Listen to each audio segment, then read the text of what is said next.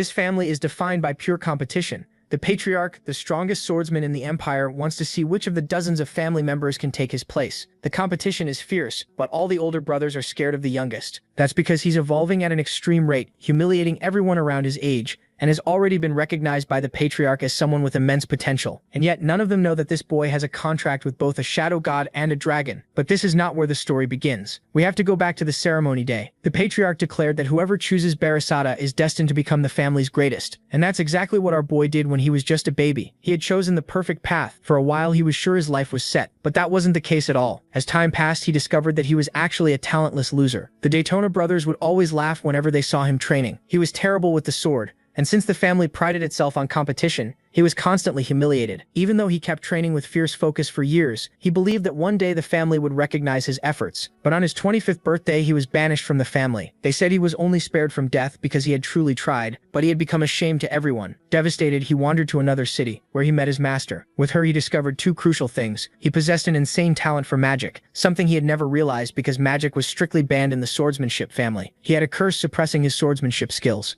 After removing the curse, he felt his arms lighter than ever. Finally, he could become a true swordsman and challenge the entire family. But on the very same day he made this discovery, he woke up completely buried under debris. Something had happened while he was sleeping. He couldn't believe that the moment he finally got a chance, this had occurred. Yet when he opened his eyes again, he was back to the moment he chose Barasada. Now he could finally compete against all his brothers for the title of the strongest in the family. He grabs the sword, earning praise from his family. This time he chose it by his own will. 6 years after choosing Barasada, the little kid still can't reach the top shelf. He's been stuck in Storm Castle for a while and has 3 more years before he can leave. He feels trapped when suddenly a maid is horrified to find a dead bird in his room. Jin quickly understands what's going on. Only 2 people would do something this cruel. His smirking brothers who killed the bird just to mock him. Daytona Runkondel is 9 years old, and the white-haired brat beside him is Haytona Runkondel, the same age. As they laugh over the bird, Jin feels sick. In his first life, these two grew into killers. Even as kids, they murdered a helpless bird just to sneer at their brother. Those two have no limits. They're just trying to provoke him,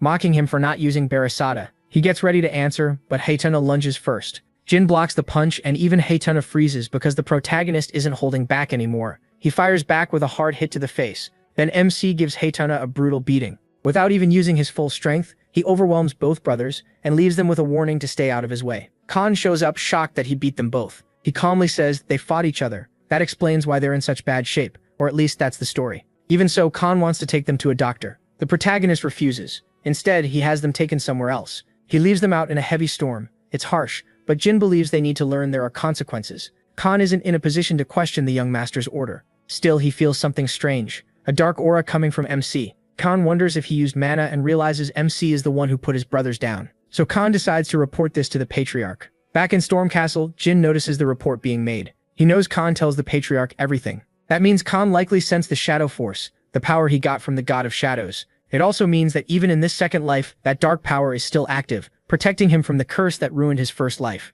Now that the curse is gone, history has changed, and the protagonist won't be known as the worst swordsman anymore. That alone makes him happy. His next problem is facing his father, the Patriarch. After hearing Khan's report, the Patriarch orders the flag bearers gathered and decides to meet his son. 200 Runkondel knights prepare as well. Then the legendary head of the Runkondel family heads back to Storm Castle. Mary Runkondel is surprised by the sudden order to gather. Dyfus Runkondel, another flag bearer, has no idea what's going on either. They were in the middle of battle when they were called back, and Dyfus wonders if Jin is the reason. Neither of them can figure out why the Patriarch needs to see him. Luna Runkondel cuts in and tells them both to be quiet. But Mary still wants to know why everyone cares so much about MC. Back at Storm Castle, a maid tells Jin that his father has arrived. The boy wonders what Khan told him. Most likely, his father wants to know about the power he used since it isn't mana or aura. This meeting matters because it will decide whether the protagonist's power can help the clan.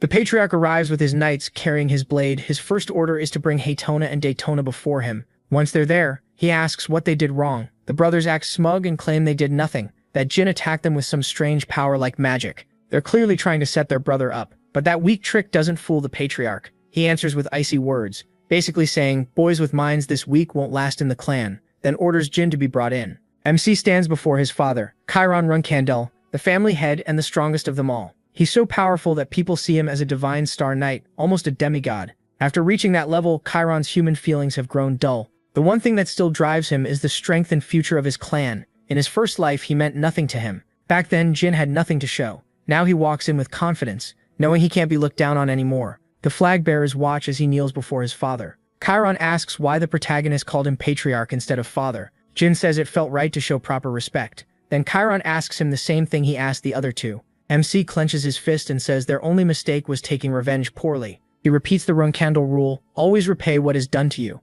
no matter who the other person is. After hearing that, Chiron orders the knights and flag bearers out. They're shocked that Jin passed his test. Mary is impressed that her little brother earned a private talk with their father, and the door shuts behind them. Now Chiron gets to the real issue, magic. He reminds him that magic hurts a swordsman's growth, and asks where this power came from. If the answer is mana, punishment will follow. Jin knows saying it came from the god of shadows would be dangerous, so he claims he doesn't fully understand it either, and shows his father a small piece of that power. Then comes the twist. This same power once belonged to the founding patriarch of their clan. Chiron recognizes it at once as Shadow Force. He's stunned that the protagonist can use not only Barasada but Shadow Force too. That makes him wonder if Jin is truly meant to become the next patriarch. And it turns out Chiron already knows about the god of shadows. He explains that Soldaret once made a contract with Tamar Runkandel, the clan's first patriarch, and that bond helped the family grow. After Tamar died, the god of shadows never chose another Runkandel until MC was born and gained Shadow Force. He then asks his father something important. He wants to know if the god of shadows is even stronger than him. Kieran pauses, then says he can't be sure. He's never fought a god. Still, he says it with the kind of calm only the world's strongest man could have. Kieran likes the question and pats Jin. Proud of him, he asks how the protagonist plans to use that power. MC says he'll use it for the clan's future. Kieran laughs right away. He can tell he is lying. He knows his son is ruthless. Jin beat his brothers and left them to suffer in the storm, so that answer was clearly fake. So this time, the protagonist answers honestly. He'll use Shadow Force for himself. Kieran doesn't get upset. Instead, he praises the answer and says he'll keep watching MC from now on. With that, the meeting ends. He is worn out, but proud of how it went. He doesn't need to hide his power anymore, so this is a real win. He remembers how invisible he felt in his past life. Now things are finally starting to change. That night, his older sister Mary brings him a special gift. She also makes him a meal as a farewell present. Jin doesn't remember her ever being this nice. When he opens the box, he finds a phoenix's burning heart inside. That's a wild gift for a 7-year-old. But that's just how Mary is. She's a flag bearer and a 6-star knight, feared as the mad woman of the South. The gift is her way of telling him to get stronger fast and challenge her someday. Eating a phoenix heart is a huge boost. It gives full fire immunity and helps your growth. Jin starts to wonder if he could become strong enough to summon a phoenix himself one day. Then Gilly brings in the soup. Before Jin can eat, his two bratty brothers start eyeing it. They want some too, but they're too proud to just ask for it. The protagonist offers them a deal. They can have some if they do him a favor. That favor is awful. Haytona and Daytona have to dig up a spot to find something, but they're desperate enough for the soup to do it. Buried under the ground is a hidden chamber, holding a figure wrapped in darkness. After a ton of digging, the two finally finish.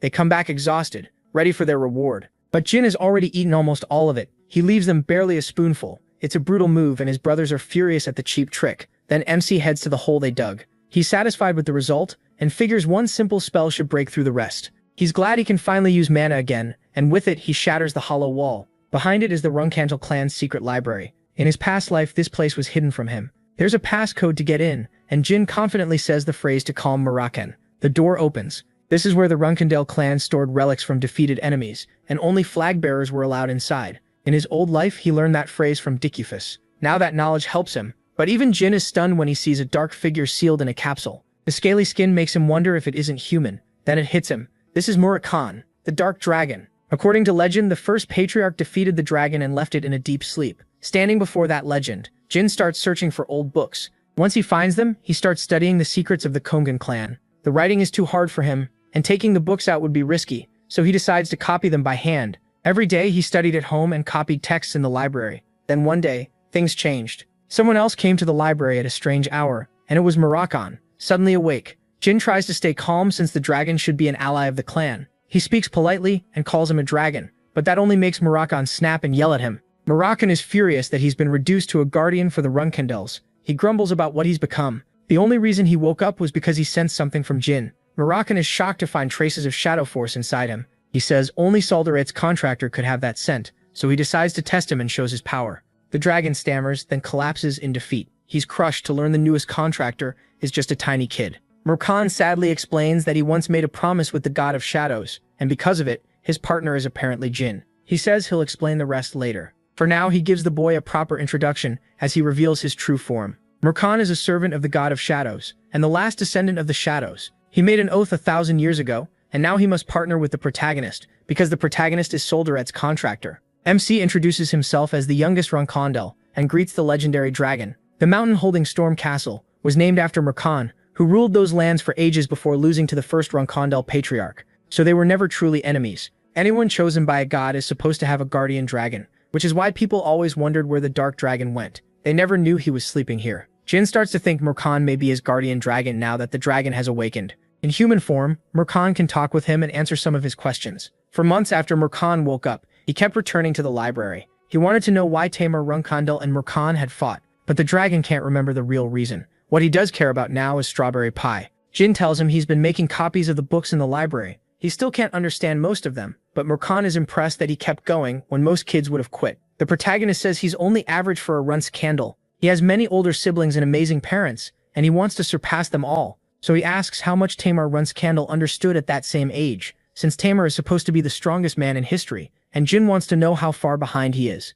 Merkan tells him that even Tamer couldn't have understood a single line at that age. Tamer didn't become strong by reading books. He makes it clear MC has crazy talent, just like the first patriarch. He wonders if he'll ever match Tamer's power, and Merkan tells him to keep training. With time, he might even surpass the founding patriarch. To cheer him up, Merkan tells him Solderet's other name. The god of shadows is also called Solderet the Infinite, because his power has no limit. That means Jin's power could have incredible potential too. To push him forward, Merkan decides to teach him a new skill, Shadow Force Release. It's a key move for anyone using Shadow Force, but it's dangerous, so Merkan warns him to learn it carefully. First, Merkan tells him to release his mana. Jin doesn't get it, so Merkan explains that Shadow Force Release depends on two basics: mana release and mana transfer. It usually takes at least 3 years to master, and Merkan refuses to teach advanced moves before the basics. Then the protagonist completely shocks him with a perfect mana release, which honestly looks like a Rasengan. Somehow he can use mana transfer too. Merkan is stunned. This tiny kid is a genius. Since Jin meets both conditions, he's ready to teach Shadow Force Release. Because every shadow comes from Solderet's power, Solderet is the true master, while MC is the only contractor. Shadows begin filling the library as Merkan says he could also become their master. Jin is amazed by the full display of that power. Then the story shifts to Luna, who is close to finishing her mission. She figures it should take about 4 more months. While standing among dead monsters, Luna wonders what kind of gift her little brother would want. 6 months after Murakan woke up, Haytona and Daytona left the castle after coming of age. That leaves Jin, who gets a birthday cake from Gilly on his 9th birthday. He wants everyone to share it, but then Khan suddenly arrives with news. Luna has come to see him in person. As the clan's first flag bearer, she's the eldest and one of its best knights, but unlike the others, she has no interest in becoming patriarch. In his past life, Luna barely treated the protagonist like family, so her sudden visit feels strange. Young wonders if something happened in the clan, or worse, if she found out about his secret trips to the library. But Luna gently pats him and treats him with unusual kindness. MC says it feels like she's being careful around him. Luna thinks he believes they're enemies, and that she sees him as just another rival for the throne. That thought clearly frustrates her. Luna tries to comfort her little brother, then she drops to one knee, apologizes, and shows him real respect. She also asks to speak with him alone. He is thrown off, but he smiles and follows. Once they're alone, Luna says she rushed back because this matters a lot. Ever since he started standing out, their other siblings have been watching him closely. That means they may move against him once he leaves Stormcastle. The sister who used to feel so distant admits she's afraid the protagonist could lose his happiness in their family's ugly power games. She says she hates the Runkandle clan's traditions. Hearing that, Jin finally understands why Luna gave up on becoming patriarch. In his past life, though, she never said any of this. He wonders if the old him simply wasn't worth these words. Still, it's clear Luna is truly worried their siblings may come after him soon. MC gives her his answer, saying he won't back away from fighting his brothers. Luna makes it clear she's not saying this for herself. He knows that and then reveals someone already tried to assassinate him once. That shocks her. Fury bursts out of Luna's power at the thought of anyone trying to kill her brother in Stormcastle, and she demands to know who did it. Jin says he doesn't know, and for now he's safe. He feels happy knowing at least one sibling truly cares about him. Luna pulls the protagonist into a hug and apologizes for the cruel family rules tied to the Runkandel name. Held like that, MC realizes he never knew this side of her existed. Not wanting to ruin his birthday, Luna gives him a gift. It's a blue pendant. She tells him to turn around. The necklace can call Luna to him one time if it gets shattered. She wants him to use it whenever he's in real danger. Luna wishes him a happy birthday, and the two share a warm little celebration, but she soon has to return to work. After saying goodbye, she leaves. Later, Jin brings the necklace to the library. Murakan is stunned, because the pendant is priceless. It once belonged to the Demon Beast King, a treasure people died trying to get. It protects the wearer from weaker spells, and also boosts their own magic. Jin tells him Luna gave it to him. What shocks him even more is realizing Luna probably already sensed Murakan's presence. Still, she won't report it to the clan because she cares about her little brother. Luna clearly knows something is going on between him and Murakami, but she chooses to trust him and stand by him no matter what. Jin once thought his first 10 years in the castle would be dull and empty, but in that short time he learned so much, got precious gifts, and grew through his bonds with people who truly mattered. His past self had dreamed of things like this. Then the day finally came. The protagonist turned 10. He sparred with Khan, getting ready to leave the castle. Jin's strength at that age impressed the guardian knight, who understood why the patriarch still had his eye on the youngest child. MC also caught the attention of an instructor, who was judging whether Khan was worthy to teach him. When training ended, Khan bowed to the boy. He can only teach him until he leaves Storm Castle, and he plans to live up to every expectation. By now, the protagonist feels almost immune to fire, thanks to the phoenix heart Mary gave him. He's excited that its power is finally starting to show. Soon enough, he'll fully take in the phoenix's strength. Jin is leaving Storm Castle tomorrow. Gilly notices his books and he tells her to pack them for later reading. As always, he asks for strawberry pie. Then he heads out at an unusual hour to visit the secret library and meet Murakami. The Dark Dragon had been expecting this day. MC asks how they'll stay in touch, but Murakami brushes it off like it's nothing. Even if he's far weaker than before, Murakami says his strength will return as Jin grows stronger. As a guardian dragon, he wants the boy to grow into someone like Tamar Runkindel. Then he asks about the clan's past. Sorter once told him the Runkindel clan used to be Spellswords, and that the first patriarch was the greatest Spellsword in history. Now that truth has faded into myth, because the clan only values swordsmanship. Murakami explains it all changed because of a pact made 1,000 years ago. Back then, the clan saw Murakami as their guardian, but now they may hate him. He jokes that in the old days, Jin would have been showered with riches for reviving him. Though with this clan, maybe not. Murakami tells him not to worry, he'll find the protagonist wherever he goes. As for the capsule, he plans to leave behind an illusion of himself, one so strong no one will see through it. It won't last forever since his power is fading, but he hopes to keep it up until MC becomes an adult. Jin also brought Murakami a special treat to celebrate. The Dark Dragon lights up at the chance to drink and enjoy himself. He's even willing to meet Gilly, if that means getting more strawberry pie. As he gets ready to leave for his family's main home, he's warned that life is about to get much busier. Gilly won't be able to keep feeding him or cooking every day, but she'll come whenever he's needed. Soon, the Guardian Knights Jerome and Holtz arrive to escort Jin, and the trip begins. At the end of the 18th century, the protagonist finally leaves Storm Castle for the Garden of Swords. Heavy snow slows them on the way. Because of it, they can't use a portal. Then the carriage suddenly stops. Jerome and Holtz warn Jin to stay inside. They're under attack. Gilly stays calm, trusting the power of the supposed 7-star knights protecting them. But the enemies outnumber them 20-1. MC catches something important and quickly tells Gilly they need to run. The Guardian Knights have betrayed them, so either they're traitors or imposters, and if that's true, the carriage is probably rigged too. Gilly gets furious and unleashes her full strength to protect Jin. They barely escape before the carriage explodes. Gilly wants to take the blame, but he tells her bigger things matter right now. First of all, the people attacking those knights may actually be on their side. The protagonist is surprised the others let them get away, which makes him even more suspicious. Then the truth comes out. The Yuta clan, sorcerers from the Petel Kingdom, and the Black King mercenary group are all here to keep the boy safe. After finding them, Vice Captain Marika explains that protecting Jin is his mission. Meanwhile, Jerome and Holtz are losing badly because they're fake 7-star knights. Once the group corners them, one of the men sneers that he won't say anything to a Runkindel servant. Cold as ever, Jin orders them to kill one so the other will talk. Gilly moves in at blinding speed and cuts one man down. Then she cleanly slices off both arms of the second imposter, leaving him in unbearable pain. With both arms gone, Gilly wins the fight and drags him over to Jin. They badly underestimated her. She may be a maid, but she's also a loyal 7-star martial artist. Anyone trying to assassinate MC should have sent stronger fighters. The mutilated imposter spits out a warning that the age of the Runkindels will end. To everyone's surprise, Jin agrees. He says this fool only cares about his own fame instead of the clan's future. The imposter finally reveals he's tied to the Zipfel clan, the sorcerer family that controls a huge part of the world. They've long been rivals of the Runkindels and chase only magic mastery. After Tamar died, the Zipfel clan forced the Runkindels into a pact that banned magic and sealed the family's power for good. That made the Zipfels the Runkindels' enemy for over 1,000 years, and this imposter is just one of their tools. Deciding the man has no more value, Jin leaves the rest to Gilly. The imposter begs for death, but he ignores him and thinks about why this attack happened. More than that, he suspects this was the work of a Zipfel extremist, not the clan as a whole. And Gilly was fooled by the disguise, which means someone else helped set this up. Jin thanks the vice captain of the Knights for saving his life. He says he'll report everything to the clan so the man gets rewarded. Murika is stunned because no normal 10-year-old talks like this. Thinking over the protagonist's words, Murika starts wondering if this boy truly means to become the strongest. He tells his men to watch themselves around Jin. Now it's time to move again. When they ask about the imposter, MC says to leave the body behind as a warning for their allies. They still have to walk 2 hours to the nearest village. He doesn't want Gilly blamed for what happened. After all, even Khan, a 9-star knight, would have been fooled. But Gilly still feels awful and apologizes to her young master. In the Runkendale family, his nanny alone is responsible for raising him. That was true in his past life too, but people mocked her for being stuck with a boy they thought had no talent. Even so, Gilly never blamed Jin. She was thrown out of the clan on the same day he was, and even then she apologized for failing him. She was the one person who stayed loyal to him. The protagonist wants to prepare her for what's coming. Since she keeps blaming herself, he firmly tells her she's the only knight he can truly trust to protect him.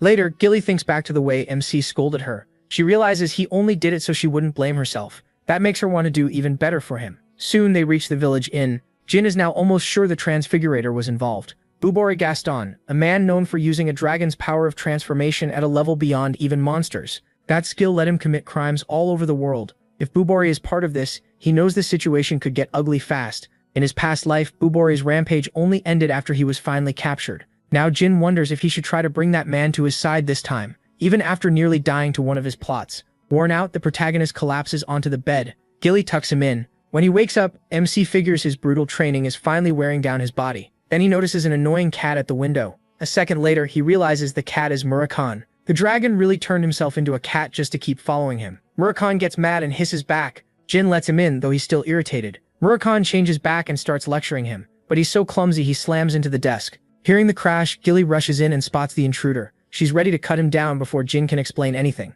Then Murakhan remembers Gilly is the one who made him strawberry pies. To him, that's like striking gold. He, already regretting everything, decides to be honest and introduces Murakhan as the clan's guardian dragon. Gilly freezes, then quickly apologizes for attacking him. What really catches her attention is being called strawberry pie. She then learns Jin had secretly been having her bake pies for Murakhan all this time. After the protagonist explains everything, Gilly is shocked to find out he can use magic and has a contract with the god of darkness. Still, she supports him. That's why MC trusted her with the truth, though he warns that Murakhan and the source of his power must stay secret. At first, she's willing to trust the guardian dragon, but after seeing how easily he trips over himself, she starts having doubts. They later reach the portal, where Murakhan's escort duty ends. He says he wants to see what kind of person Jin grows into. Murakhan also asks why a skilled fighter like Gilly left her old clan for the Runkendale family, but she won't answer and leaves with him. At the Peitzel portal, the staff realizes they're serving high-ranking members of the Runkendale family. Because of that, they are given first-class teleport seats. During the wait, Gilly worries about Jin's magic since there's no believable way to explain it to the family.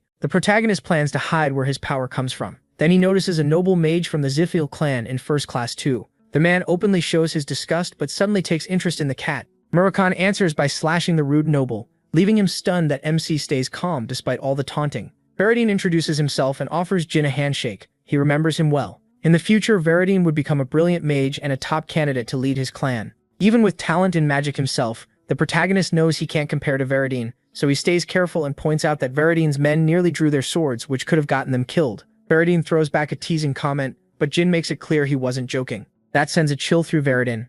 Even so, he advises MC not to stir up trouble between their two great clans. He replies that their fathers are too important to start a war over a fight between kids. Veridine is impressed, even while Jin keeps verbally tearing into him. The protagonist finally tells him to stay quiet for the rest of the ride. Instead of getting angry, Veridine feels drawn to him, but friendship would only complicate things between their clans. So he decides MC will be his rival instead, while MC is left thinking the Zyphils really are a strange bunch. Soon the teleportation begins. Just before departure, Veridine says he looks forward to meeting Jin again. He does not feel the same, and hopes that never happens. At last, the protagonist arrives home. Petrov, a second-class family butler, greets him and welcomes him to the Garden of Swords, the home of the Runkendale family. This place is where the family's greatest members leave their blades behind. For a Runkendale, having your weapon honored there is the highest pride. Jin once chased that dream too, but in his past life, weakness made him foolish. Now with a sharper mind, he believes surviving this house will be much easier. Then MC meets his mother, Rosa. Rosa is surprised by the cat he brought back. Still, the fact that he takes ownership of it is seen as a point of pride. Jin says he already picked a name, Kitty Runkendale. His brothers hate it, saying an animal doesn't deserve their family name. Rosa asks why he named it that. Jin answers that if he claims the cat, he should also take responsibility for it. Even if carrying the Runkendale name is a heavy thing, he says he'll get revenge on anyone who messes with his pet. The patriarch is amused by how fast the boy makes enemies. Jin adds that family or not, he won't avoid crushing his enemies. His father likes that spirit and warns the older children not to underestimate him. 4 years pass, and he is now 14, a 2-star knight. He finishes one training session with Garen, and his next one is with Luna. Rather than eat with the family, the protagonist has lunch with the cats, brought by Belup. Belup is a commoner cadet who may soon be kicked out of the clan. Even so, he stays oddly calm and keeps praising Jin. MC tells him to stop being so overly humble, since people keep looking down on him for it. He pushes Belop to take pride in himself because he is still a Runcarndal cadet. Belop sulks, saying his grades are the worst, and his sword skills are awful. But simply becoming a cadet here is already impressive.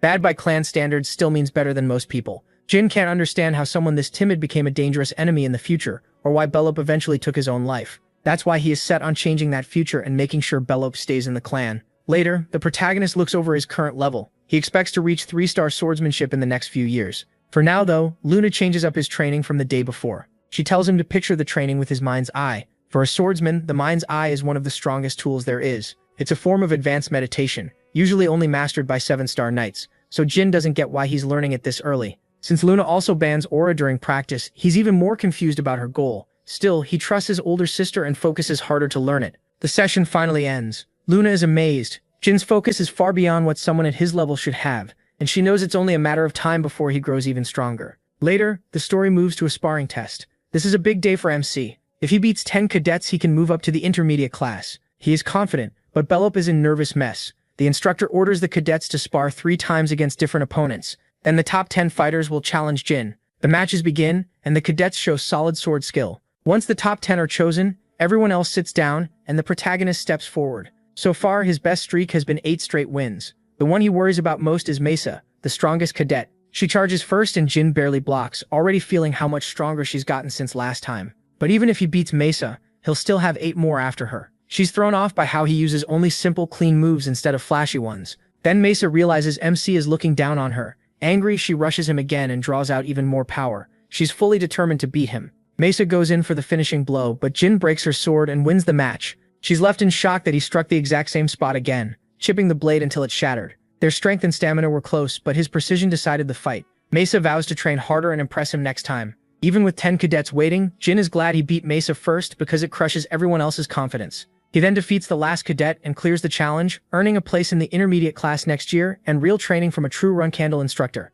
Even after the test ends, Jin asks for one more fight. He calls Belop out by name. The shy boy refuses. At first, but the protagonist warns that if he keeps acting like this, his time in the clan will be short. MC says plainly that he plans to crush Belop in this match. Nervously, Belop steps onto the field. He can barely hold his sword steady and wonders if Jin is punishing him. He says this should actually be an easy win for Belop, since he's tired after fighting 10 cadets. Even so, the protagonist still believes he can overpower the weakling. Then he rushes in without another word. Belop barely blocks the heavy strike. Jin notices the parry and is impressed. Belop struggles to hang on, but MC keeps pressing him without mercy. He keeps pressuring him with pure strength. He warns that last hit could have killed Belop. Schmitz then gives him one more chance to prove himself. Belop Schmitz stands again, but now something feels off. A gold aura wraps around him as he gets ready to strike for real. Mesa warns Garen that Jin could die here. The protagonist orders everyone to keep this secret and tells Belop Schmitz to use aura at full power. Belop Schmitz rushes in with everything he has. He thinks MC is too worn out to win,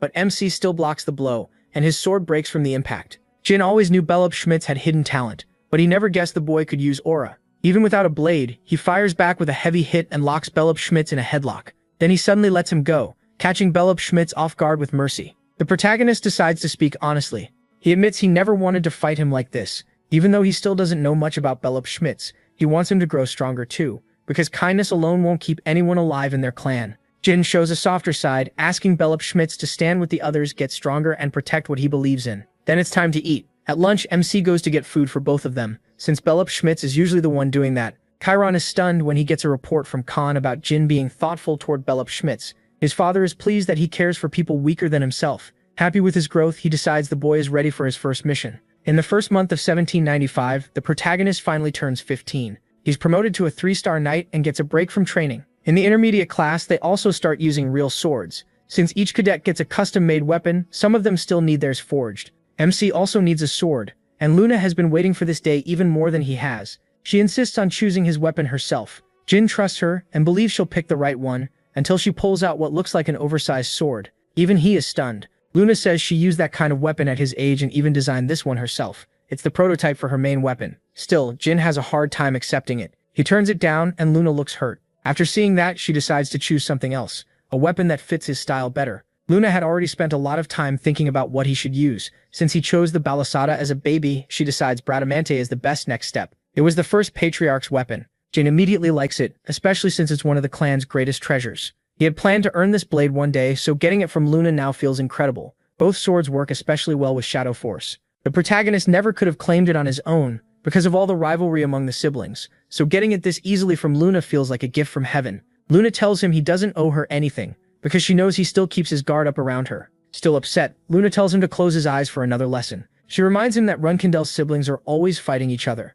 but she wants him to remember one thing: no matter what happens, she's on his side. Luna says this because she knows how crushing loneliness can be. More than anything, she hopes Jin never has to feel that kind of isolation. After that, they go back to training. When it's over, MC excitedly shows Murkan his new sword. Murkan isn't impressed. He says he is still too unskilled to use Bradamante properly, and without enough shadow force, the sword's real power won't awaken. Jin knows he's still weak, but he plans to reach 3 stars in shadow force soon. Murkan gets annoyed by that confidence and warns him that the Patriarch's holy weapons are dangerous to handle carelessly. Instead of 3 stars, he says the protagonist should wait until 5, but MC refuses to sit around that long and says he'll do it by next year. That only irritates Murakan more, so Jin grabs his book and threatens to tear it up. Luckily, Gilly arrives with a message about Garen, who wants to brief him on a mission.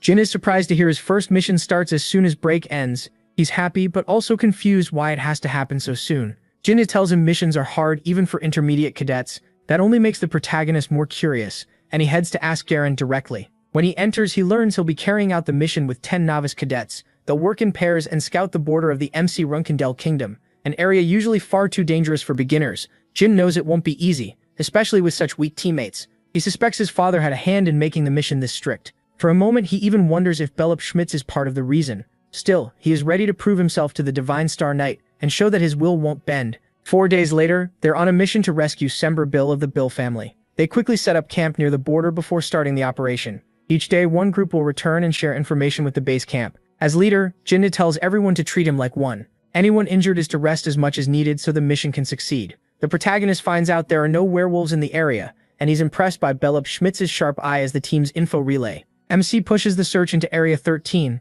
but something about the mission keeps bothering him. His father may have arranged it, yet everything has gone almost too smoothly. He starts to wonder if his bad feeling was wrong. Beyond Area 13 lies the Land of Halfmen, a place way too dangerous for novice cadets. Jin wants a clean win without wasting strength. Then Belop Schmitz arrives with urgent news. Group 2 was attacked, and he moves at once. Belop Schmitz says 3 human attackers hit them, though there could be more. Jin orders the others back to base camp. He leads the pursuit himself, already trying to figure out what the enemy wants. Too many things don't add up, but the protagonist is set on paying them back. The blood on the trail horrifies Belop Schmitz. He fears Mesa's team was wiped out. MC disagrees. There's still hope since there are no body parts nearby. Then he finds a bloody bandage, and figures Group 2 changed course after noticing another threat close by. He orders Sierra to go with Eddington and David, while he and Belop Schmitz chase after Group 2. The two of them finally find Group 2 still fighting, but Mesa is missing. Jinna tells Belop Schmitz to take the enemy on the left. Then he covers his weapon in shadow force, boosting its power. He throws the blade and kills one attacker instantly.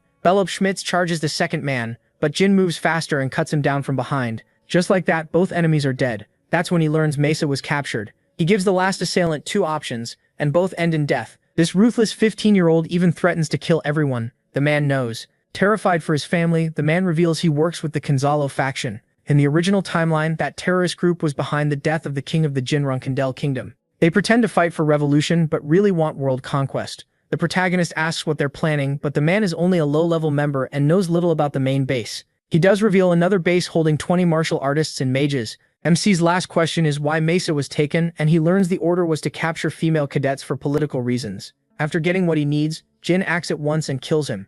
He has no intention of sparing enemies. An hour has passed since Mesa was taken. He tells the others to heal up and call for help, while he goes after all 20 enemies himself. His teammates object, wanting to fight beside him on such a dangerous mission. The protagonist shuts that down. Protecting the clan is his duty. He trusts his own strength, and he has no interest in arguing over his orders. He puts Belop Schmitz in charge until he returns, then races off to save Mesa. He just hopes he can reach her in time. Now Jin has to face capable enemies far above what should match his level. He's strong, but not strong enough to beat all of them head-on, so his real goal is rescuing Mesa, not wiping them out. MC uses detection magic and mixes it with wind sensing to strengthen it even more. That lets him trace the enemy's path. He keeps moving fast until a group of attackers suddenly jumps him. They're shocked that a Runkendel cadet can use magic. Jin drops one of them, but then a mage traps his hand. He cuts that enemy down from behind and ignores the flames, thanks to his fire resistance. The mage switches to ice magic, but that doesn't work either, against this monster. The sorcerer is finished. Jin wonders if they're looking down on his side because they're only novice cadets.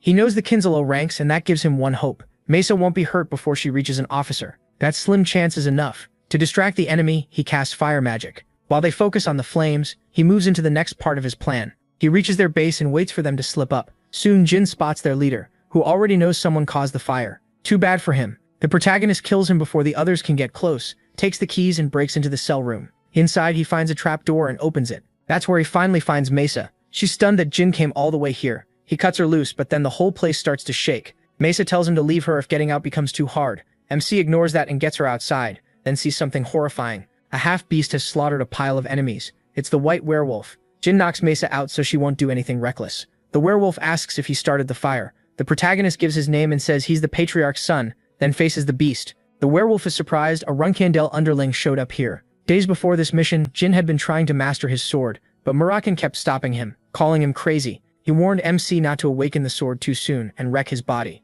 Annoyed, he had no choice but to stop. Now in the present, he's facing his hardest enemy yet. Kajito Truka is a warrior from the white werewolf race. These creatures are born to kill. They're strong enough to beat 6-star knights, and they hate the Runkandel clan because Tamea Runkandel killed their god. Jin is cornered. He can't get Mesa to safety with this thing chasing him, so there's only one choice: fight. The monster asks whether a Runkandel will face him or run like a coward. The protagonist says he'll fight head-on. That answer sets Kujito Truka off and he charges in. He swings his huge sledgehammer at Jin. MC dodges the first blow, but only for a second. The monster's speed and power are overwhelming.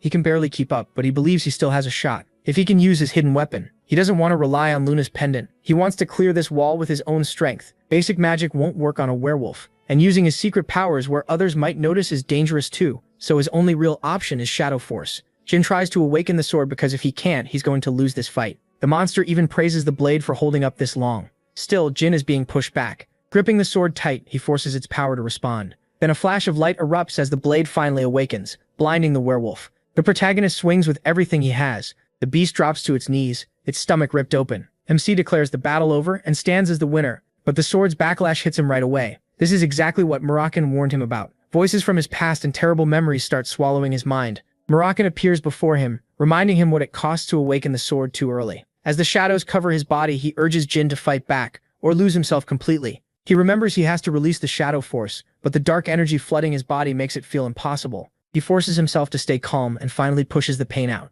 Luckily, he wasn't badly hurt, but his body is still packed with Shadow Force. Using the little strength he has left, he tries to stand and save Mesa. Then he senses someone nearby. The man quickly says he's not with Kinzalo. He's actually Sember Bill, the person they came for. Jin tells him he was sent by the Runkandel family to rescue him. Sember is overjoyed. After saving Mesa too, the protagonist asks how Kinzalo captured him. Sember says he once met a woman he loved, but she died 2 years ago. So when he saw that same woman again, he was shocked, and that trick led to his capture. Jin realizes right away this was the Transfigurator's work, tied to Bubari Gaston and Kinzalo. Now MC wants to meet him soon and learn what he's planning. Sember feels deeply grateful for his help and promises to repay him someday. At last, the mission is over. When the protagonist gets back, Gilly congratulates him. Then the sneaky little cat bites his hand. Jin answers by tossing the little guy at the window. Murakan is annoyed that MC got carried away and awakened the sword before he was ready. He roughs up Swordrat's last contractor for risking his life like an idiot. Gilly tries to step in, but Murakan shuts that down too. Jin argues he didn't want to waste his pendant, especially with stronger enemies still ahead.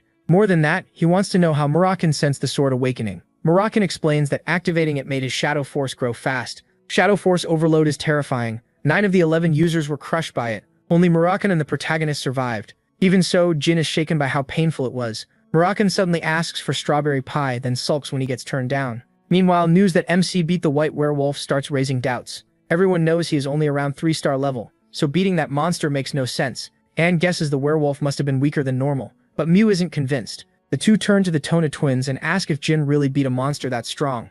And now that he's in the intermediate class, Haytona and Daytona are the ones in trouble. Mayu and Anne can't help laughing at that. Then Anne glares at the twins and warns them not to lie. The brothers admit they're terrified of the protagonist. Anne is ready to help them using their slaves. The intermediate class is all about survival of the fittest. Only the strongest cadets from 3 to 5 stars stay there. Anne and Mayu already have plenty of those cadets working as their slaves. They're ready to send them after Haytona and Daytona's problem. Jin, back with MC. Finishing this mission has raised his Shadow Force to 4 stars. Using all that power is still risky, so he aims to reach 6-star swordsmanship within the next few years. After that, he wants to rise to 7 stars as a true master. But the strongest swordsmen are 8-star knights and above, and on a continent of 2 billion people, there are only about 100 of them. Beyond even 10 stars is another level. the divine star rank of the patriarch Tiaran, a power close to a demigod. That's the peak Jin wants. He wants to reach divine star level and surpass his father. But right now, his focus is the intermediate class. The Tona twins alone will be a headache, not to mention the rest of his siblings.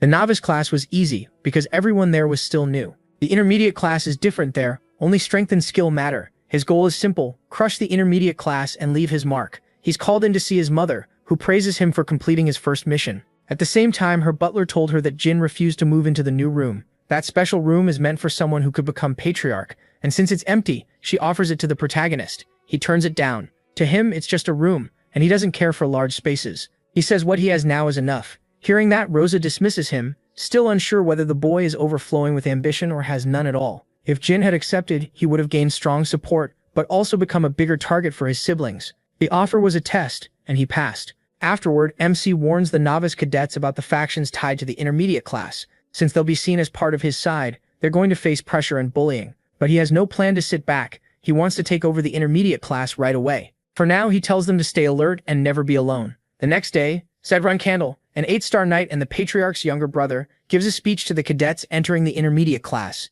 Zed won't step into their major conflicts and is only there to judge their swordsmanship. He shouts out the clan's brutal rule, only strength matters, and the weak are thrown away. Jin can tell this is meant to scare the new cadets. Then he spots the Tona twins and another strange-looking fighter beside them. He quickly figures Anne and Mayu are probably behind this setup to pressure the newcomers. Mesa watches Jin as he walks straight toward the Tona twins. He draws his sword and cuts down the man standing next to them. Everyone is stunned when the man's arm comes off, and the protagonist makes it clear that he's the one in control here, not them. When asked who he is, the cadet gives his name, Kajin Romero.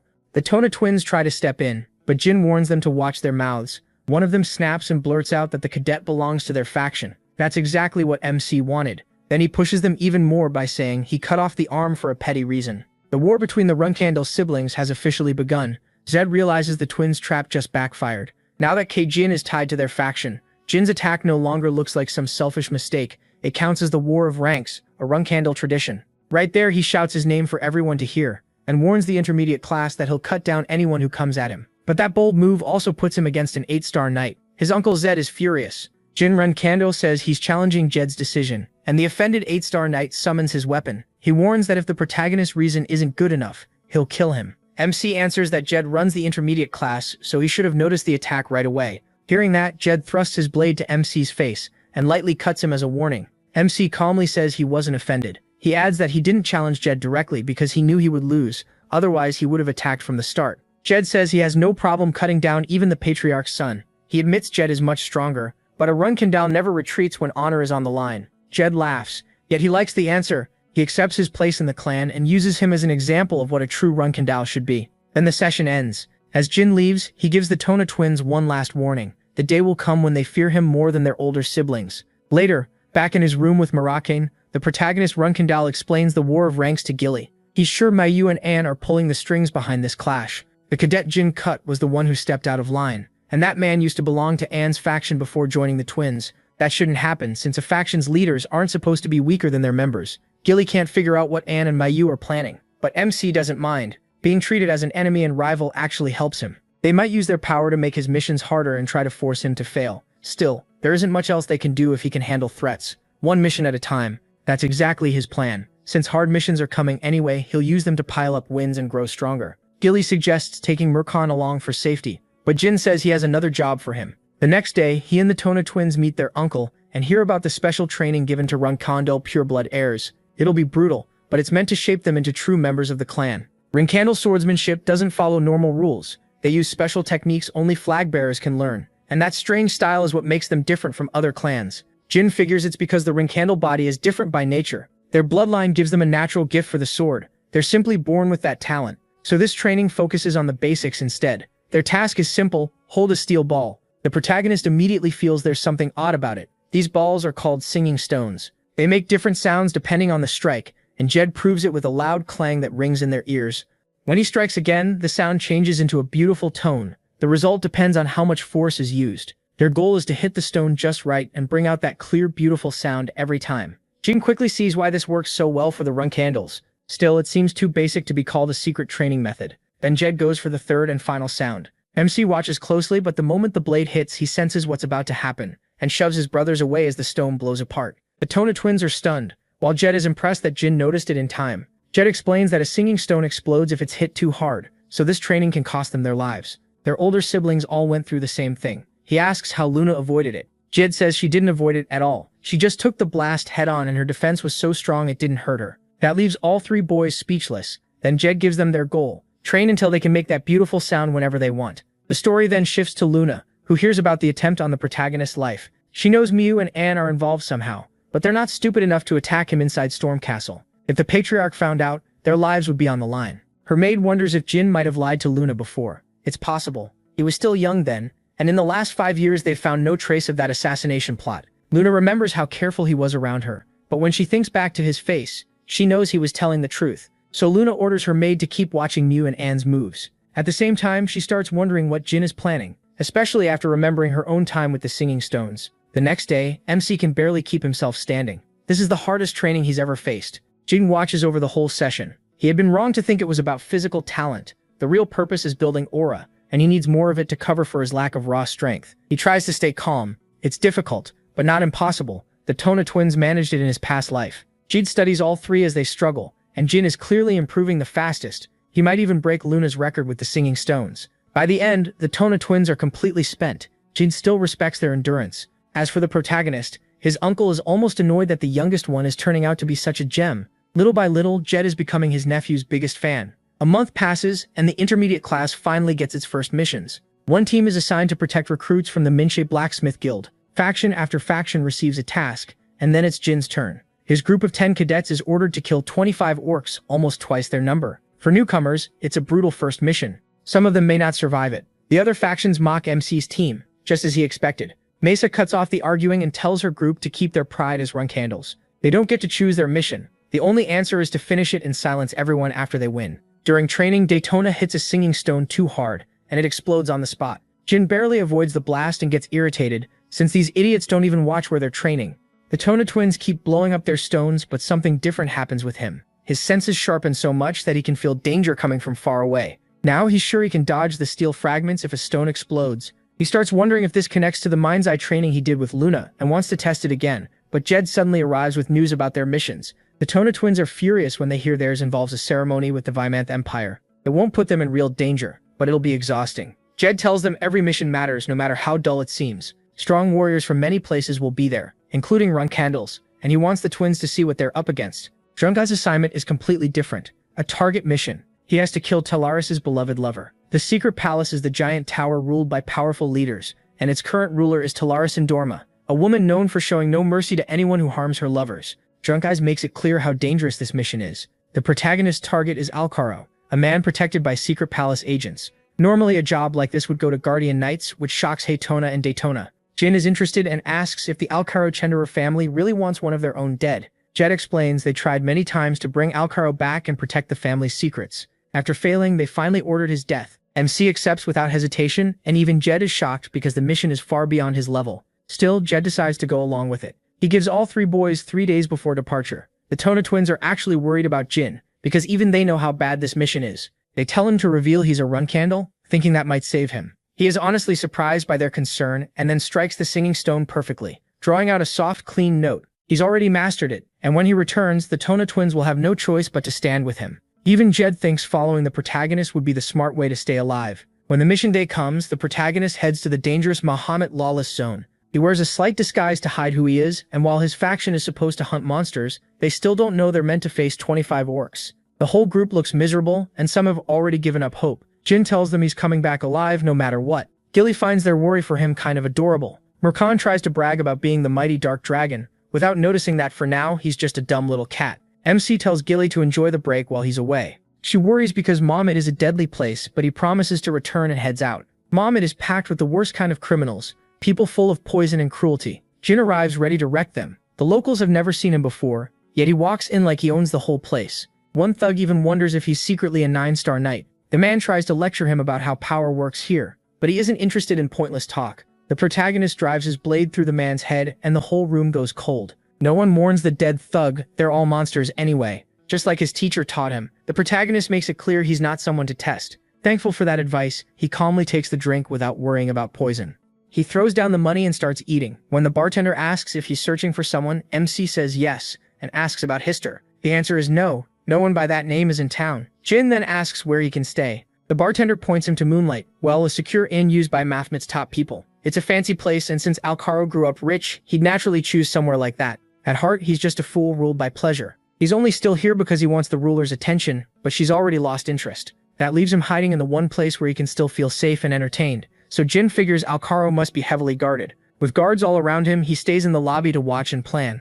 Before long, he spots Alcaro arguing with his own men. They refuse to let him wander off alone, but Alcaro only cares about chasing what he wants. He even threatens their lives. Then one guard finally knocks him out with a heavy punch. They're clearly sick of babysitting this obsessed idiot. Each of Alcaro's guards is at least around 6-star level. Killing him isn't the hard part. Escaping afterward is. Poison won't be easy to use in Mammoth, and a direct attack is impossible with those guards around. Jin is stuck until he comes up with the perfect answer. The next day, Cyrus and Dorma, the ruler's daughter, hears that 6 men are tightly guarding Alcaro, a man she already sees as a complete fool. She's fed up enough to kill him herself. As she nears the inn, a massive bolt of lightning crashes down and blows the place apart. Instead of panicking, Cyrus gets excited. Something bigger is going on. Jin's plan was simple but smart. Use magic, then boost it with shadow force. That let him create a 6-star spell strong enough to make everyone think a powerful mage had attacked. No one would suspect a kid, especially when even Veridin Zippel has only just reached 6-star magic. He also needed the attack to look like it came from outside, so lightning was the best choice.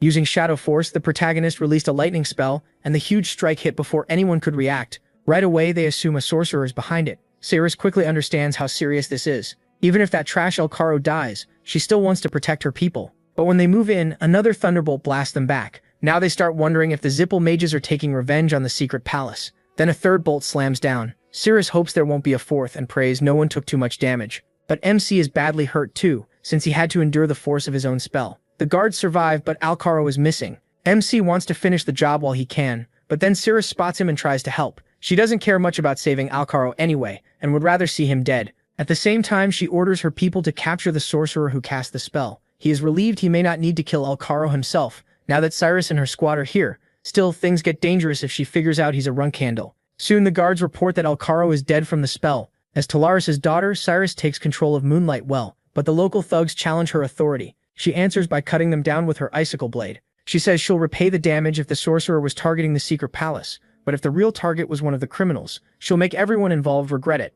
With the inn under her control, Cyrus turns to the attacker. Since the spell had to come from one of the survivors, she starts hunting the sorcerer. She's already annoyed they stirred up such a powerful enemy, and Jin's slow movement irritates her. She calls him a coward, then treats his injured leg, a favor an ordinary person could brag about forever. Knowing he can't repay her, Cyrus leaves him with that memory and walks off. The protagonist waves back, then gets serious. He finished the mission and hit his role at the same time. After that, the story shifts to the orc mission. Mesa and the others just killed an orc, and some of them start thinking they can clear the mission without losing anyone. Mesa isn't that relaxed. There are still 7 left, and she doesn't want her team getting careless. What bothers her is how strange the orcs are acting. They usually move in groups, but now each one is alone. Mesa guesses Jin's blessing is helping them. While the group stays focused on the mission, Moroccan is happy this should finally set him free. The reason the orcs are acting like this is actually simple. Moroccan threatened to kill them if they gathered up. They were so scared they never regrouped. Even so, the cat dragon grumbles that he'll probably get dragged into more annoying jobs later. At the very least, he wants comic books as payment.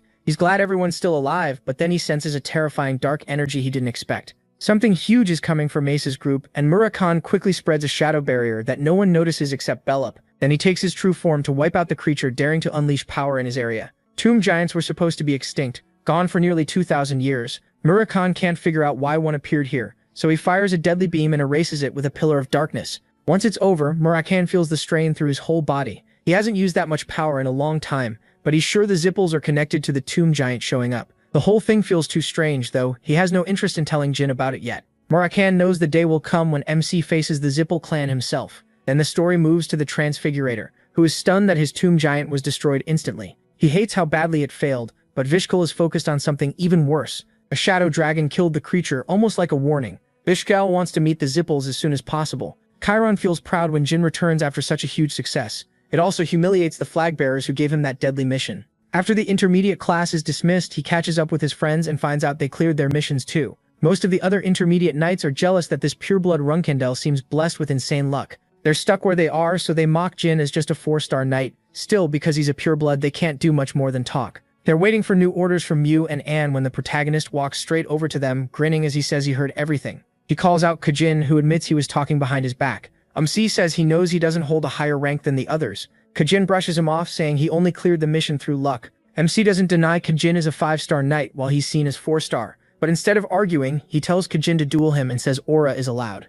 Kajin jumps in, sure this will be easy. Every swing is full of anger, but he has fought much stronger enemies, so he doesn't feel overwhelmed. Kajin tries to end it fast, acting like the stronger fighter. Jin blocks, though the aura still hits him. Even so, he's now keeping up with the path of every strike, all the possible sword patterns. The protagonist reads each attack clearly, while Kajin is too blinded by rage to notice what's happening. Their blades clash, and the protagonist gets ready to finish it. He calls Kajin predictable, and says he never had a chance. Kajin follows with 3 key attacks, and Jin shuts all of them down. Then he unleashes the final blow, a powerful aura slash that crushes Kajin and steals the win. MC now knows exactly how strong he's become. He's grown enough to step into 5-star territory. From the start, he planned to make Kajin think he was weaker so he'd leave openings. When the Tona twins arrive, they're stunned, but Jin barely cares about the fight and just walks away. Later, when Kajin reports what happened, his faction leaders think he's joking. They're shocked a boy that young has already reached a 5-star knight's level. Both Mew and Anne understand the hostile message he is sending to the clan, so they start preparing harsher steps to bring him down on his next mission. All through the clan, people whisper about how much stronger he's gotten.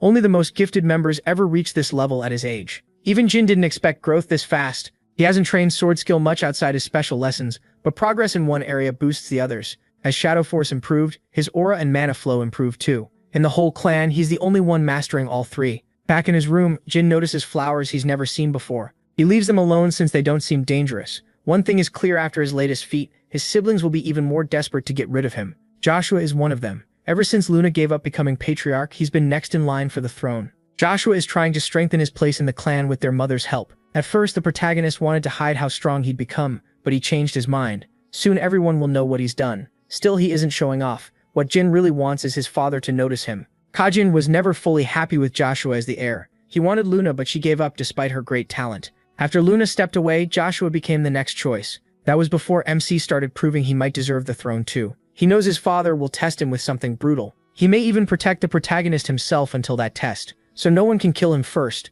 Thanks to Kajin's interest, the protagonist can survive his siblings' attacks. Since a banquet will be held when his father returns, Jin expects something big. A few days later, invites start pouring in from clans around the world. MC has been left alone for now. The flag bearers don't want trouble while he's getting attention, since that would stain the Runkendel name. Then Petrov rushes in with news about MC's next mission. Their mother is furious, disgusted by what her children did. They had sent him straight toward death with a mission in Zifel territory. Then he walks in himself, and Lunta, Ran, and Vigo look over at their youngest brother. Rosa immediately calls off the mission, ruining Anne and Mew's plan.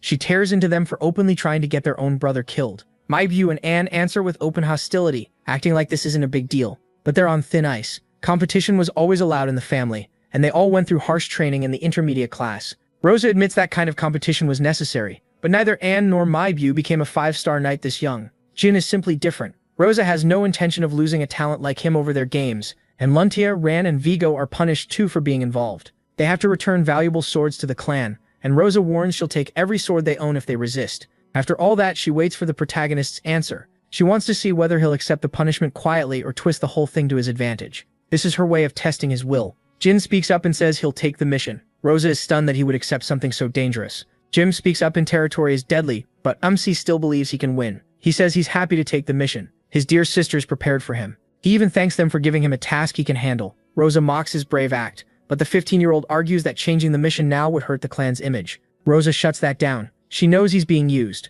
Still, that's exactly what Jin wants. He can't beat his sisters head-on yet, so he plans to crush them by succeeding where they expected him to die. Rosa still warns him not to take this lightly. Jin agrees to go, but only if he gets the swords back from his brothers when he returns. Ran and Vigo even offer him a sword right now to keep him from taking such a risky mission. He doesn't trust that act. If they really meant to help, they would have stopped Mew and Anne in the first place. Rosa accepts his terms. She worries the protagonist could one day become like Luna, but for now she's pleased with how he's changed. As the meeting ends, Anne mocks him, saying he's only been lucky so far. She even says she could send her own slaves to finish him off. Jin ignores them and plans to shut them up by coming back alive. The intermediate class knights from their faction are the same punks who've messed with MC since day one, and Cajun Romero is one of them. He doesn't show any distrust, but he knows they're waiting for a chance to kill him. The mission is to break in and steal relics, and Jin knows that from his past life. Back then, the sorcerers were also searching for a special relic here, a secret mirror. A journalist once revealed details about it through reports and witness accounts from Colin's people. This magic source is powerful enough to raise someone's mana to 7 stars, which would let the Ziffles build a terrifying army.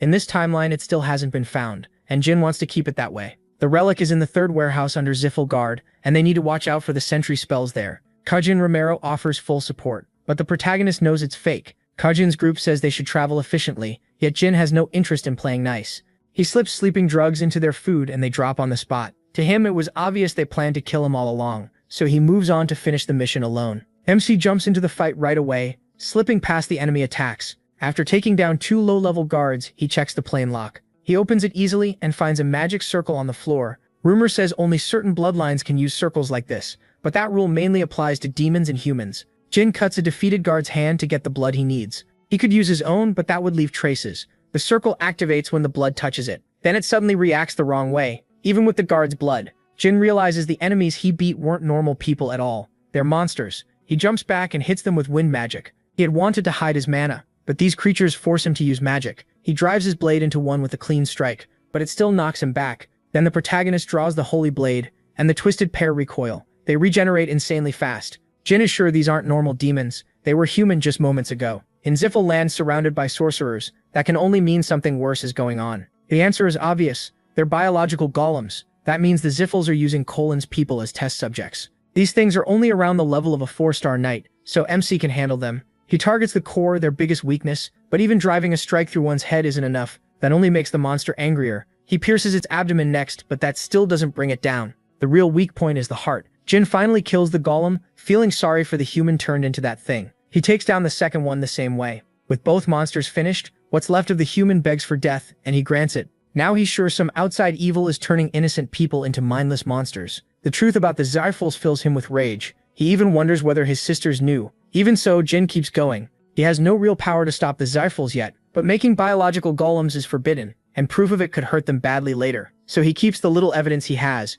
The sorcerers still haven't rushed in to attack, which tells him this really is just a normal warehouse. Inside, the protagonist finds the relics under magical protection. He has to break the spells first. At first, he considers undoing them one by one, but after seeing the golems, he stops caring. Mixing shadow force with flame magic, he blows the whole place apart to leave the Ziffles a message. Back at Runcandle Castle, Luna slaps Anne and Mew around. She's furious they sent Jin on a mission that could have killed him. She asks if they've gone crazy enough to start a war with their own youngest brother, one who isn't even a flag bearer yet, and tells them to feel ashamed. Anne snaps back, saying Luna shouldn't lecture anyone when she never cared about rank in the first place. Luna calmly drops the news that MC completed the mission. He recovered the relics and already reported back to Rosa. That's why Luna calls them idiots. They only made Jin look even more impressive. Before dismissing them, she warns that he is the kind who pays back revenge twice over. She's honestly worried he may destroy them one day. After that, Luna heads back to her room while her mate agrees with her. The protagonist isn't someone who forgets a grudge. At this rate, he'll outgrow his sisters and might even kill them. Luna then asks who really ordered MC's assassination. She doesn't believe Anne or Mew were behind something that extreme, and it wasn't the Tona twins either. Her suspicion turns to Joshua, Diffus, and the others. But because of their status, they can't be investigated easily. So Luna decides to wait. Jin's rapid growth is another reason she isn't too worried. And now, he's finally back home. Gilly is close to tears, scared she almost lost him. She cares about him enough to risk her life for his. He turns in his report, again making it sound like outside help was involved, then shows the others the golem's heart as proof of what he found. Rakan says the protagonist survived by pure luck, but even he is shaken when he hears the golems were made from humans. That makes Moroccan worry even more about the Ziffles, and he's sure they're behind these creations. Because of that, he insists on going with Jin to the Koan lands. He has a really bad feeling about it. MC doesn't want to go back there, but having Moroccan with him makes it feel a lot safer. He also starts thinking of a reason to enter Ziffle territory again. The 3 punks the protagonist knocked out came back after the mission, but the clan quickly kicked them out. After that, Jin kept training and fully got the hang of the singing stones. Then Chiron tells him to stop working with the cadets for now. Next week, MC is set to meet the Patriarch. The Tona twins are stunned. He might be named a reserve flag bearer first, before the clan makes it official. The protagonist is thrilled once he can move on his own. He'll grow even stronger. At the same time, the Patriarch rides with his group one night and says they'll reach the Garden of Swords in about 2 hours. The Patriarch says his youngest son, born so late in life, keeps pulling him out of training. He meant to stay in the Black Sea for 10 years, but Jin keeps changing that, so he asks how many times it's happened already. Knighton says he knew MC was special back at Storm Castle, just not this special. What MC did in the Garden of Swords truly surprised him, especially the boy's fierce will to fight. He adds that even though he was young, when Knighton first met him at Storm Castle, his eyes held deep regret. Jin tried to hide it, but Knighton still saw it. He remembers the protagonist provoking his siblings the moment he reached the Garden of Swords. To Knighton, that wasn't taught behavior. MC naturally understood how to crush those against him. Knighton says he also has a born killer's instinct. Others noticed and kept throwing him into deadly missions, but he survived every time and has already become a 5-star warrior. What interests Knighton most isn't Mammoth or the Kellen Ruins, but the protagonist's very first mission. That's when MC fought a White Wolf tribesman one-on-one. Knighton expected him to hide behind his men, but Jin won with his own strength. By doing that, he proved he meant every word he'd said from the start. Then Knighton asks if the Patriarch truly believes he beat that warrior by himself. The Patriarch says yes, though not completely alone. If you want to be exact, he calls the protagonist an interesting child and says he'll ask him more when they meet.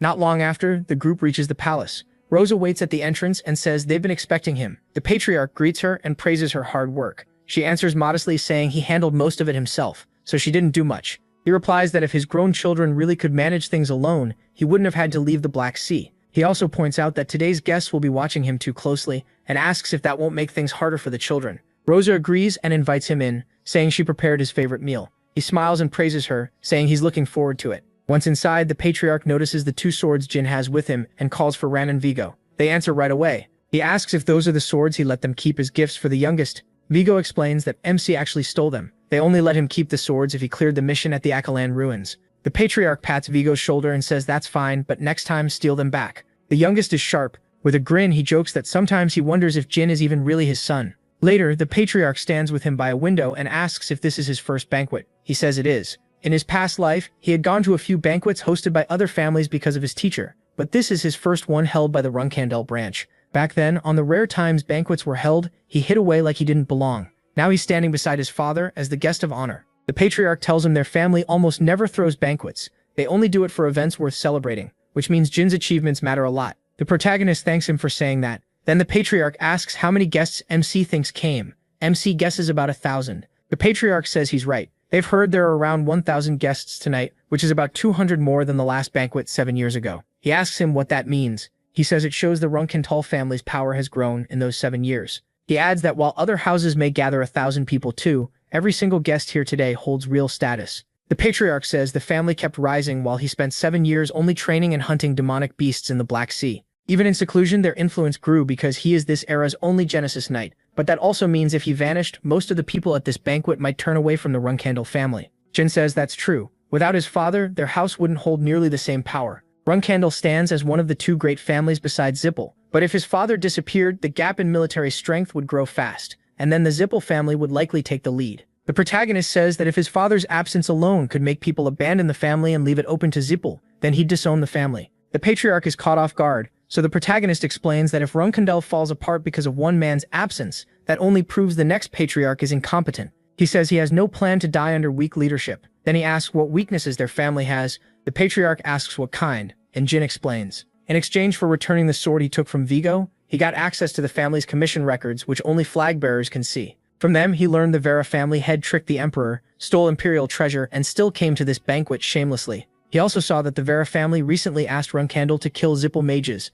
He found another case too. Harold's daughter sold off her family treasures to feed her gambling habit, and asked Runkandel to get them back, but she still hasn't paid the fee. MC says that from one quick look he already found many ways to pressure people, and those records are only a small part of the secret tools available to the family. The Patriarch asks if MC means Runkandel could still survive without him by using what those records contain. He says that if the next leader isn't a Genesis Knight, then the family's survival will depend on that new Patriarch's skill at dealing with people. The Patriarch agrees, but says Runkandel isn't the only house with weak points. The Zippels have plenty too. The protagonist says he's sure that's true, but Zippel could never use those methods the way Runkandel can. When his father asks why, MC answers that playing the villain is Runkantel's role. Still, if the next Patriarch can't use those weapons well, even with so many in hand, Jin says he'd cast the family aside without a second thought. After that, he'd prepare for revenge on Zippel no matter how long it took. The Patriarch laughs, saying revenge isn't such a bad reason to stay alive. He thinks about how his other children would never dare speak of Runkantel's downfall in front of him. They'd boast or complain instead, but he says exactly what he believes, calmly and without fear. The Patriarch feels it's a shame the protagonist was born so late.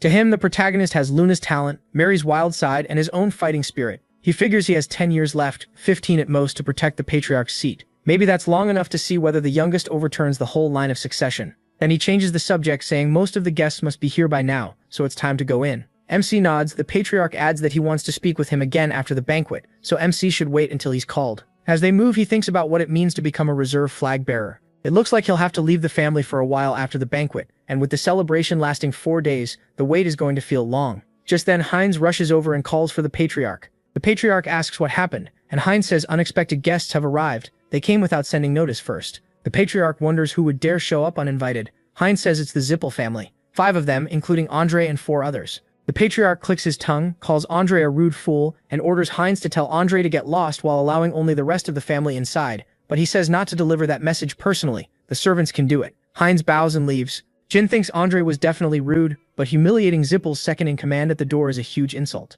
The patriarch asks if the protagonist thinks he went too far. The protagonist says no. If anything, it was satisfying. He figures that if Andre loses his temper and storms off with his relatives, he'll be rejecting the patriarch's permission for the rest of the Zippel family to enter. That kind of thing isn't allowed in the Garden of Swords, and it was just like MC expected. He figures Andre Zippel will obey or leave without his legs. Then he steps forward, saying it's time to begin the banquet. A little later, the patriarch stands before the guests, thanks them for coming, and introduces himself as the head of the Runkentel clan. He says this banquet is possible because he was blessed with a capable son late in life. Then he calls for applause for his youngest son, Jin. The crowd responds right away. He says there are only 2 rules at a Runkandel banquet. First, if anyone starts a drunken fight, the Guardian Knights will drag them to the arena. Second, the loser must yield, and the winner must hold back, because this is still a banquet, not just a party. He thinks, 1,000 powerful people from all over the continent are here, tied together in all kinds of ways. In a normal gathering, they'd trade fake smiles and sharp words, then go home. But this is the Garden of Swords, so everything is more dangerous. As long as they follow his father's 2 rules, they can't kill each other, but they can still beat an enemy badly, and even earn official dominance. The patriarch tells everyone to enjoy themselves. Jin thinks again, how strange this clan really is. His father tells him to have fun too, and even says that if he likes someone, he should bring them along. But he warns the protagonist not to challenge anyone weaker unless that person insulted him in the clan. MC says he understands and that he can't afford to lose. Not under any condition. As his father turns to leave, Jin adds that it's obvious. If he loses, he'll have to take back everything that's his, not just Bremente, but even his nanny. He bows and says he'll remember that. It hits him that this is the first real talk he's ever had with his father. Like this, something that never could have happened in his past life. It really did feel like a believable conversation between father and son, but that's not what he wants in this life. He has no plan to be loving or close. He only wants to surpass his father, and that's all that matters. Later, the protagonist joins the party, and Daytona comes over with another sibling. Daytona congratulates him on becoming a 5-star warrior, and asks if they can stay with him for a while. Jin agrees, then asks how their Clearstone training is going. They say it's getting better, especially after changing to the weapon their uncle recommended. He says that's good, while thinking he can leave once this talk is over. The other one agrees, but then another guest walks up, introduces himself to MC as someone from the Ken clan, and greets the others too. Daytona says he'll get going now. He wishes him luck with training, and Daytona thanks him. The protagonist tells the newcomer he's heard stories about his brave deeds since he was little, making the man laugh and say the protagonist is embarrassing him. Just then Huger comes up from behind and grabs MC by the hair, calling out to him. He says he wanted to see the kid who became a 5-star warrior at 15. Then he jokes that he looks at least 10 years younger than him, and introduces himself. The protagonist answers with a polite greeting. Huger keeps pushing, asking if MC is really that amazing, or just trying to make him look stupid. He says that rude or not, MC should remember he's still his senior in the martial world. Claiming he's only proud of his junior, Huger tells him not to act foolish. Jin stays calm and warns him to listen carefully. What Huger just did, he says, insulted everyone who had treated him with respect until now. Diffia steps in and says that if Huger wants to talk about seniority, he should be even more careful. He points out that the first and second flag bearers of the Ken clan, the Dragon King Knights, and the Black King mercenaries are all Huger's seniors. Since they all treated him with respect, Huger should have noticed his mistake and apologized. Diffia says this warning is enough, so he'll let it pass. A Ken clan member cuts in, reminding Huger that Jin once saved his life, so he should take the protagonist's warning seriously. Another man says Huger's mouth was always going to cause trouble and agrees it's better to end it here. Huger finally gives in and says that if his senior says so, then he should apologize to his juniors. He asks them to forgive him and hopes MC will accept it. MC says of course. Then Luna joins him and remarks that he really has a talent for making enemies. It'd be nice, she says, if he acted like a normal kid once in a while. Jin answers that today he represents the Runkandel clan. She admits that's fair and taps her glass against his. Then Luna asks what he would have done if Huger had called for a duel, since Huger seems to be at least a 6-star warrior. He says the Tuco clan's patriarch and elders would have stepped in. They've been watching him for a while. Luna notes that he had already considered that and jokes that maybe some secret teacher taught him how to handle people. She says keeping someone like that close wouldn't be a bad idea. After all, if sword skill matters most, does anything else really count? The protagonist says she may not get it, but as the family's hated youngest son, he needs more than sword talent to stay alive. Luna asks if that's really true. He does seem talented and smart, which might be why someone almost killed him at Storm Castle. Jin wonders which sibling noticed his potential so early. She says she came to congratulate him, but banquets like this aren't her thing, and she'd rather go somewhere more fun. MC asks if she's leaving already. Luna says yes, he's still too short to be her dance partner. She promises they'll dance when he's older, and she'll take him somewhere nice. He starts dancing with her anyway and says he'll look forward to it. Before leaving, she says she should send the others a message, just like he did earlier. He asks what she means. She hugs him and says this will make everyone understand how important he is to her, so they'll think twice before being rude. Then she says she'll see him later, and he answers the same. Nearby, Bubar says he's so jealous he wants to bump heads with Lady Luna too. He declares he'll write her a poem tonight and sing it all night long. Vishkel tells him to shut up, but Margiela says not to be so harsh. For Bubar, this might be a serious matter. Since he's been keeping Vishkel busy, she's been able to enjoy this party of fated meetings in peace. So she says they should show him a little respect. Bubar is touched and says he'd gladly serve Miss Margiela. She thanks him. Meanwhile, Jin finds it hard to play the host. He keeps looking around annoyed. Where are those zipples? Does he really have to go find them himself? Just then, Cirrus walks up and asks if she may share a drink with the rising star of the Runkandel clan. Jin asks who she is, and she introduces herself as Cirrus of the Hidden Palace. He says the honor is his, knowing she's the Hidden Palace Master's daughter, and pours her a drink. Cyrus points out that they're both 15, and asks how he reached this level of martial skill so young. She says she's jealous of the Runkandel bloodline. The protagonist answers that he sees it as a blessing too, but the Hidden Palace is blessed as well. He can't imagine how much its master treasures her. Cyrus agrees and says her father values her greatly. After all, she's not just any child, she's his only daughter. Then she asks if that sounded rude. Jin says not at all. Everyone already knows he's the youngest among many brothers. He even admits he's jealous, because having lots of siblings can be exhausting. Still, he finds it strange that she hasn't mentioned Mammoth, even though he's sure she recognized him. He can't believe she missed it just because he had some ash on his face. Then Cyrus says she has something to ask. Memsi tells her to go ahead. She asks about his injured leg. He says it's fine now thanks to a wonderful person who treated it herself, though he still doesn't know how to repay her. Calling him more shameless than she expected, Cedrix then asks why he was at the moonlit well in Mammoth. She says she deserves an answer. Jin asks why she'd think that. Cedrix explains that her people failed to catch the magic terrorist, which badly hurt her pride. It made her wonder if the young man she let go was the culprit. The protagonist pushes back, asking what she means by magic. He's a Runkandel, does he really look suspicious? He reminds her she knows his clan well. Cedric says she doesn't actually think he's the culprit, but if he were on a Runkandel mission and hired a magician because he couldn't do it alone, that would be a problem. She says the only people at the inn who could matter to Runkandel were from the Hidden Palace. As captain of the Seven Swords, she can't ignore that. MC realizes she's assuming he was after the Hidden Palace. She isn't fully wrong, he did hurt some of them while trying to kill Alcaro, but none of that proves anything. He calls it guesswork. She asks if he plans to deny it forever, then says fine, she'll handle it her way. Her answer is simple: drag him to the arena, beat him down, and spit on his face. It's a duel. Jin says his father told him never to fight someone weaker, but since she's pushing for it, he'll accept. Later, he reaches the arena. A soldier asks if he's here for a duel, and he says yes. Then he orders everyone out except the medics and asks for 2 good swords. The soldier agrees and says the arena will be sealed until the match ends. The protagonist figures that after midnight, fight lovers and curious guests will start showing up. Since Cedrix is the Hidden Palace Master's daughter, beating her in front of a crowd would be too harsh. Before they begin, Cedrix wants a promise. Jin asks what kind. If she wins, he has to tell her exactly what happened in Mammoth that day. No lies. He agrees, but if he wins, she must act like they never met that day. She says he clearly has something to hide, then tells him to come at her. He attacks first, but she instantly answers with a fast sword strike. Right away, he recognizes it as an Endorma family technique, myriad ice blades. He didn't expect her to pull out a secret art this early. MC grumbles that as the youngest, he still hasn't learned Runkandel's own secret skills, so this puts him in a bad spot. Cedrix tells him that's not her problem. Then she rushes him and the fight properly begins. She can tell he really is a 5-star warrior. At first it looked like he was barely blocking, but the longer they fight, the more his real skill shows. Even so, she thinks 1 star isn't impossible to overcome if she uses the 3rd form of myriad ice blades. She knows she's weaker and has less stamina, so she can't drag this out. Once he starts reading her moves and looks for a counter, she'll switch gears and finish it fast. Jin, meanwhile, judges that Cedrix may be a 4-star knight with myriad ice blades, but in plain attack and defense, she's below him. He senses she's about to force a turning point with one big move. It'll probably be her secret art, but he still can't tell how dangerous myriad ice blades really is.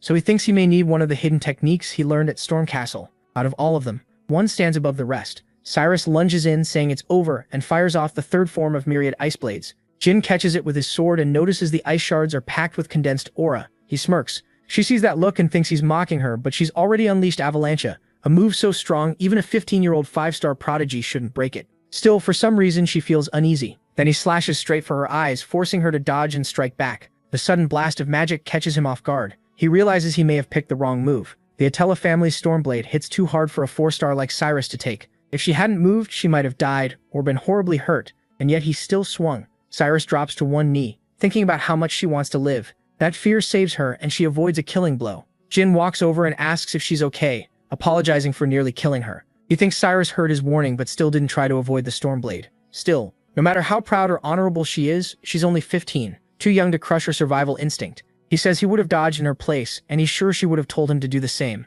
Then he says they should end it here and stop thinking about it. He hopes that will calm her down. Instead, she pulls out a small medicine box and points to the cut on his face. Since he saved her life, she says she'll repay him by treating it. Jin asks if she isn't valuing her life too cheaply, especially as the only heir to the Ice Palace. She says this is the life she once begged for, so now she'll treasure it again. He doesn't need to worry about her. As she leaves, Cyrus says they should treat today as their first meeting, and she'll see him tomorrow. The next day, he drinks wine and notices the hall is less crowded than yesterday. He figures people are saving their energy now that public duels start today. Maybe the real event is finally starting. With fewer people around, it should be easier to find the Zipple kids. He remembers they're all around his age, between 15 and 20, which makes this the perfect chance to judge their magic against his. He thinks about asking them about Keliark, then decides now isn't the time. Once he becomes a reserve flag bearer, he'll have more freedom to dig deeper. Maybe with Murekon's help he can investigate Keliark better. He won't let them stay ahead this time. Then he spots Murekon sitting off to the side in cat form. Margiela plays with him and wonders why a cat is at a Runkenstel banquet,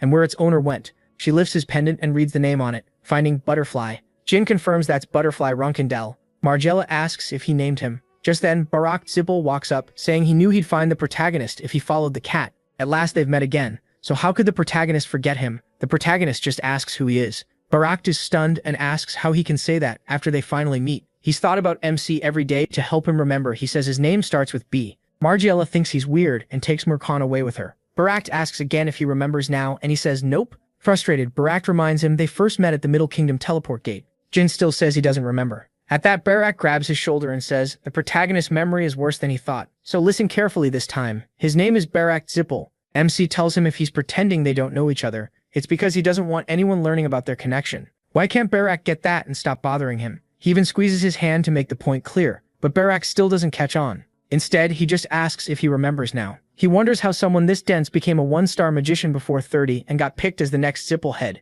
Barak keeps talking, saying he searched all over for the protagonist yesterday and spent the last 2 hours looking without finding a clue. The protagonist points out that this may be a huge banquet hall, but it's still just one hall. How do you get lost for 2 hours? Barak says if magic were allowed, he would have found MC right away, but this is Runkandel land, where the use of magic is banned. He can't tell if Barak is lying or just awful with directions, but he leans toward the second one. Barak says he's happy to see him and asks if it's really been 5 years. He also can't believe he is already a 5-star warrior. He says he always knew the protagonist would do something great. Then Barak proudly adds that he hasn't been wasting time either. He's already a 6-star magician, one whole level above MC's sword rank. MC can hardly believe it. The so-called top prodigy of the Zippel family is only 6-star magic at 18? If he had that position, he thinks he'd already be at 7 stars. He even wonders if Barak is hiding his real rank. Seeing the protagonist's doubtful face, Barak takes it as proof of how hard he worked to find him. He says he's looking forward to their future duel and tells the protagonist to train hard and catch up. The protagonist decides Barak probably isn't hiding anything. If it's true Barak only reached 6 stars at 18, then after Zushin Zippel, the current family head, Barak may be the closest one to true mastery. That gives MC a solid way to measure his own talent. Jin says he's told him this before, shut up and save his breath. Barak answers that he's only repeating his father's words. Anyone in his place would say the same. Then he asks why the Zippel family came to the banquet without an invitation. Buber quietly watches them from a distance. Barak says he came because of the protagonist. He'd been nagging his uncle Andre Zippel, saying he had to meet him. The protagonist thinks it's ridiculous that even the vice patriarch would enter enemy land just to satisfy a kid's whining. Barak adds that his group happened to be vacationing in the Hor region when he heard about the banquet, so it felt like fate. MC asks if that's really all there is to it, and Barak says yes. He tells Baron to be thankful this is a banquet, stay quiet and leave when it's done. Baron asks if he's being too harsh, and says his father once spared his uncle too. Then he asks for a promise. Someday come crash a Zippel banquet too. Jin dryly wonders what happens if he shows up and starts causing chaos. Baron says even then he'd keep his word and spare him. He even says that if a fight starts he won't join in. The protagonist calls him an idiot for saying that. Then he explains why someone unpleasant has been staring at him for a while. MC turns and calls out to Bubara Gaston. Bubara politely asks if he needs something, then asks when Lady Luna will visit again. Jin repeats the question, confused. Bubara says he means Luna, and asks if she isn't coming back. He wants to give her a poetry book he stayed up all night writing, full of his love. He's sure that once Luna reads it, she'll see he's better than he looks. He even hints he might soon become his brother-in-law. That makes Baron spit out his wine in shock. The protagonist says this guest clearly needs a lesson, then rips the book apart. Bubara yells, asking what he's doing. Jin snaps that Bubara threw his name around however he wanted, and even dared talk like he'd become family, as if the Runkendel name meant nothing. MC orders a soldier to take him to the arena. The soldier obeys, while Bubara laughs it off, calling the MC young master and asking why things escalated so fast. When two soldiers grab him, Bubara begs them to stop, saying he only confessed his love, something every man has a right to do. He asks how he can treat a guest like this and starts preaching about hospitality. Bubara also complains that the protagonist is ignoring the fact that he praised his sister's beauty. The soldiers slam him to the floor. Jin says they'll settle this with a hand-to-hand fight. Bubara can't understand it. All he did was call MC's sister pretty, so why is MC acting so cruel? Inside, he panics. If he learns he was the one who transformed those Zippel members 5 years ago, this could get far worse. He still can't figure out why he is targeting him. The protagonist repeats that it'll be a fist fight and takes off his coat. From a distance, Vishkel is stunned by what he's seeing. Margella asks what's going on and says it looks like Bubara and MC are dueling. Calling Bubara a fool, she wants to move closer. Sadris complains she wanted to challenge MC during the banquet, but now he's fighting someone else. She can't see why he would bother with a man like Bubara. Baron says pestering his uncle to come was worth it. He didn't expect to meet the Ice Palace's heir. He politely greets her, and she tells him to screw off. Baron casually accepts that, then announces that the star of the banquet, young master the protagonist Runkendel, is entering a duel. He wonders who MC's opponent is, saying he's never seen the man before. Since he came with the Yulian group, Baron guesses this plain-looking guy might actually be very strong. Bubara asks young master Jin Runkendel to at least let him introduce himself properly before the duel. He answers with a punch to the face and tells him to shut up. He doesn't even want to know his name. Bubara fires back, releasing his aura and attacking the protagonist. MC reads the attack and figures Bubara's aura is around 6 stars. Cyrus notes he picked someone stronger than himself, and the fat man seems built for fighting. Baron says it'll be a shame if he breaks Bubara too badly. Bubara lands a punch on the protagonist and says a weakling like him dared to touch him. He vows to make MC cry on the floor and beg for forgiveness. MC responds with a flurry of punches. He says it's over. Baron comments that he baited his opponent into dropping his guard, then struck in a chain of attacks, exactly what he expected. Margella turns to Vishkel, confused by young master his actions. She asks if the winner wasn't already decided, and says it's hard to believe the protagonist would keep beating someone who's clearly lost. Vishkel agrees it looks unfair for MC to bully a weaker man, and asks if Margella plans to just watch, even though MC is their friend. Then he adds that he's not weaker than MC. She says his little sister is disappointed in him and wants him to teach him a proper lesson, the honorable way. He asks if that means she wants him to challenge him. A blonde boy says she's really worked up, and a brown-haired boy tells Vishkel he should listen to his sister. Vishkel steps forward and calls to the protagonist, telling him to let Bubara go and fight him fairly instead. Not long after, Vishkel and MC face each other with swords drawn. MC knows fighting a 7-star knight will benefit him no matter how it ends. On top of that, getting real experience against the Yulian family's sword style is valuable. Even his father admitted their former patriarch was powerful. Still, the protagonist can't help finding Margella funny. She pushed her own brother into this just because she wanted to watch. He notes that Vishkel must care a lot about his sister, and Vishkel says that should be obvious. Jin, who also has a sister, says he understands completely. Vishkel says that because he values his sister, he'd appreciate it if MC kept his people under control from now on. He makes it clear Babur isn't a servant but a companion, and asks if maybe the man simply made a mistake. He explains Babur came to help his sister, who has trouble moving around, but his behavior didn't fit a Runkendel banquet. Even so, Jin believes there wasn't any bad intent. He asks Vishkel to let it pass. Privately though, the protagonist is thinking about Bubar's true identity as the transformation sorcerer. In his past life, he never heard that the Yulian family had any link to Gaston when the man was arrested. So MC wonders if Vishkel knows Bubar is the transformation sorcerer. That only raises more questions. He curses inwardly, but forces himself to focus, especially against a 7-star knight like Vishkel. Vishkel tells him to give it their best. He also says he hopes to learn something from Jin. Then Vishkel attacks and he blocks. From that one clash, the protagonist can tell Vishkel isn't quite at the level of a full 7-star knight. His swordsmanship feels close to Uncle Zed's, but the path of his blade is still beyond what MC can fully read. People watching start reacting. Baron points out that young Master Jin was pushed back almost right away. Others argue he's holding up well. Someone says the Yulian style is famous for being tricky and strange, and another says once you face it you never want to again. Baron scoffs, thinking they don't get it. To him, the Yulian sword is like a sly snake, while the Run's candle sword is a charging rhino. still coming even with a broken horn. He attacks, but Vishkal bends back to avoid the blow. He senses Vishkal may be holding back, yet he's still keeping up despite only being a 5-star swordsman. As he nears his limit, his will surges again. Vishkal strikes once more, and the protagonist retreats, feeling something familiar. Drawing on his sword aura, Jin says it was a good fight. Vishkal closes in again, but MC thrusts forward and snaps Vishkal's blade in half. Even with the broken sword, Vishkal keeps moving, and Jin slips aside, leaving a small cut on him. Baron then declares that the winner is Sir Vishkal Yulian. Vishkal is left wondering what happened at the end as he suddenly collapses unconscious. Someone orders that young Master Him be taken inside at once, and 2 soldiers carry him to the medical room. Vishkal thinks back on the duel. Right when his sword broke, he felt something sharp brush his throat. He's amazed the protagonist grasped the heart sword that quickly, and realizes that if the protagonist had moved just a 1/10 of a second sooner, or if Vishkal had been a 1/10 slower, the result would have been completely different. Later, Jin wakes up in his room and finds Murakhan sitting on his face. MC grabs him and shoves him off, telling him to move. Looking around, he asks if he passed out right after fighting Vishkal. Gilly comes in and tells him he's been asleep for 2 days. Jin realizes the banquet is over and regrets not seeing off the guests. Gilly tells him not to worry. For 2 straight days, everyone has been talking about his duel with Vishkal, especially the moment he showed the heart sword at the end. Elsewhere, people are still saying Vishkal could have been stabbed. A 5-star swordsman reaching heart sword is amazing. It makes everyone expect big things from the protagonist. Back in the room, Gilly reminds him that awakening heart sword against an 8-star knight is already an incredible feat.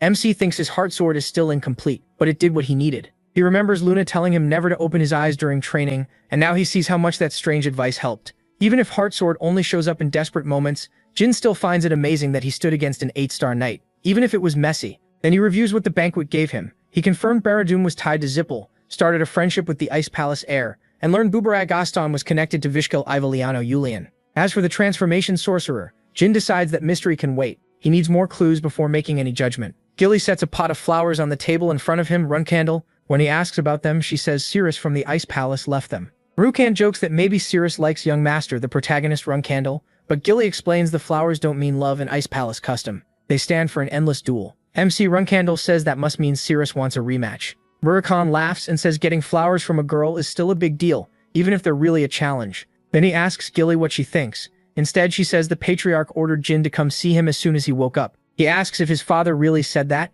and Gilly nods, hinting that this is his chance to prove himself. The protagonist agrees, knowing he may have to leave the family for some time. Later, he stands in a dark room and asks where his father is. A voice answers, "Right here." His father says it's been a long time since one of his children came dressed so casually, like someone getting ready to live away from home. Jin confirms he's leaving soon. He finds it strange that his father feels easier to understand since his regression. Then his father asks if he knows this place. MC answers that it's the mausoleum, where only those approved by the Garden of Swords may enter, and where the family's great heroes are buried. His father says that's right and adds that this land is for the heroes who protected the family for thousands of years. Then he asks about the first patriarch, Tor Runkandel, noting he has no grave here. Jin says he knows Tor Runkandel isn't buried in the Garden of Swords or anywhere else. His father explains that Tor's dark power is why he can't be honored, and after his death, the family made a shameful deal with Zippel. That cost them their magic and even their right to honor ancestors who once used it. Zippel then joined their gods and cursed the Runkandel bloodline, so every Runkandel born after Tor would be unable to use magic. His father brings up the day he beat the Tona brothers with aura. He says he never asked how he got that power and wonders if he remembers. He says yes, he even lied and claimed he would use it for the family. His father says Jin was lucky to be young then, because if it happened now, he wouldn't have overlooked it so easily. Then he asks if the protagonist has ever heard Soldaret's voice. The protagonist nods and says Soldaret calls him a contractor. Even though he hasn't heard that voice in this life, he admits the power may seem unfair to his siblings. Then he asks if using that power to surpass them and take the family would really be right. MC says he plans to leave and see the world. If he finds nothing more precious than the Runtano legacy, he'll come back and claim it. His father says most people leave the Garden of Swords to earn the family's approval, but Jin is leaving to decide whether the family deserves his. He can't tell if that's admirable or arrogant. Then he gives him 5 years. By then, he must either earn the family's recognition or offer his own and return with his answer. The protagonist draws his sword and taps his forehead with it in respect. He thanks his father and promises to greet him again in 5 years. When he comes out, Gilly and Murakhan are waiting. Gilly asks if his talk with the patriarch went well. Jin says it did, and now the only thing left is to leave. Then he notices she's carrying a bag. Gilly says it's hers, and it seals her aura so she can't use it. Umsi says he's heard of that from the senior nannies. She admits it feels awkward to suddenly lose her powers, especially since a nanny's standing depends on her master's success. Still, she tells him not to worry, this is for his sake. He promises that during these 5 years, and even after, he'll keep protecting her. He also apologizes for the trouble. Gilly tells him not to say sorry. Serving as his reserve rider is enough. and her powers will return once his test ends. Jin tells her to stay strong, then looks back toward the castle gate. He thinks about the 5 years ahead and understands this is where his real journey begins. With that resolve, he heads out to see what the world has waiting for him. At the same time, the patriarch thinks about his own limits. Even after reaching a demigod's level with the sword, he still couldn't break the oath his ancestors swore to the Zippel family. But with Jin's contract with Sodaret and his use of shadow energy, the patriarch believes the youngest child may be the family's only hope. The protagonist might be strong enough to free the Runkandel family from their curse, and the patriarch wants to see what future he creates. Later, MC travels through a forest and lights his hand with magic. Gilly asks if it's really okay to leave without saying goodbye, since the cadets in his group and Luna might feel hurt. Jin tells her not to worry. Luna is free-spirited, and he's not marching off to die. He adds that if he'd told the cadets, they probably would have lined up and saluted him with drawn swords. Gilly agrees and says they might have done even more. Then she asks where they're going first, saying most reserve flag bearers pick Mammoth as their first stop because beating villains is the fastest way to earn fame.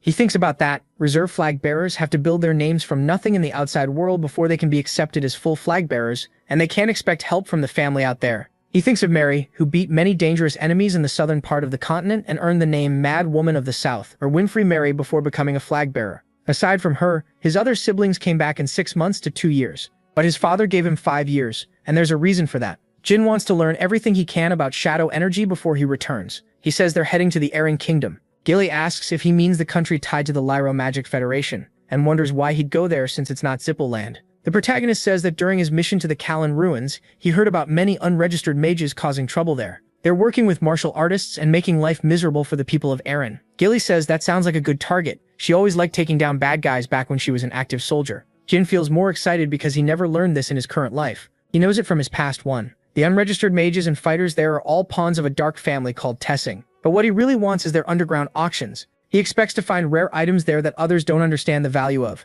including grimoires he needs to buy and a ring as well. Gilly points out they probably can't use a teleport gate to get into the Erring Kingdom. Family rules only let her bring 10 gold coins, and Jin can't reveal he's a Runkandel as a reserve flag bearer, so she doubts they'll get any support either. MC says it'll work out once they reach the Jin Kingdom. Gilly asks how they're supposed to get there. He simply says they'll fly, then turns to Moroccan and tells him to transform. Moroccan asks if he's serious. Gilly protests that someone might recognize him, but Jin says it's fine. They should try it at least once, even if the family might find out. Moroccan jumps off Gilly's shoulder and turns into a dragon, telling them to hold tight because he'll need to fly fast if they want to reach the Jin Kingdom by tomorrow. Elsewhere, Luna is walking through the hall when she spots Moroccan flying out the window. Shocked, she says it can't be Jin. He's riding a dragon right after becoming a reserve flag bearer. She rests a hand on the window and smiles. He's really something, leaving without even saying goodbye to his sister. Still, she wishes her cold little brother good fortune in battle. Sometime later, they reach the Jin Kingdom. Gilly feels sick from the trip, and Moroccan asks if she's alright. She says her stomach is a mess. Moroccan snaps at him, saying it's his fault for scaring Strawberry Pie, their nickname for Gilly. He shoots back that Moroccan's wild flying caused it. The protagonist says he only told him to fly, then turns to Gilly and tells her to breathe slowly. He supports her with his arm so she can steady herself. Then he gently guides her to lean over and keeps calming her down. After that, Jin asks Moroccan if he's acting grumpy because of how people see black dragons. Moroccan says maybe, then offers to watch Strawberry Pie while MC gets some cash. MC tells him to stay there and not make trouble. In the middle of the GE Kingdom's capital, Spurbill sits on a small hill and looks out over the rich homes. He says there was even a banquet held for him, but he only found out after it was over. Even though it was tied to his job, he had saved his life and he wanted to thank him in person. He remembers Jin telling him, "If you ever need me, come find me." Spurbill wonders when he'll get to repay that favor. Right then, the protagonist calls to him from behind. Spurbill turns at once to see who it is. Jin puts a hand on his shoulder, telling him to relax. It's him, MC, the one who saved him from those Kilo men. Still stunned, Spurbill asks how he got there. He reminds him of what he said before. Come to him if he ever needed help. Spurbill says, of course he remembers. He says he could never forget that kindness because without the protagonist, he'd be dead. Plans Dubiak tells him good, then asks him to wait while he gets some gold. Spurbill is caught off guard by the sudden money talk. There's a strict rule that reserve flag bearers must hide who they are and earn their place through their own skill, not the family name. So young Runkandel heirs, still early in training, are expected to live very simply at first. Until they make money by hunting criminals or taking mercenary jobs, they have no choice but to get by on very little. But these three are different. They actually get to eat. Later, Gilly, Jin, and Moroccan walk down the road talking about what just happened. Gilly says the food in the G Kingdom is better than she expected. She thought they'd be starving for days like other flag bearers, but thanks to him, things started much easier. Moroccan laughs, saying the protagonist called it extortion yesterday, but now he's happy he did it. The protagonist answers that it wasn't extortion. Spurbill was paying back a debt, and MC remembers him handing over a big bag of money in thanks. Then Jin asks Murakan if he's eating too much. Since they're about to use a teleportation gate, he warns that Murakan might throw up again like last time. Murakan tells him to shut up, he's a binge eater, so he has to fill up first. Even if he throws it up later, it's worth it. He says he would have starved without him for the next few days, then snaps back that if he hates vomit so much, he can just ride him instead. Still, the protagonist wants to use the teleportation gate. Gilly agrees, saying if it's only motion sickness, they can handle it. MC says Gilly's sickness isn't the real problem. The bigger issue is their destination. Eren belongs to the Ludo Magic Federation, which is under Zippel control.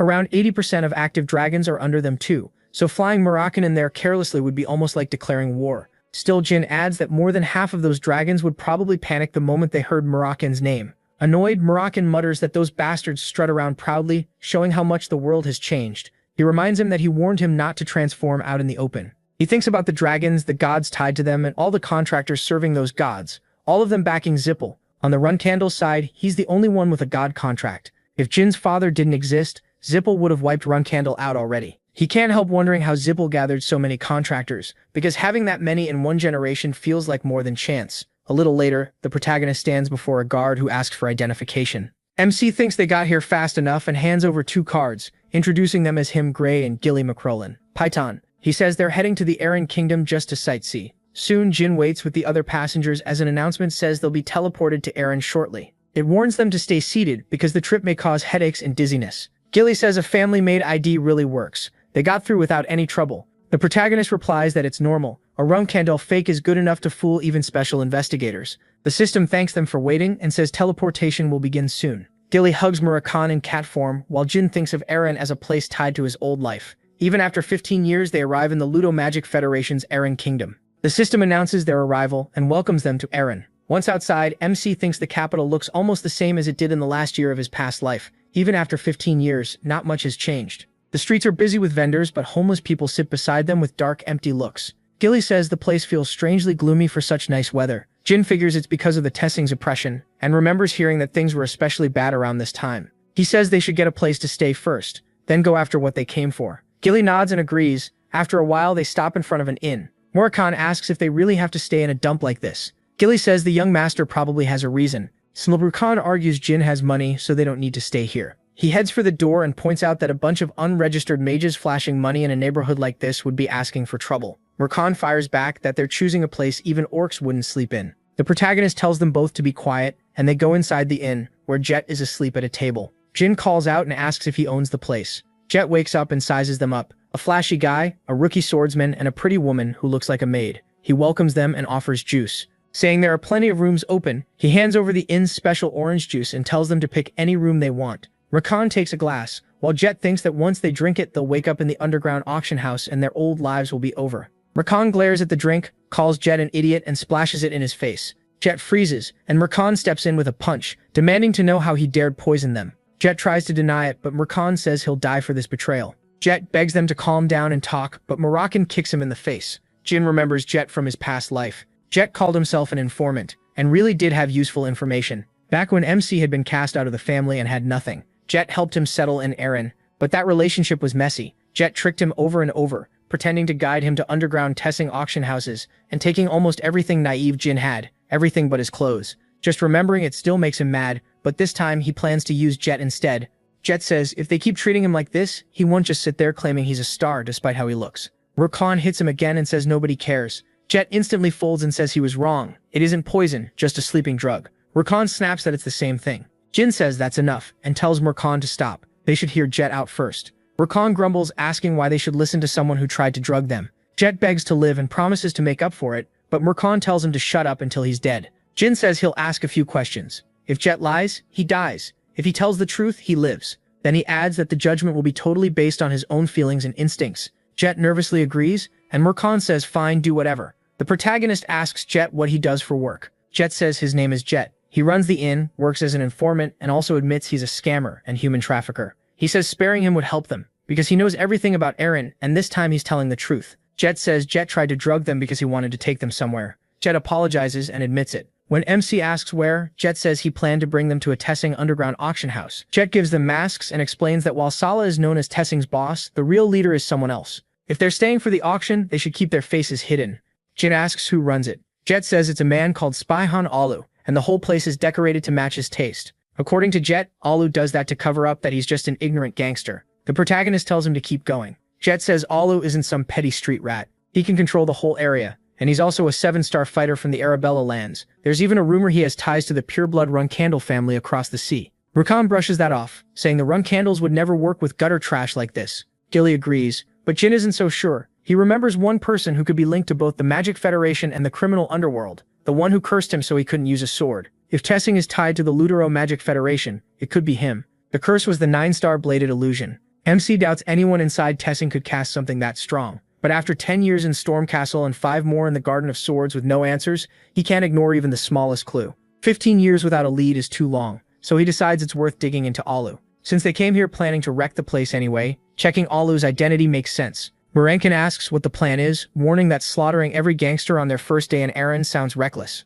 Jilly adds that the guards outside look strong, and some people inside seemed like illegal mages. Starting a fight in enemy territory might be a bad move. Jin tells them to relax. He already has a plan, and when Jilly asks what it is, he has them lean in close. Murakan taps his head and says he really wonders what goes on in his mind to make him think up stuff like this. Jilly agrees. She can't believe a Runcandle would come up with it. Jin just says they can run if it fails. Jet cuts in saying they've arrived. He picked a quiet spot for them, pulls back the curtain and welcomes them to the Tessing Underground auction. The auctioneer calls up the next item and says it doesn't matter where it came from or why it's here. The first lot is a group of slaves, ready for buyers to use however they want. Someone nearby says they look healthy today, especially the man in the back. The protagonist notes they could have ended up on that stage too. Jet admits he really messed up. Seeing no children among the slaves, Jin feels a little relieved. My Ruin asks what they should do. MC says to wait. Sometimes useful things appear in places like this, and if something worth taking shows up, he'll buy it. After that, they'll begin the plan. Jin believes the item he really wants is probably still in storage,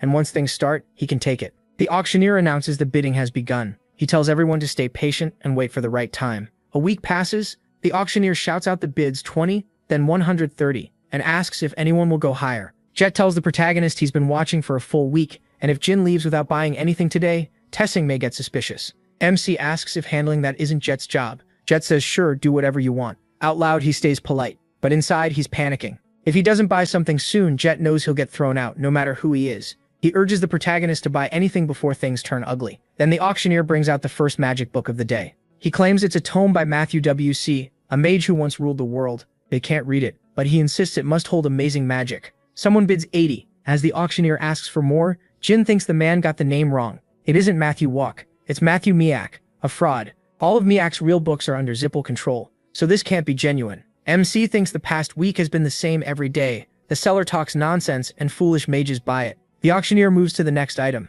Jin thinks these low-level mages are too easy to fool. Then the auctioneer says this next tome was written by Tig Zenim, starting at 50 gold. That one catches his attention. Books like this are like unopened lottery tickets. Not famous, but maybe valuable. Bidding starts right away. Moroccan puts a hand on the protagonist's shoulder and tells him to buy it. If it was really written by the T. Zenim, he knows it's a huge find. Jin lifts his card and raises the bid. The auctioneer is surprised and asks for a higher offer. People start whispering, wondering if he's some rich noble's son. Since a dragon recommended the tome, MC doesn't doubt Moroccan's judgment. The book sells for 150. Then Moroccan looks at the next tome and asks why that one is here. The auctioneer calls it Suhizerk's magic tome. Moroccan is confused by the name. First Zenim, now Hizerk. Jin raises his card again and bids 200. The crowd murmurs asking who this guy is and why he only wants the strange items. Moroccan asks why he opened with 200. Jin says he wanted one more item, and this one stood out because his old master came from the Heiser clan. He had heard that clan fell centuries ago, so finding any trace of it surprised him.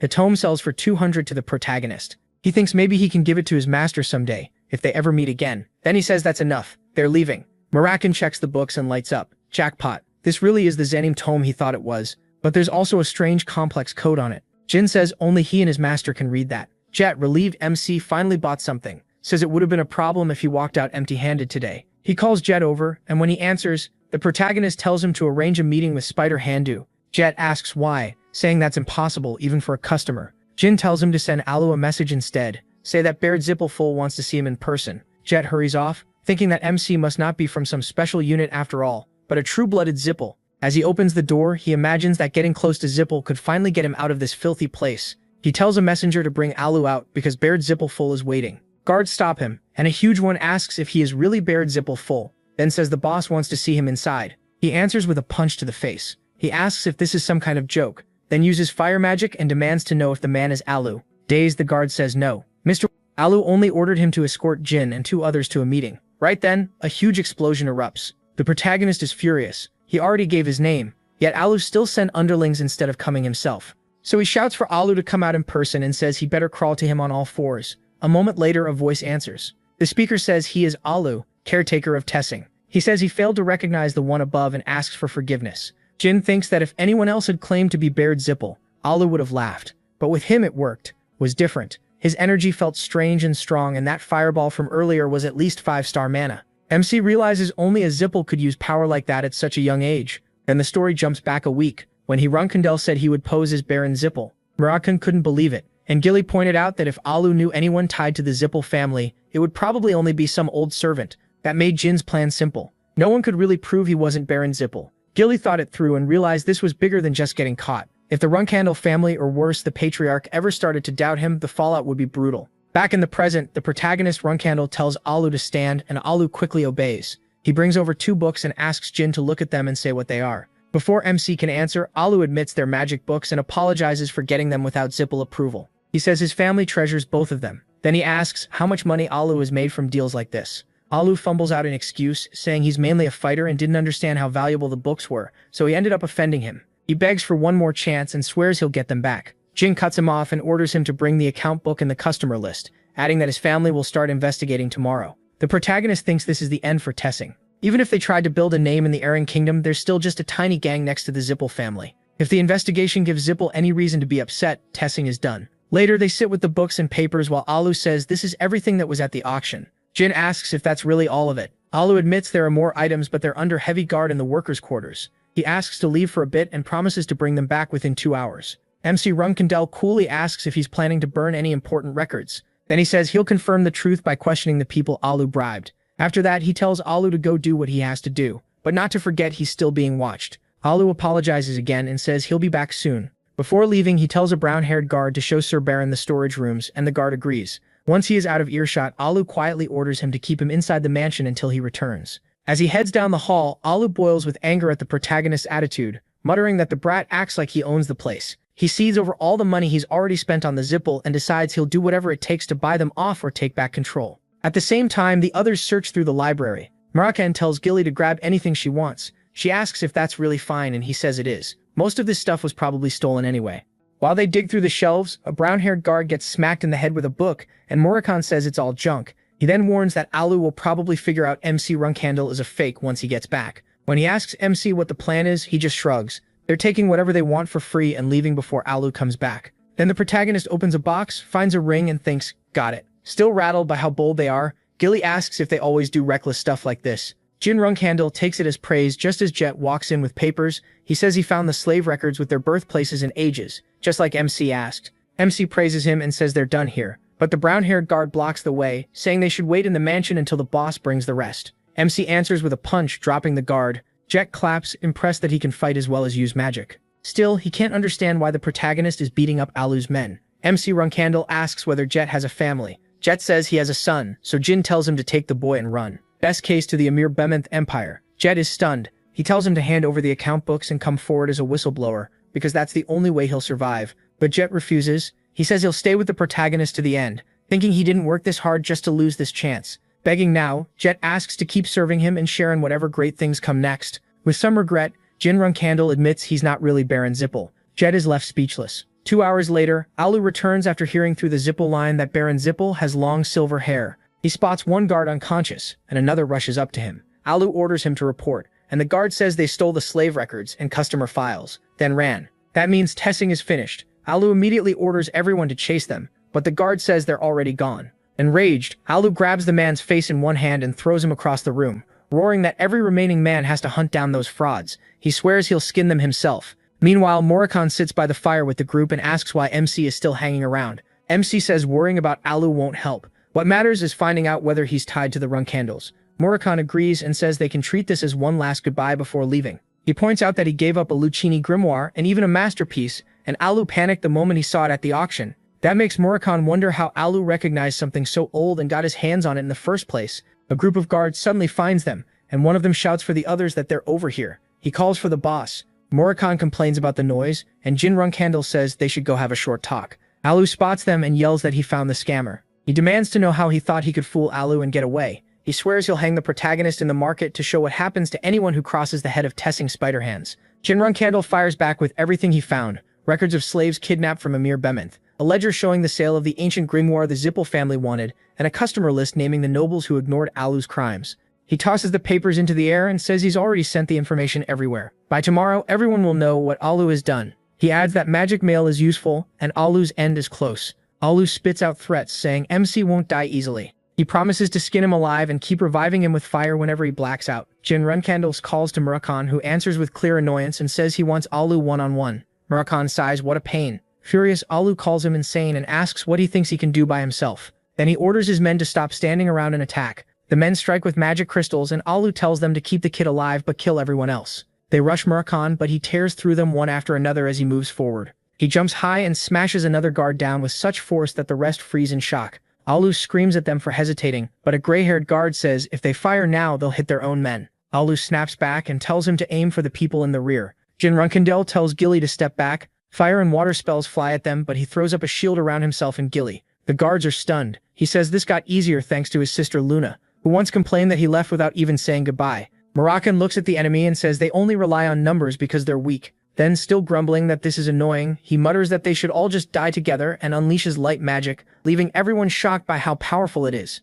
Alu charges at Murakami, while one guard blurts out that something's wrong. Another says the boss has gone crazy. They wonder if he's lost his mind, and one even says that might make things easier. Murakami then says he cleaned up the weaklings like the protagonist Runkandel asked, so now the protagonist can do as he likes. Enraged, Alu curses and demands to know who sent them and why. MC shrugs it off, saying it doesn't matter now because Alu is going to die anyway. Alu attacks and he barely slips aside, realizing how fast he is. Jin tells himself that even if Alu has lied before, he still can't let his guard down or lose without a fight. Murakami admits the protagonist found a real opponent and thinks the rumors may be true. Alu might really be a 7-star martial artist. He says this fight feels different from Vishkal Ivalaklo. That one wants MC dead, so Murakami tells him to give it everything and stay alive. Alu mocks his nerve, asking how an air mage dares to step onto the front line. Runkandel shoots back, asking if a rookie like Alu is looking down on him, then rushes in with his sword. Alu questions the blade, but blocks the strike. As he hits back, he realizes Jin Runkandel isn't just a mage. The protagonist pulls away and swings again, but Alu moves fast and goes for his blind spot. MC dodges at the last second.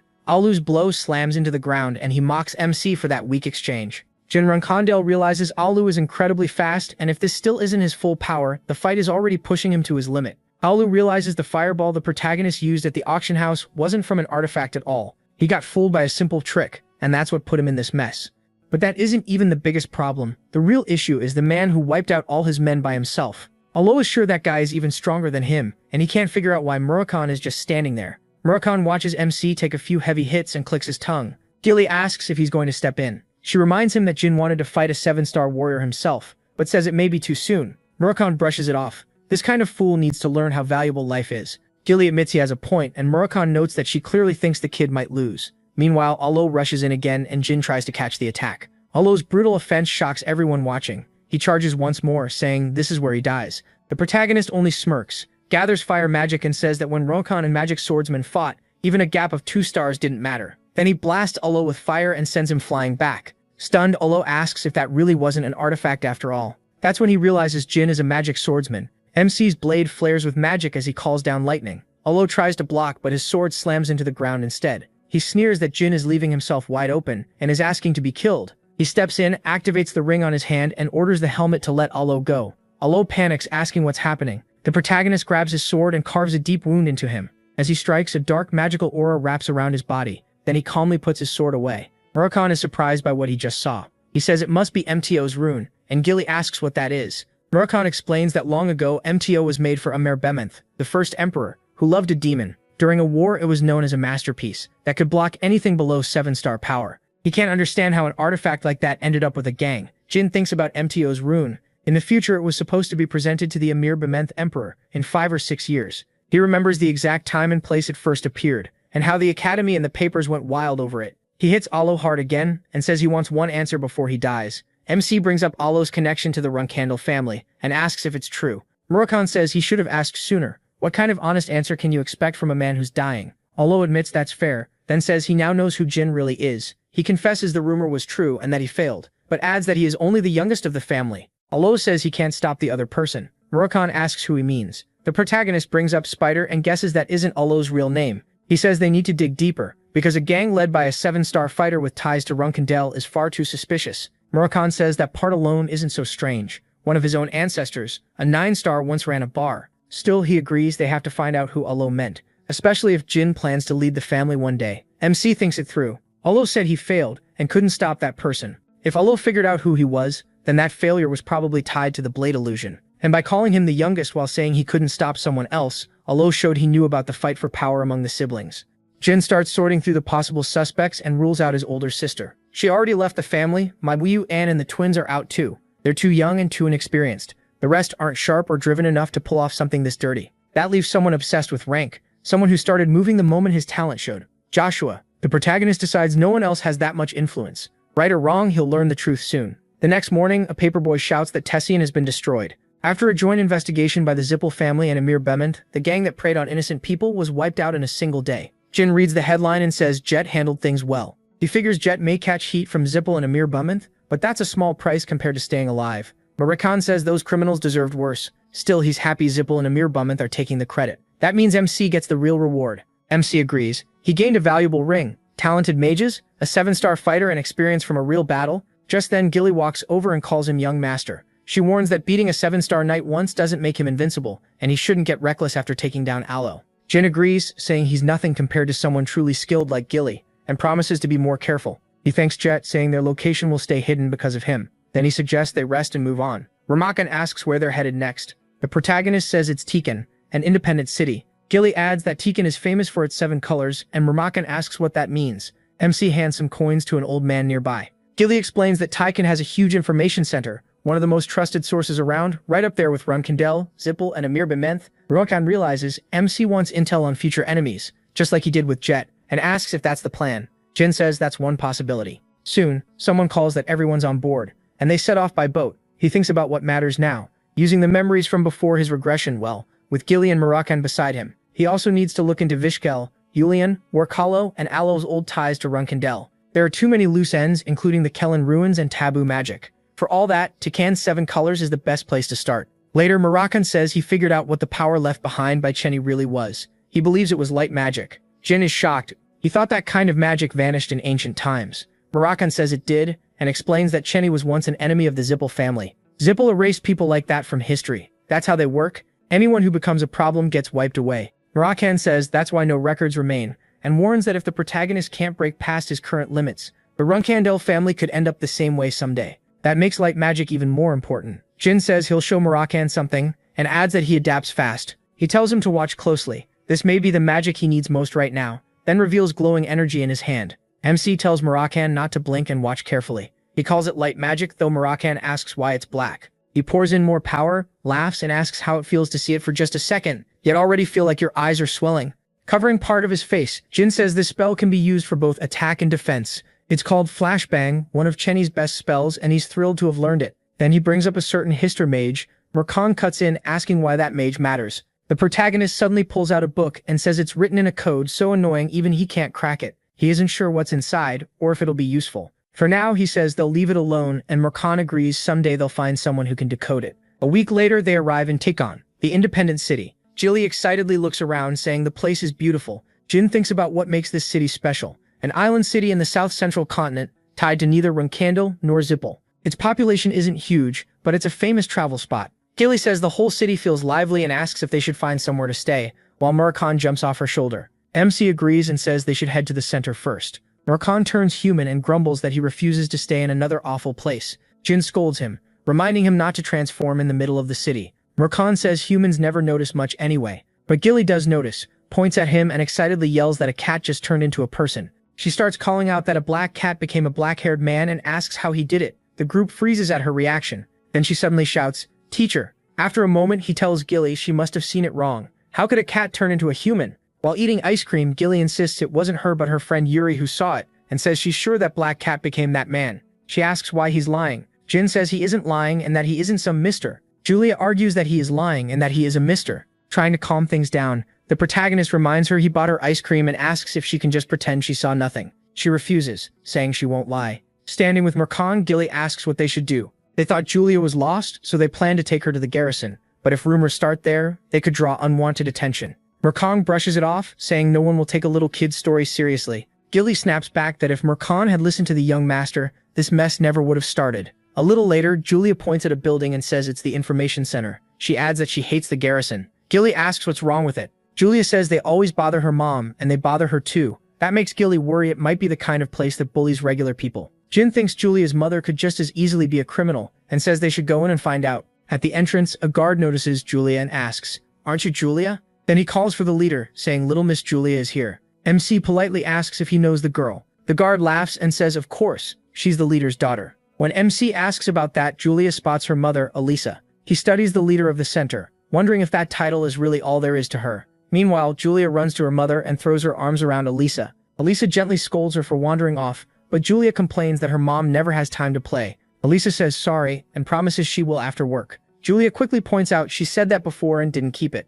Elisa promises this time she means it, though she still can't abandon her work. Then she notices the protagonist and the others, saying almost everyone in Tikkun knows Julia, so he should be more careful next time. She apologizes for the late introduction and says she's the head of Tikkun garrison. She reaches out and formally introduces herself as the garrison leader. MC shakes her hand, introduces himself as MC Gray, and says he's only in Tikkun as a traveler. She then says if he's a visitor, she ought to repay him somehow, and asks what he needs. He asks if she can suggest a good place to stay. Julia leans over and whispers in Elisa's ear. Elisa takes out a pen and asks for paper. A guard brings it right away, and she writes a note before handing it to Jin. Elisa explains it's a recommendation letter sealed by the garrison leader, so any inn that sees it will treat him well. She thanks him again for bringing Julia back. The protagonist says they should be thanking her instead, then starts to leave. As they go, Elisa asks Julia if a cat really turned into a person. Julia says yes, but since the others don't want to talk about it, she acted like she didn't know. Elisa praises her for that and says everyone has secrets. Thinking it over, she realizes only a dragon could do something like that. Later, Gilly sits on the bed and says the service here is amazing. The only time she got treated this well was back at Hofester. Mercan stretches out on his own bed and says this is how a real inn should feel. Gilly agrees the letter helped a lot and says everything in Tikkun has gone smoothly so far. She adds that they've been really lucky since arriving. Then she brings up the ice cream Julia had and asks if she can try some too, since it's famous here. Jin wonders why she needs his permission and tells her to just go get it. She heads out, saying she'll be right back. Murakami comments that it's been a long time since they lived this comfortably. He says it almost feels like a vacation. Then he asks MC how he plans to meet the 7 colors. Murakami warns they won't be easy to reach, but Jin says he already has an idea. The 7 colors is Tikkun's most trusted source of information, and at the center of it all is a man called the Noble Sword, Kashmir. He remembers him as a famous swordsman, so respected that he was even suggested as a teacher for beginner sword training in the Runkhandel family. But that's all most people know about him. The protagonist remembers that 10 years from now, Kashmir will reveal himself as the Emperor of Amir Bemont and use the 7 Colors Information Network to gain power from Amir Bemont, the Zippel family, and the Runkhandel family, then turn Tikkun into an independent kingdom with himself as its first king. To Jin, Kashmir is careful and patient, not just a great swordsman but someone who can hide his true self for a very long time. He might become a useful ally. The hard part is figuring out how to approach him. Right then, Gilly rushes in and warns Jin and Murakami that something's wrong. She says the inn is empty, the staff and guests are all gone, and the whole place feels wrong. Then Kashmir puts a hand on her shoulder and calmly asks if they're doing well, adding that he hopes they don't mind the visit.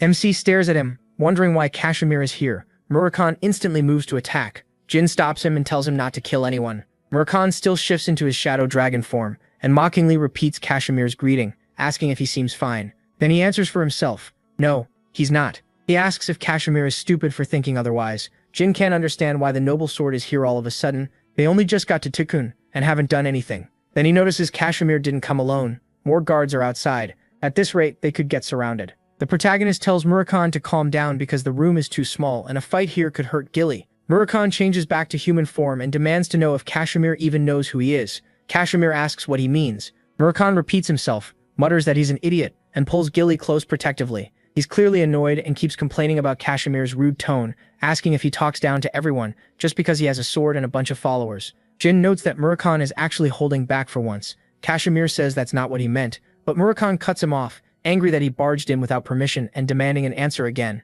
Kashmir admits he has no idea who Murakami is. Murakami mocks him for talking so casually like he's above everyone. MC finally steps in and tells him that's enough. He asks Murakami to settle down and put away the sword. then politely asks if the man before him is Sir Kashmir, the noble sword. He adds that he's heard plenty about his name and knows who he is. Kashmir looks confused and asks how Jin knows that and who he really is. The protagonist formally introduces himself using his real name. Murakhan and Gilly are both shocked. MC then suggests they talk somewhere else, and says he'll answer whatever Kashmir wants to ask. A little later, Kashmir sits across from him, while Gilly and Murakhan stand behind him. He thanks Kashmir for sending his men away, taking it as a sign of trust. Kashmir thinks back to why he came with soldiers in the first place, after hearing a report about a dragon. The report wasn't wrong, but what he found was Murakhan furious, and the pressure in that room was definitely not from a normal person. It was the dragon. Kashmir knows that if he hadn't stepped in, everyone there could have died. He also recognizes Gilly from long ago, before he fell from favor in the Emir Bement's palace. He remembers how strong she was in training,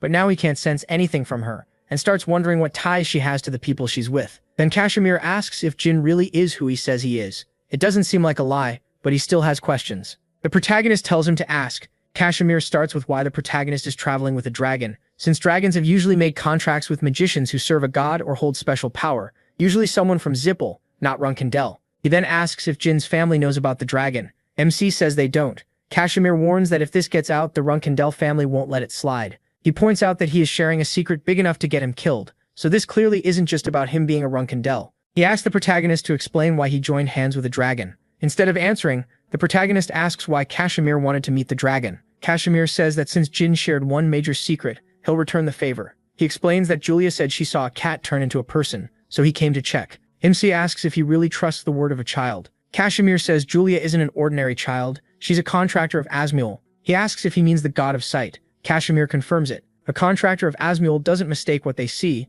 because that god grants perfect vision. He adds that many powerful people would do anything for that blessing, so he doesn't reveal it lightly. Murakhan, feeling that something is off, steps closer to Kashmir. He asks how Julia can be a contractor without a dragon nearby, since he hasn't sensed any dragon energy around her. Jin points out that a seal dragon normally shares a very strong bond with its contractor, so leaving a child alone like that is strange. That means something unusual is going on. The protagonist says he doesn't know every detail yet, but it seems to center on that missing dragon. Murakhan asks what he means, and Kashmir explains that Julia's guardian dragon vanished about a year ago. The Zippel family or the Emir Bementh Empire might be involved, but he can't prove it. Murakhan says that makes no sense. No dragon is stupid enough to get kidnapped, especially not for a whole year. Then he asks if Julia is about 5. Kashmir says yes. Murakhan says that if Julia really is a seal contractor, and the dragon stays gone, she could lose her mind or become disabled without the dragon's protective presence. Kashmir is stunned by that. Murakhan explains that Azmul's contractors can see the future, but humans don't know how badly that hurts a dragon's mind.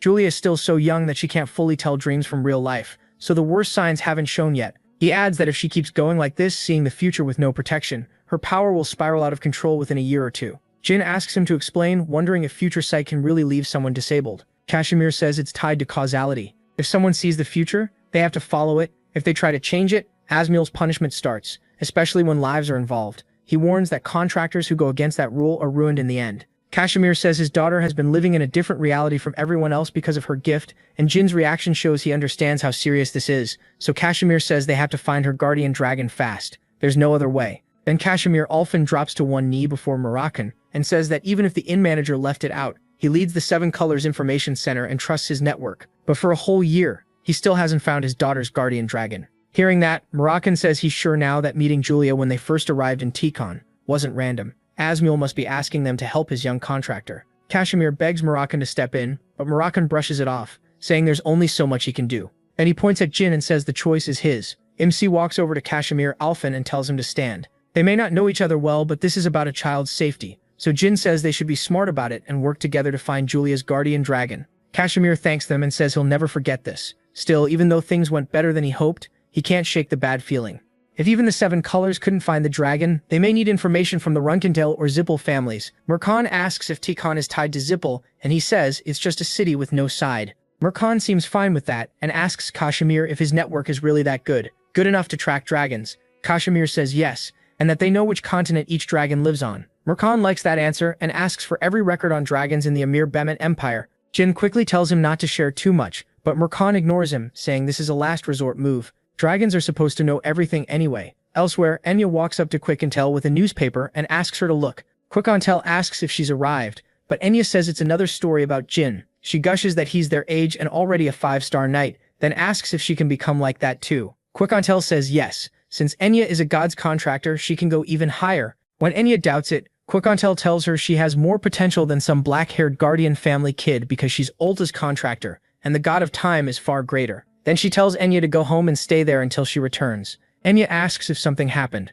Quicontel says not exactly, just that something dark has appeared. Later, the protagonist rides Mercan in dragon form through the sky. Mercan warns him that soon, very soon, he'll let out his presence and every dragon in enrollment will come out on its own. He tells Jin to stay hidden so no one sees him. MC covers his face and says he's ready. Mercan says they're starting and dives down at once. In a flashback, Kashmir Alphen hands Mercan papers and says this is the list of dragons active in the Enrollment region. Mercan scans it and says, so this is where they're hiding. He starts to add something, then stops and says, never mind, it should be fine. Jin asks if something's wrong, but Mercan says no. Dealing with dragons can get dangerous, so they should keep moving. They still have a long trip ahead. As they leave, Kashmir Alphen calls to Mercan asking the great dragon to wait. Mercan tells him to quit that, saying he's not some cult leader, just use his name. Kashmir answers, Sir Mercan thanks him, bows and asks him to help save his beloved daughter. Before leaving, Mercan tells Kashmir Alphen there are two things he needs to remember. First, until the dragon comes back, he has to keep Julia active all day. If her energy is drained,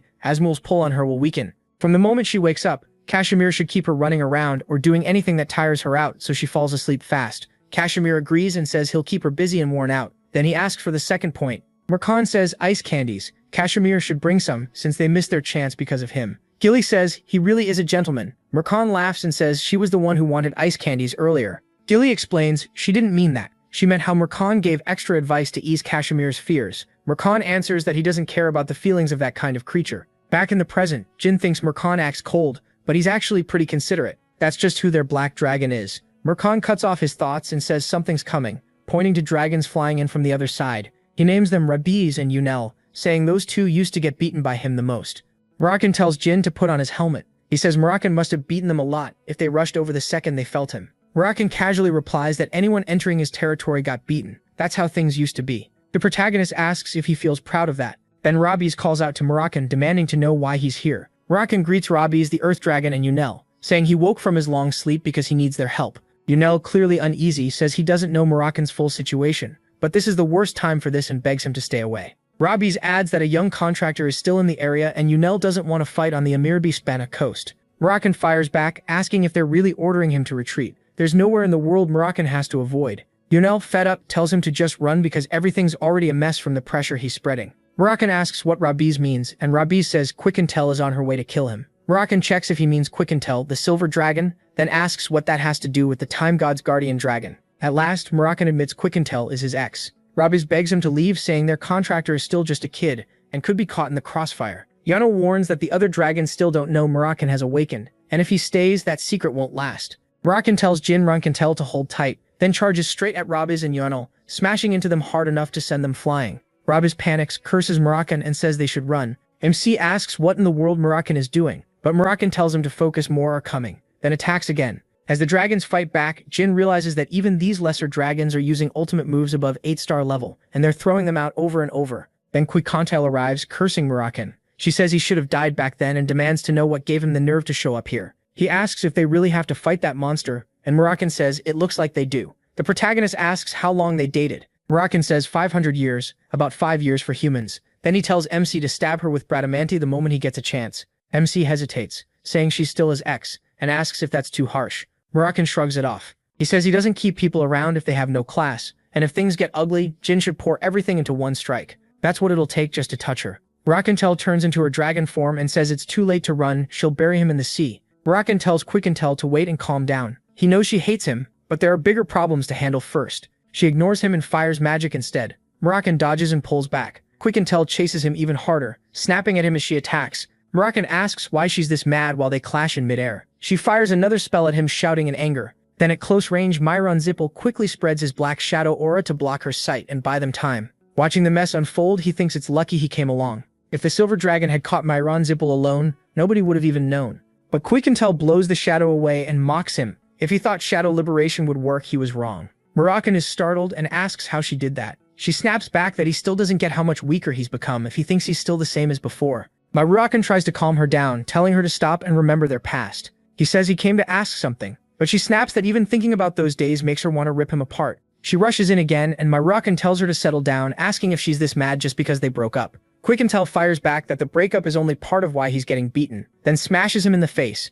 At the same time, Myrakan signals the protagonist, and the protagonist moves in to strike. She freezes for a second, shocked that a human stepped in. Then she realizes how hard her scales are. Even Myrakan's fangs barely got through, so MC landing serious damage in one hit shouldn't be easy. Still, he spots a tiny opening, with traces of Myrakan's Shadow Kai left around it. Using Shadow Kai Liberation, he drives his sword straight through the gap and stabs her. She lets out a scream as the slash tears through her arm and wing. Myrakan praises him, saying he'd burned through all his strength but still did well. Jin, worn out, wonders if he somehow became a dragon slayer just now. He goes along with Myrakan and hopes she's calmed down. But when the protagonist asks if the fight is over, Myrakan says not even close. A normal dragon would have died from that hit. She won't. A dragon that controls time doesn't go down easily. MC worries they might get stuck dealing with her before they even find the missing dragon. Seeing her condition, he asks if she's turning back time. Myrakan says that's why authority and magic are different. It's powerful, but it drains a lot from her. He warns him not to move at all, especially if Quickle changes back to human form.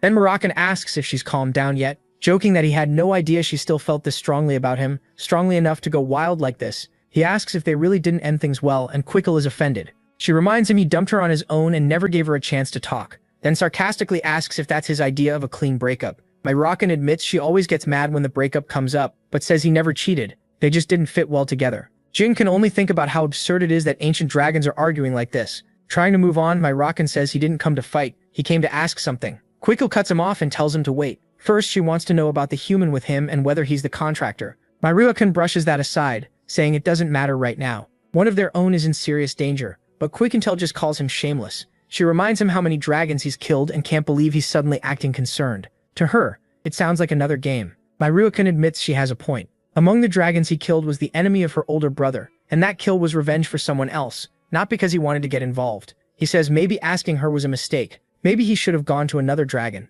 After calming herself, Quickle admits she gets emotional whenever she sees him. She tells him to ask and even apologizes. Myrakan explains that one of Asiel's guardian dragons recently disappeared. Quickle asks if he means Latri, and he says yes, that was the name. The protagonist realizes they're finally getting somewhere. Quick says that's strange, because Veda took Latri not long ago. The protagonist remembers Veda as a wind dragon tied to Melzir and serves Andre of the Zippel family. That makes him think the Zippels may be involved. Quickle adds that the Zippels said they teach Latri dragon language magic. She says they may need to move carefully in case it's a trap. Her plan is to circle back, avoid danger, and enter B's safely, and she'll guide them to her place. Later, in a forest near B's capital, Jin introduces himself to Quickle and says he's Saldaret's contractor. She says she already knows he's Tamar's descendant, the youngest one. MC is surprised and asks how she knows. Quickle says it's obvious because he carries the same energy as Tamar. She says the three of them spent plenty of time together 1,000 years ago, and she guessed he was the youngest from how the guardian dragon reacted. After a sip of tea, she gets to the point. Beta took Latri about a year ago. Myrakan confirms they lured Latri in with a promise to teach dragon language magic, and says that sounds bad. Quickly agrees it may be true, but Asiel's current contractor is still too young to control that authority. She asks if being apart from the guardian dragon would be dangerous. Myrakan says yes, and Veda should know that too. Quickle agrees, then wonders if there's some hidden reason behind it. Myrakan catches that wording and asks if she knows something. She says that when Veda took Latri, she also came to B and brought up introducing Latri to her. But Veda seemed far more interested in her contractor and kept asking to meet without giving a clear reason. Quickle admits her temper almost took over, but she held back because her contractor's identity was already known. Since many powerful people in B are tied to the Zippels, acting rashly could have put that contractor in danger. Jin points out how strange that is. Her contractor's identity was exposed while Asiel's still hasn't been. That makes it suspicious how they found out and then approached Latri. Myrakan agrees, saying it's odd, and asks if contractor detection magic appeared while he was asleep. Quick says that's impossible. No one can know a contractor's identity until that person shows their authority, and even if such magic did exist, she asks what use it would have. Jin lays out 2 reasons the Zippels would want it. First, they could reduce risk by killing contractors outside their control. Second, if they kill a contractor, they may get a chance to make a contract with that god.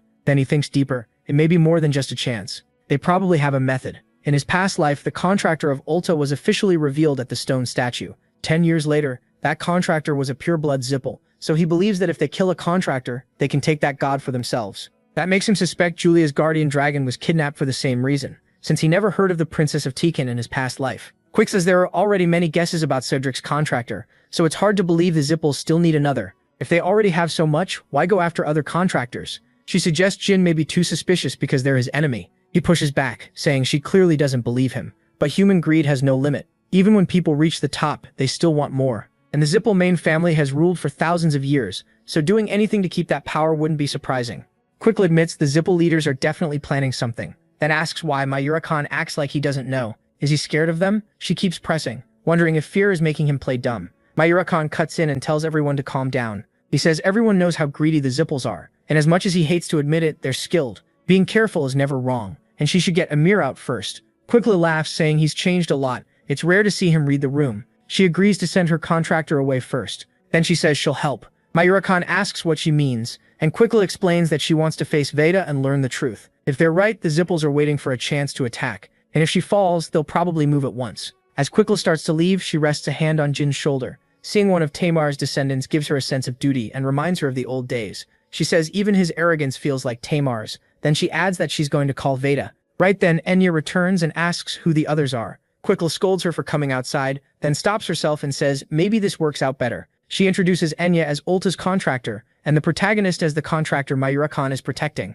Enya is stunned, then excitedly asks if he's really MC Runkondel, if young Master MC is actually standing in front of her. Caught off guard by her reaction, he asks what's going on. Quickly covers her face, saying she forgot to mention that Enya has a bit of a fantasy about him. Enya immediately asks the protagonist for an autograph. Quickly tells her to act with more dignity as a contractor. Realizing how she looks, Enya bows and apologizes. She says she lost control because she'd only ever seen Jin in newspapers. Then she introduces herself and admits she's a commoner studying at the academy on scholarship. MC remembers hearing that Ulta cares a lot about bloodlines, so he wonders if Enya's talent is great enough to overcome her birth. He tells her she has nothing to apologize for, though he doesn't really know how to respond to such an excited greeting. Enya asks if she can be even more excited, and he quickly says no. Quickly changes the subject, reminding Enya that she told her not to leave the house. Enya says she felt lonely staying home, so she thought being near Quickle might help. Then she happened to run into him in person, so she says it was lucky she came. Hearing all this, he again thinks about the fact that she's a commoner on scholarship. The protagonist figures Enya was probably pushed around by those stuck-up nobles at the academy,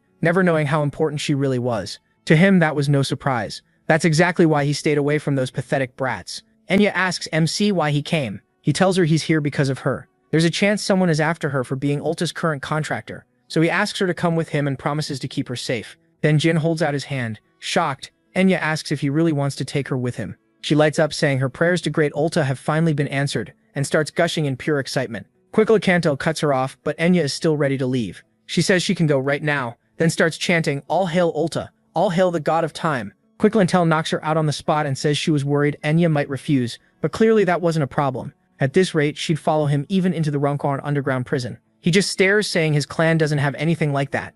Quickhantal tells him not to play dumb, there's even a dragon down there. The protagonist and Murakhan are both stunned, while Murakhan drops onto the sofa and passes out. Quickhantal looks at him and says he couldn't even stay awake for a minute. She explains that helping MC isn't only about Tamer Runkondal or keeping Enya safe. The real reason is the worn-out dragon who just collapsed. Murakhan still doesn't understand how weak he's gotten. She held back from saying it before, but if a fight with Veda happens, he's not in shape for it. She offers to take his place, and Jin asks if Veda is really that strong. Quickhantal says Veda is powerful, but Murakhan's condition is the bigger problem. Even her strike at sea, something Murakhan from 1,000 years ago would have laughed off, hit him hard now. She says they need somewhere to stay until Veda arrives and offers her home as a safe place. He asks if he can accept that favor. Quickhantal says yes, if he doesn't mind, but warns that he'll have to deal with Murakhan complaining about staying at his ex's house. Jin realizes the silver dragon is more caring than he thought and agrees, saying he'll handle Murakhan. Quickhantal says good, then it's about time. The protagonist asks what she means. She says Enya will wake up in about 10 seconds,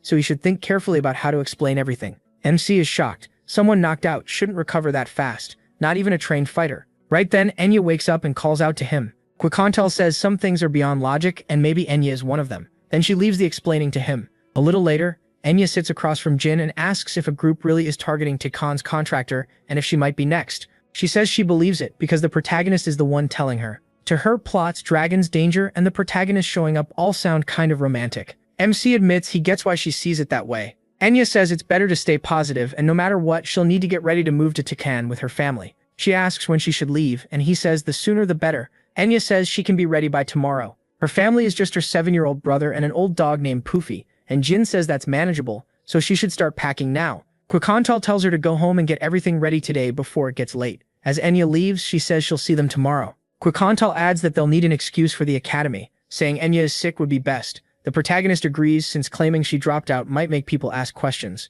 Quikantal says that leaves only one thing now, dealing with Veda. Just then, a man in a cap calls from outside asking if anyone's home and saying he came for firewood. Quikantal finds that strange. There's wood everywhere. Jin tells her to wait and asks if she really thinks that's why he's here. He says, not every dragon is as easygoing as Murakhan. The man outside is probably from Amir's special forces. Then MC covers his face with a mask. Quikantal is surprised and asks why special forces would be here. He says it's probably because of Enya. They've likely been watching this place and now they want to know who the outsiders Quikantal brought in are. Jin asks if they really dared to spy on him. Quikantal opens the door and the man says she's inside. She instantly grabs him by the throat and demands that he answer clearly. Does he work for Amir's special forces? He denies it, saying he's not part of anything like that. She asks who sent him, if not them. Then Roz walks in, says he did, and tells Quikantal to let the man go. He warns that if she kills him, the special forces will rush in. She releases the man, says Roz is the one in charge anyway, and if she has to kill someone, it may as well be him. She lunges at Roz, ready to attack, saying maybe that's the only way to cool her anger. Roz stays calm and asks if killing him would really be enough. Quikantal pauses, realizing he took her hit head-on without a problem. He's clearly no ordinary member of Amir's Special Affairs Division. She notices the red mask, a mark used only by group leaders in Bement's Special Affairs Division, and his curved sword. Put together, that can only mean one thing. He's Roz, the Emperor's right hand and leader of Group 3 in Bement's Special Affairs Division, a swordsman even, the Runkantels know by name. Jin judges him to be extremely strong, at least 8-star level from the feel of his energy, and is glad he hit his face with Mew's rune. Quikantal admits Roz is impressive for a human, even after what she just did to him. Roz apologizes if he offended her and says they had no choice. They needed to confirm the identity of the guests who snuck into Amir Bement. Now that they know, he says he's leaving. Quikantal isn't moved. She snaps that saying sorry doesn't erase barging into her home like this, and says there's a limit to how shameless a person can be. Roz calmly picks up a box and mentions that Enya hurried out a little while ago. Then he asks if Quikantal really thinks it's safe for Enya to be outside alone this late at night. He warns that if she fights him here, she might win. But while that happens, Enya could end up in danger. So does she still want to continue? The threat is obvious. Roz says if she lets this end here, he'll overlook it this time. But next time, she'll have to bet something she truly cares about. Everything she's protected could be lost. He tells her to be ready to lose it all, because of what she did today, then says goodbye until next time. Later, Roz moves through the forest, and tells his men he's confirmed the smugglers are here. He orders them to return and learn who they are. For now, all surveillance on the Silver Dragon is to stop. One guard asks if they shouldn't keep watching Quikantal and the smugglers, but Roz says no. Pushing further could make things worse. He says he'll take responsibility. Then he orders a full retreat.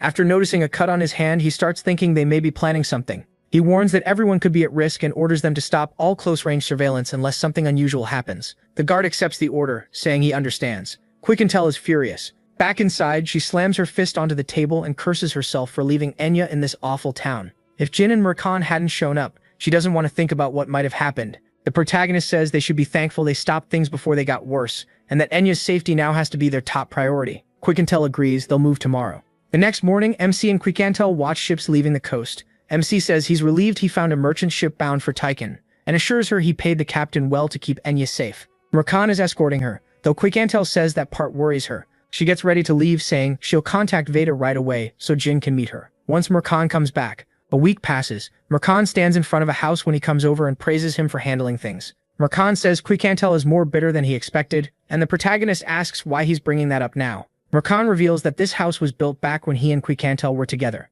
That's why she let them stay here. Jin asks if his frozen heart is finally thawing. Murkan brushes it off, saying old feelings don't come back that easily. Still, being in a house like this brings back memories from 1,000 years ago. Good times with Tamer and Quikantal. He admits that despite everything they went through, those days were always fun. The memories leave him strangely sad, and MC notices, asking if something's wrong. Murkan says it's nothing. His head just started hurting. Then Quikantal shows up and mocks him, asking if a little flying already wore him out. Murkan fires back, telling her to shut up. No matter how weak he is now, something that minor would never tire him out. Jin tells him to pull himself together. She tells them Veda finally sent a reply. The meeting is set for tomorrow night on a deserted island off Bijin's southern coast. He asks what she plans to do when she meets Veda. Quikantal says she'll ask about Asol's guardian dragon, Lurai, and if he plays dumb, she'll use force. Jin likes how direct she is. Murkan says it's not a bad plan, but if it were him, he'd avoid a hassle like this. Then he remembers Enya isn't with Quikantal now, so she can act however she wants. That thought makes him quickly add not to do anything reckless.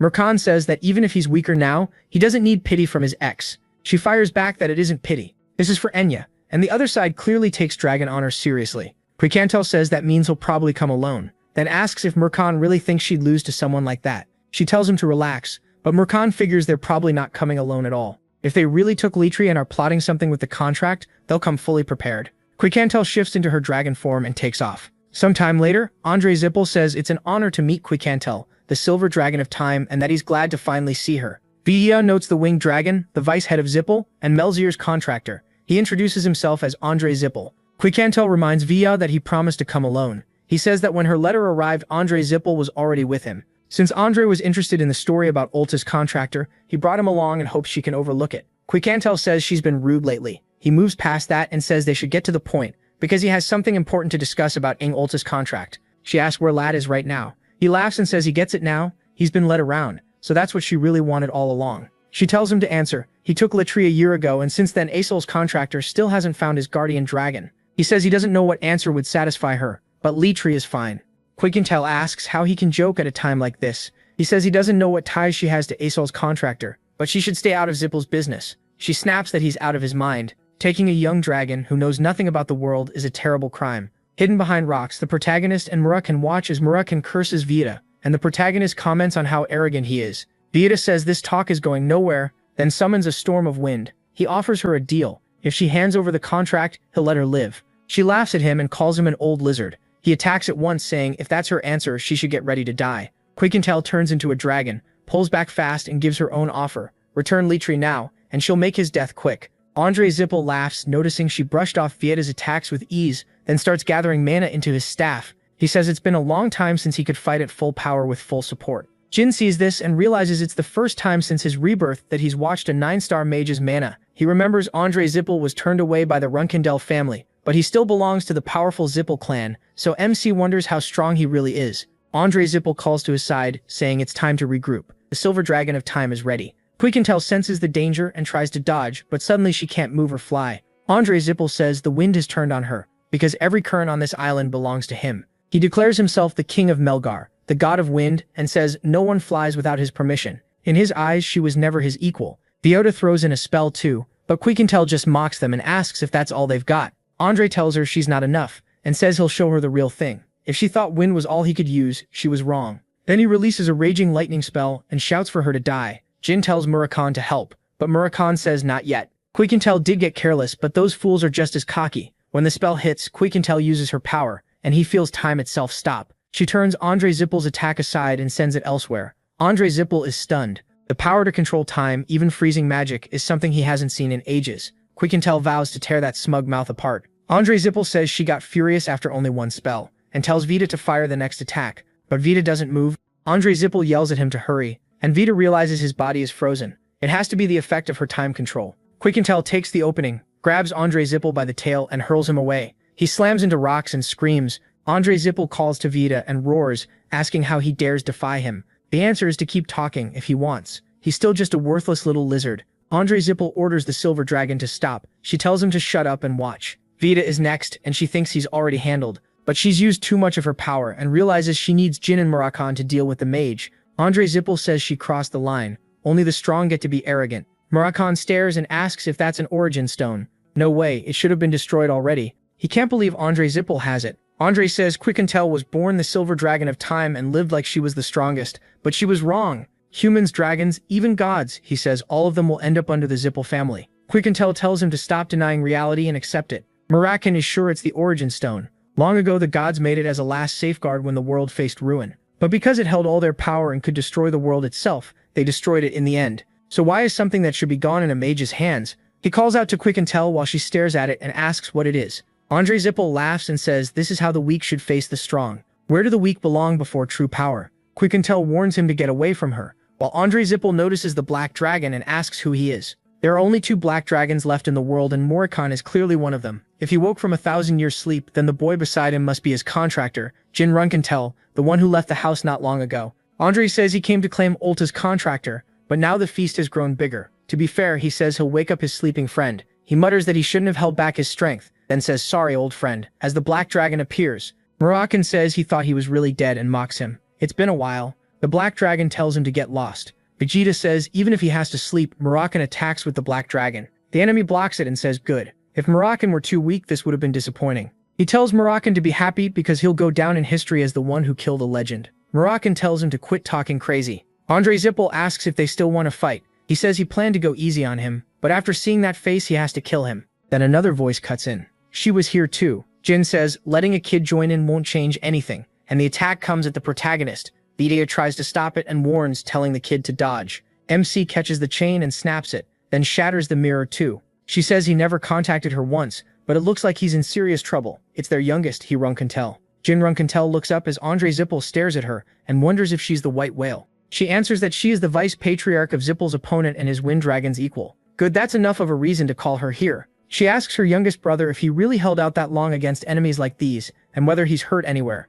The protagonist says he was honestly close to his limit and thanks her for coming. Then she asks Andre Zippel if he plans to keep standing there in silence, because she wants him to explain exactly what business he has with her younger brother. Jin thinks their enemies include the vice patriarch of Zippel and the wind dragon revived through an artifact filled with divine power. It was a shaky fight even with his older sister here, but now he finally feels safe. This battle is already over. Andre Zippel tells them to step back, but Murakhan arrives and grabs him. Andre recognizes him, and Murakhan says he's sorry. They controlled all the wind so he couldn't stop them. Still, Jin's got a great sister. If she'd come even a moment later, they'd have been finished. MC says they survived thanks to Murakhan, and admits he really didn't expect this. He thought the white whale might show up, but now one thing is certain. Andre Zippel says they broke their oath with Zippel. Luna Runkandel used magic, and Zippel won't let that slide. She says that's fine, but the truth is never making it back to his clan. Andre Zippel glares at her as his monster roars. She rushes in, drops him in one hit, and speaks. Every Zippel she's met has been full of hot air, and the vice patriarch is no different. Then she asks Vita if he's staying in dragon form. If so, that just gives her more places to cut. Vita turns human, and Andre calls out to him. Vita grips his magic spear and realizes that power isn't magic. It's more like authority with a demonic feel mixed in too. That's why the wind dragon is pushing so hard. She says he still needs time to truly use that artifact. Then she mocks them both. The vice patriarch of Zippel and the wind dragon, both depending on a cheap tool. She asks if they really think a thing like that can save them. Veda snaps that she's just an insignificant woman and lunges at her, demanding to know what gives her the right to talk like that. She fires back and the two keep trading blows, each trying to finish the other. Veda starts taking damage. She tells him this is the limit of his power, and he clearly has nothing else to show her, so she'll end it fast. She unleashes Jin's third final move, Meteor Shower. He explains that Runkandel's swordsmanship is the sword of a conqueror, violent non-stop and built on struggle, growth and pride. The spirit of Runkandel fills every strike. That's why their swords don't follow fixed forms. They exist for one reason only, to kill the enemy. He says there are secret moves and final moves too. As Jin thinks about the third final move, Meteor Shower, he sees it as both beautiful and terrifyingly strong. When the white whale attacks, Veda asks Andre if he's alright, and Andre tells him to get a grip. Andre can't understand it. She's not borrowing a god's authority through a contract, and she's not using some ancient relic either, so how can a mere human be this strong? Veda tells himself all he has to do is survive. If he lives, there's still a chance to turn this around. With the magical godstone, they can flip the battle. Even if he dies protecting Andre, he can just be brought back with it. So it's not over yet, he thinks. As long as he has the magical godstone, he can't die. With this, he's a god. She says she still has a long way to go before reaching her father's sword. Standing by Veda's broken wing, she thinks this should be enough to study, and it should also provoke him.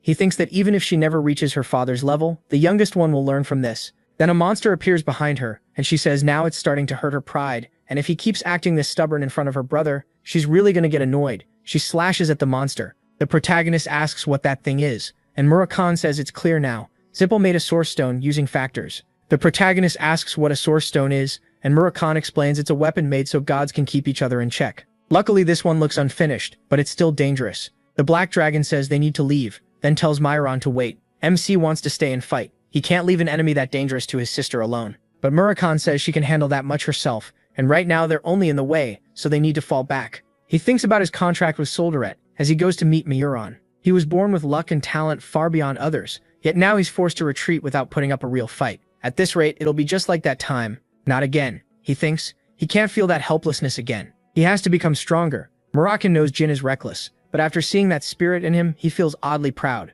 enough to want to bite him. Yes, that's enough, he thinks. As long as that fire in the protagonist's talent doesn't go out, he'll become the best. Until then, Moroccan will guard his back. He thinks of his contractor of 1,000 years. Luna asks if he really thinks changing his appearance means he can kill her. To her, he's just a pitiful man lost in his own fantasy. He attacks, but she blocks it and says there are 12 gods sealed inside her right now. He asks what exactly is inside her, then mocks her for carrying nothing but a sword, too small for someone like him to fear. He tells her to give up here and now, even if her father were present. No one could stand against him. Luna answers that for a swordsman, one sword is enough. She adds that if he had faced her with the magic he spent his whole life sharpening, he might have seen at least half of the martial power she built up. Then she says she'll show him, out of pity, what his crude toy can never reach, and what a sword becomes when it's honored and perfected. Vada thinks about her red aura. He's fought countless knights, but never one like this. Still, he swears he'll make this arrogant woman feel true helplessness. Luna strikes with Blood Moon. The impact on Vada is so huge that she thinks she might get dragged into it herself.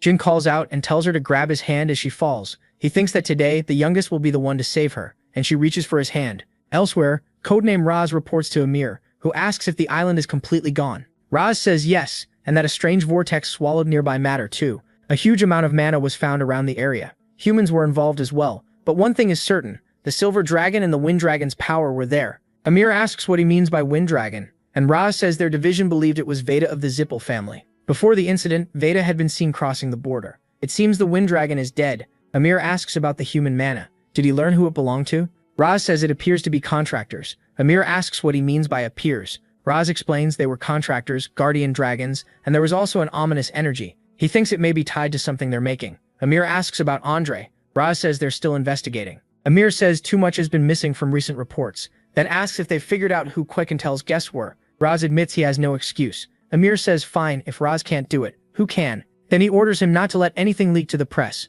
If they can't find Miyuran by tonight, file a missing person report. As he walks off, he orders more people from Special Affairs into Zippel territory. They need to be the best, even if the two sides are supposedly on good terms. Raz says Amir is blowing this up too far and that he isn't a patient man. Raz thinks he knows that well, then answers that he will meet the Emperor's expectations.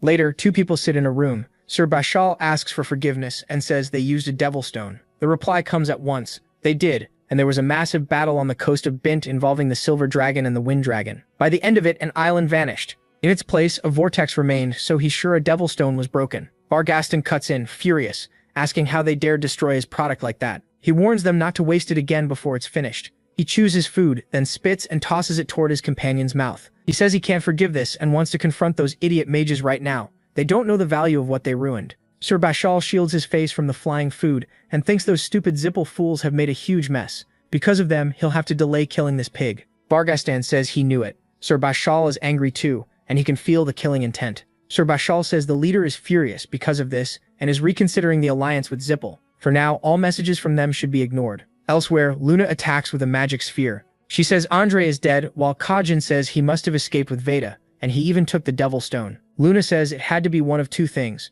The Silver Dragon's power was beyond what they expected, or someone else joined the fight. Kajin asks what that could mean, then brings up the Shadow Dragon, the one who killed the graveyard giant in Misha. If that was her power, it would make sense, and she wouldn't fear the Devil Stone. Luna asks who Misha is. Kajin says she's Murakan's sister. Then he adds that Quickentel was Miran's ex-lover, so Misha isn't a stranger to her. Luna says she understands, and now she knows what needs to happen next. Kajin asks if she wants him to go find her. She says that's impossible. If black dragons want to hide, no one can find them. Then she laughs and tells him to stop acting like a baby. It's still a shame they lost the Devil Stone. Kajin says she's calm even though her younger brother died. She answers that of course she's sad, but she always knew this could happen. What shocked her more was hearing he went to Chiron's banquet without telling her. Kajin calls that a lie and says the maker of the Devil Stone should just build another one. Without it, they can't take over the Runkendel family before Chiron dies, and the same goes for the Black Kings. She says she doubts he's the only one upset over this. Kajin tells her to stop acting like a child. If she wants to rule the world, she has to handle at least that much, especially if she wants to become this world's god. Sometime later, Jin knocks on Gilly's door. She answers from inside and asks for a moment. When she opens it and asks who it is, he says they're back, Gilly, and asks if she can make them something to eat. They couldn't eat anything on the flight home, and Lady Luna is with them too. Murakan chimes in, asking for strawberry pie. Miran fans Gilly as she blurts out that the young master is getting kicked out. Quinella says Gilly just has the wrong idea. She worries about him too much. MC says that's because Gilly cares about him too much. Then Kashmir Alphan Runkendel arrives, sees the guests, and asks who they are. MC introduces Luna as his oldest sister, and she greets the famous noble sword she's heard so much about. He says calling him that is embarrassing, and Kashmir serving him is already an honor. Then he introduces the other guest, Enya, guardian dragon of the Silver Dragon. Quickentel? Kashmir realizes there's another dragon involved. He greets her politely and introduces himself as Kashmir Alphan Runkendel, leader of the Seven Colors and an ally of young master the protagonist. This time, he tells himself not to mess up. MC quickly apologizes, saying he should have told him ahead of time. Kashmir brushes it off. They're already on the same side. Quickentel asks where Enya is, and Kashmir says he was just about to explain. Latri returned 3 hours ago. Jin asks if it was today, and Kashmir says yes. Latri is with his daughter and Enya now. But something is strange. Latri remembers nothing from the time she was gone. Latri asks if she was kidnapped. He says no, but she's sure something happened. She brings up Virate refusing to teach her dragon language magic, and asks what came after that. Murakhan points out that Latri looks far too fine for someone who was threatened by the Zippel family. Maybe she really wasn't kidnapped. Luna shuts that down. She says she got a confession from them herself. Kashmir says they're wiping away the proof. Jin asks what he means, and Kashmir explains they're probably erasing everything tied to the Zippel family's special tricks whenever things go bad. Then Kashmir asks about the Devil Stone, and Jin says it's an artifact the Zippels have. Mercantile explains it belonged to the Zippel family's vice head and the Wind Dragon, and that it can absorb god contractors. Kashmir thinks about how far they've gone and wonders why they would need something like the Devil Stone. He decides there's only one answer.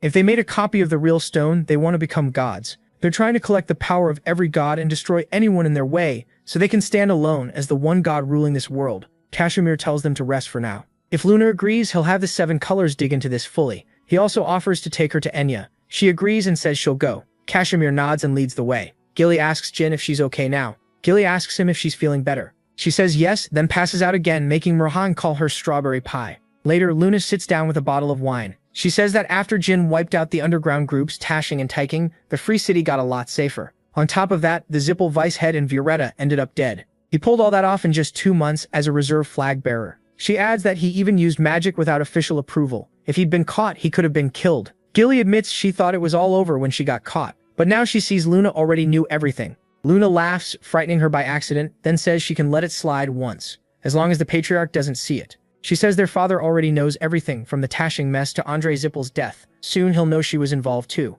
Gilly worries that this could turn out really badly, but Jin arrives and tells her not to panic. He has a plan. He says he's going to face their father with his oldest sister. Luna asks if he planned that from the start, and the protagonist says yes. She asks what he's going to say, and both of them go quiet while Gilly asks who he plans to meet.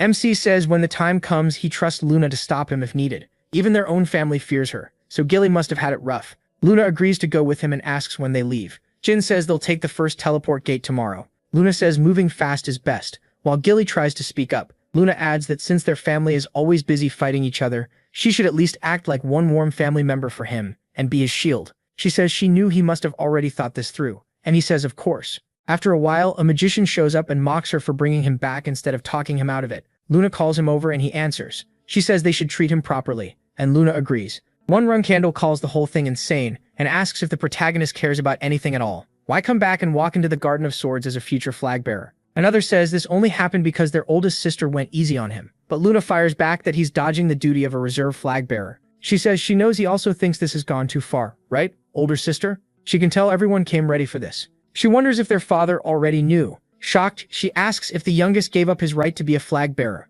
Then she jokes that after hitting puberty, maybe he got curious about what comes after death. Still, she says he can't die yet. He still has to fight her when he grows up. Then she asks Luna why she brought him here. Luna says she didn't. He came by himself. The reply is sharp. She should have stopped him instead of being careless, just because he's Luna Runkandel. She says she doesn't even know where their father is, which makes them ask why she wants to know. Jin realizes even Luna can be hard to deal with. Luna asks if he came to see their father. MC says yes and addresses his second oldest sister, while another brother laughs and says he really wants to die. He survived before only by luck, so did he start thinking too highly of himself, just because he was a little better than the Tom siblings. Luna draws her sword and blocks the way. The blade at her sibling's neck. She orders the first flag bearer to put her weapon down. It's the Patriarch's direct command. She reminds them that their father called for the reserve flag bearer to come alone, and if Luna won't obey, she won't move either. This is the last warning. Drop the weapon. It's an order from the Patriarch, and if she resists, she'll be killed. Jin tells his oldest sister not to worry, while everyone braces for a clash. Then she turns back to him. Speaking as a Run Candle, not just their father's son, he says he came to tell him something, and nothing bad will happen. Luna tells him to go. The protagonist heads inside the castle. He thinks his other siblings don't really understand their father. Yes, a reserve flag bearer isn't supposed to come home, but he doubts their father cares much about rules like that. Jin believes that if he gets the same chance to explain as before, like the last time, when his father put a hand on his head and said it was a good question, then everything should be fine. With that thought, he reaches the study and knocks. When MC enters, his father says maybe he expected too much from him. He reminds him that he gave him 5 years and asks why he came back so early. Jin remembers hearing that his father's sword energy erases his enemies completely. He also sees the aura sword in his hand and wonders if this is a warning of what will happen if he draws his own blade. For a moment, the protagonist feels his father may be even more dangerous than he thought. His father says he won't ask twice. Why is he here? MC knows he can't start with an apology, even if it costs his life. He steadies himself and says he came because he missed him. His father thinks about hearing words like that from his children before, and decides it isn't so bad. Then he says he has gotten soft and childish after living outside. He answers that it's not because of the outside world, he's always liked him. Then the protagonist wonders if his father is reading that as killing intent and worries. He said the wrong thing. His father nearly laughs. Surprised, he tells MC to stop the nonsense and get to the point. So MC reports that Andre Zippel, the vice head who insulted him at the banquet, is dead. His father asks if he killed him. The protagonist says no, Luna did, though he played a part. Then he asks permission to explain everything that happened, and a few other things he wants to discuss. His father agrees, tells him to sit, and comes down to join him. Sitting across from him, MC's father says MC has done quite a lot in a short time, from Arn to Bement. He asks if MC came because Andre's death might cause trouble inside the Zippel family, since their second-in-command is gone. He says Andre wasn't their real second-in-command. He acknowledges Luna's strength, but says Andre, as vice-head of the only family that can rival Runkendal, felt too lacking. His father agrees, Andre was only the vice-head, not the true second-in-command. There's someone above him after Kellyark, but he can't tell Jin more about that yet. The protagonist thanks him for confirming what he suspected and says his father still hasn't heard the most important part yet. His father asks what that is, and MC says they used a strange artifact. His father asks about it. His father asks what kind of artifact he means, and Jin answers that it was the Devil's Stone, the name Andre Zippel used. He says the info he found points to it being a copy of the Origin Stone, a relic the gods made long ago. His father then asks about the Origin Stone and whether Murakhan told him about it. Jin says yes, he knows about that, and he also knows his father can use mana. His father asks if he really thought he could hide that from him. The protagonist says he figured his father already knew. He just didn't expect him to know about Murakhan too. His father laughs and says the part about Murakhan was only a guess at first. Later he confirmed it himself. Then he asks who Butterful Runkondel is and starts laughing, saying they turned the Great Black Dragon into nothing more than a cat. Then he says the fake Origin Stone is serious information, and Jin should report it to Luna too. MC thinks about how dangerous that power could be. He has no idea how far the Zippel family has taken it, or whether the rulers of the Black Sea know about it. He starts thinking he may need to go there himself. His father says he'll let this rule-breaking slide once but wants something in return, and asks what Jin wants. He asks that no one else from the Runkendel family be allowed into the independent city Tikan for the time being. His father asks if that's the place the protagonist secretly settled in, and MC confirms it. His father agrees but says MC has to pass a test from Tikan's hidden master, Kashmir Alphone, to prove where he stands. Jin says that if he passes, no Runkendel will enter Tikan without his approval. His father gives him 1 year to prove himself and win over the man who once refused to become a Runkendel instructor. Kashmir Alphon arrives, agrees, and his father settles it. Afterward, Kashmir thinks about Kiran Runkendel, the strongest knight in the world, and wonders if anyone could be more dignified. Just looking at him makes his stomach hurt. Still, he reminds himself Kiran is only a guest in the Runkendel mansion, so there's no reason to be afraid. Kiran greets Kashmir with respect, but Kashmir quickly asks him to drop the noble sword title and just call him Kashmir Alphon. He feels awkward with all that formality in front of Kiran. Jin calls out to his father, and Kiran tells him to continue. He says his bond with Kashmir Alphon is like a shared fate. He says he has already proven that connection, so now it's time to keep the promise. Kashmir quietly wonders what Jin means by shared fate. Kiran questions him too, saying that kind of wording makes it sound like Tikan belongs to the Runkendel family, or that Tikan and Runkendel are becoming one. Kashmir catches that meaning at once and realizes Tikan's independence is on the line. Even so, Kiran stands firm, despite the idea that the protagonist may have tricked his father. Jin cuts in and rejects that claim, saying he was simply lucky. Kiran accepts that and declares that from now on, no Runkendel member may enter Tikan without MC's direct approval. MC thanks his father and leaves. Kashmir thinks that from now on their fates are tied together for good. Kiran tells Jin to go if he has nothing else to say, since he has private business with Kashmir Alphon. He says he'll wait outside. Kashmir asks to speak briefly, and Kiran allows it. Kashmir says it's an honor. Outside, Daytona and Haytona rush over to the protagonist and ask if he's okay. MC stares at them and asks why the Daytona brothers are here.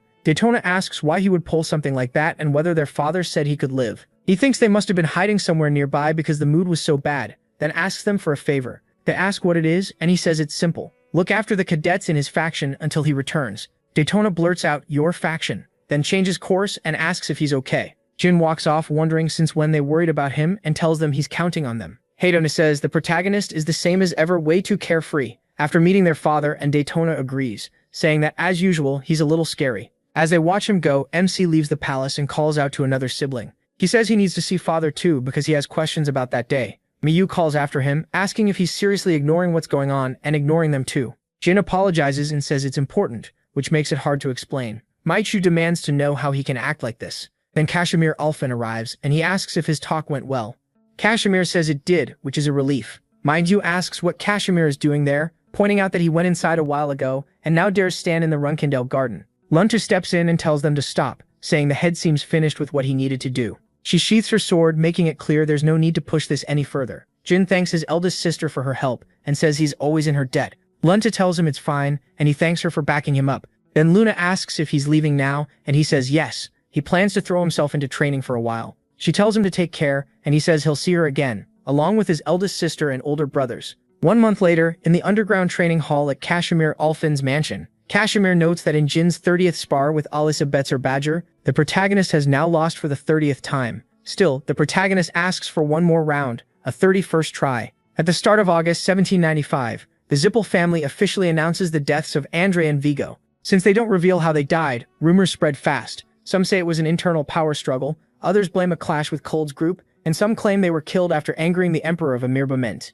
But the rumor people trust most is that they died fighting the Runkindel family. Soon everyone starts talking about a coming war between Zippel and Runkindel, magic against swords. The answer may depend on which neutral forces pick a side, and when. Meanwhile, a yellow-haired aide reports that the Prince of the CH Kingdom and 5 second-rate mercenary groups have asked for support and sent gifts. Kashmir Ulfin tells them to return the gifts, accept the requests, give the kingdom a fine sword, and make sure the prince gets the throne. The aide answers that they'll send an 8-star guardian knight. Kiran Runkindel remarks that all of this started because his youngest caused trouble on one of those deserted islands. He says the boy is already moving the family. Then he orders Knight Khan to head to the Black Sea again. After Khan leaves, Kiran adds that if Kashmir Ulfin sends a letter, it is to be brought straight to him. Khan accepts the order at once. Elsewhere, Jin keeps training with his sword and tells himself the 1000th swing should feel like the first, but he still isn't satisfied. He knows that without Luna, he would have died back there. Looking at the 15 years since his regression, he sees that he has reached 5-star level in both swordsmanship and magic, and he's close to that point in shadow energy too.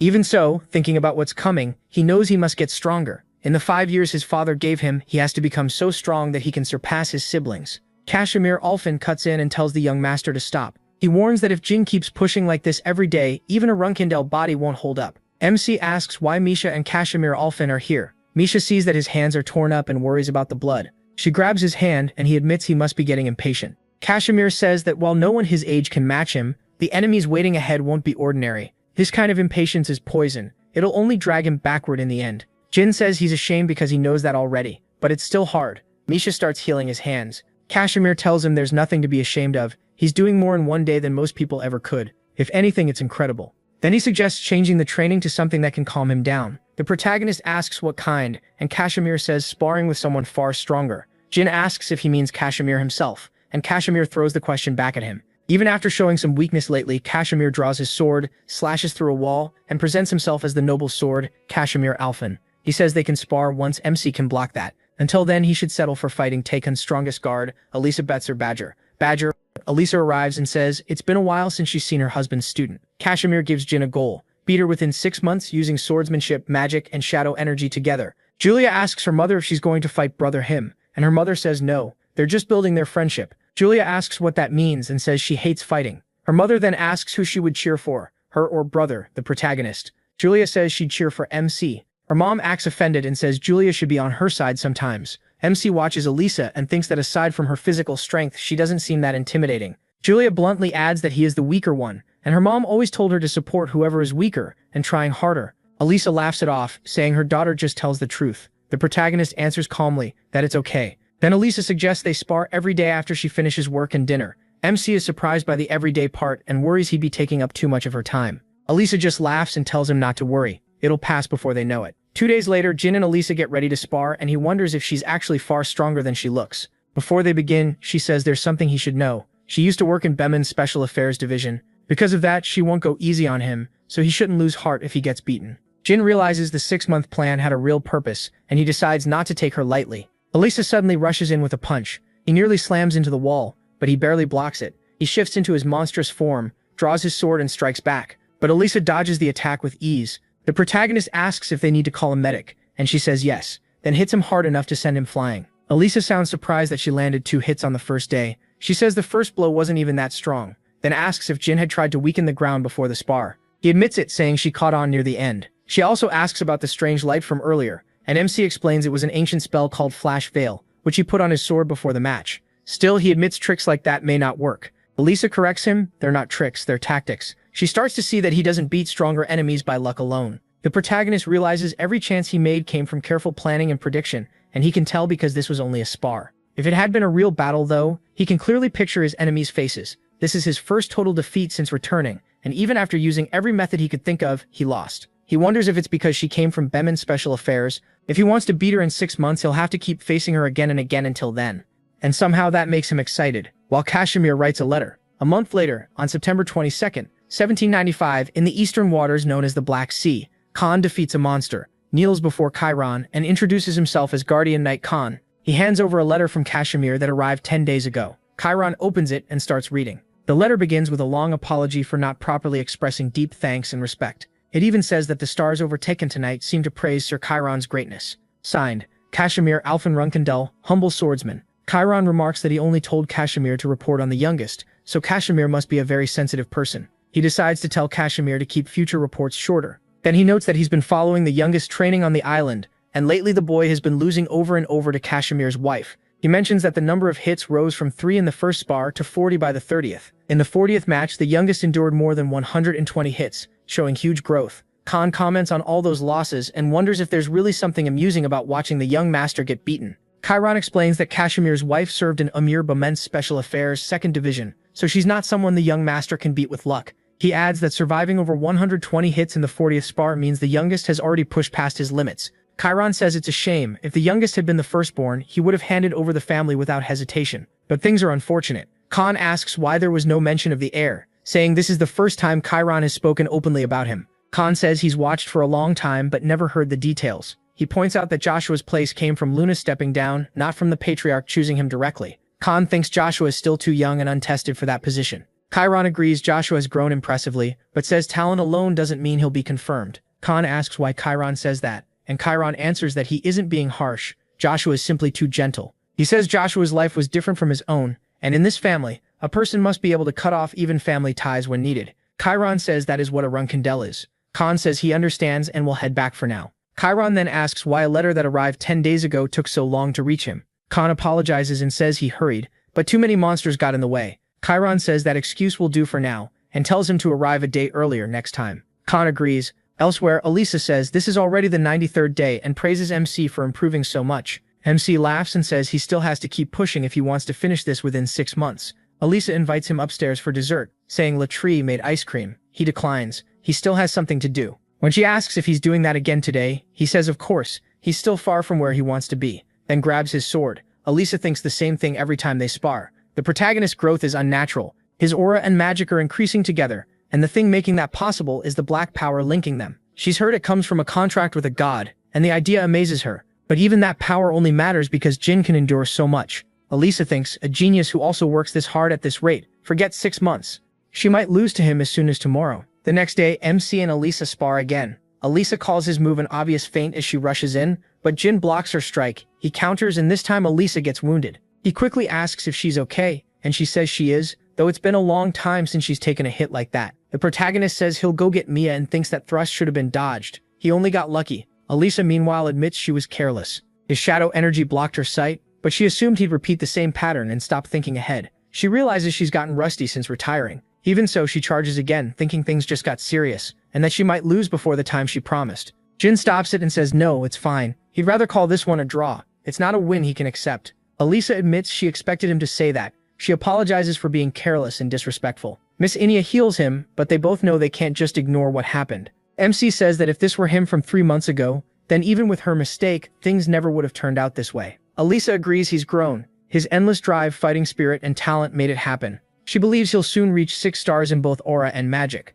and when that happens, everything will become clear. On December 1st, 1795, Jin asks Murakhan why he bought so many popsicles and whether this cold. Murakhan says cold food tastes best when it's freezing out, and strawberry pie wanted some. He asks if he's trying to make Gilly's stomach burst. Just then, Kashmir arrives and calls for the protagonist. He asks if they can talk about work for a minute. Kashmir brings up Vishkali Hamo, the acting head of the Abeno family, the only gifted one in a house that's been falling apart from lack of talent. He says he looked into him. Before explaining, Kashmir asks whether Jin knows about a group called Kello. MC says he ran into them during a mission back when he was a cadet, so this should be quick. Kashmir says he can't be certain, but Vishkali Hamo may be tied to Kello. He visits the Karano Principality once a week, and every time he goes he stops by a workshop with the odd name Explosion is Art. The owner is Bubari Gaston, and from what Kashmir found, Gaston is one of Kello's executives. That suggests the two are close. Kashmir adds that the link seems even more likely because Vishkal brings bread and food every time he visits. That would mean Gaston outranks him, which may explain why Vishkal stepped in personally at the banquet.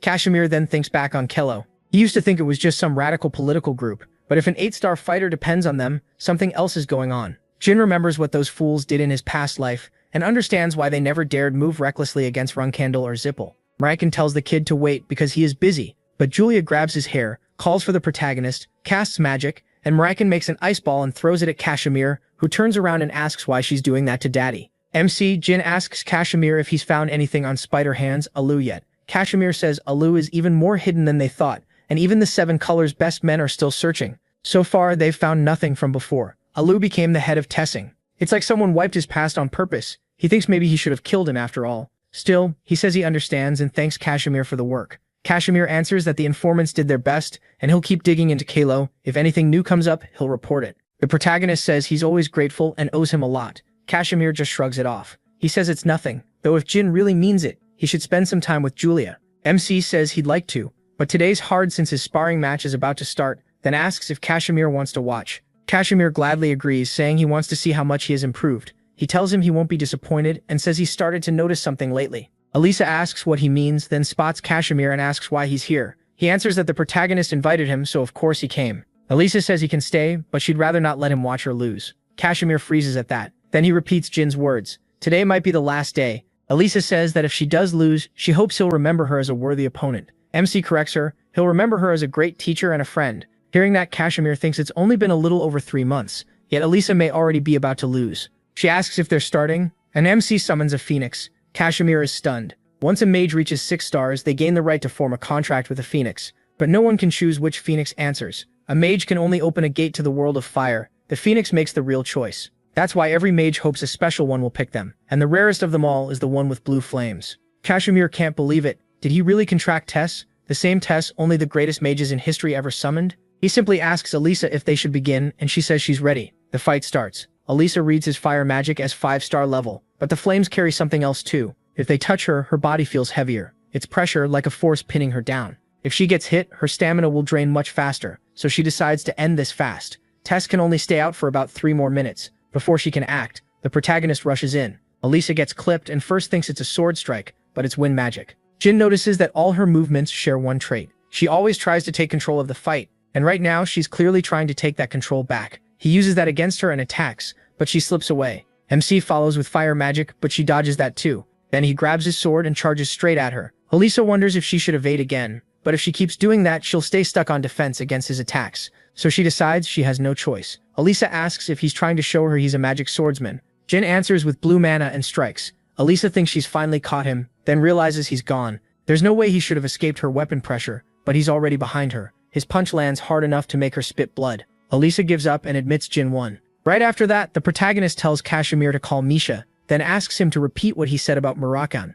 Murakan confirms it. MC really did beat Elisa in a match. He says that alone is shocking, since taking down someone from Baxavision's Special Affairs team after just 3 months is unbelievable. Then he stops himself. No, that's not the real surprise. What matters is what he summoned. Kashmir asks what he means, and Murakan blurts it out. A phoenix. He summoned Tess. Everyone is left stunned. Elisa admits she overdid it and used an aura shield to force a win, but that ended up helping the protagonist beat her. She can't believe he got behind her twice and asks when he planned it. The protagonist says he set that up from the very first match, though he knows it sounds arrogant, and pours water over his head. Elisa laughs and says that kind of answer does sound like MC. He thanks her sincerely for everything she's done. She says she had fun too, and asks if he knows how proud she is. Then she asks how it feels to beat someone from the special division, before turning 16. Murakan suddenly calls out to him and Jin says he heard him. Murakan urgently tells him to call Tess right now. The protagonist summons the phoenix. Quick Countel immediately bows and greets the Master of Flame. Murakan notes it's been a while, but Tess suddenly smacks him in the face with his beak.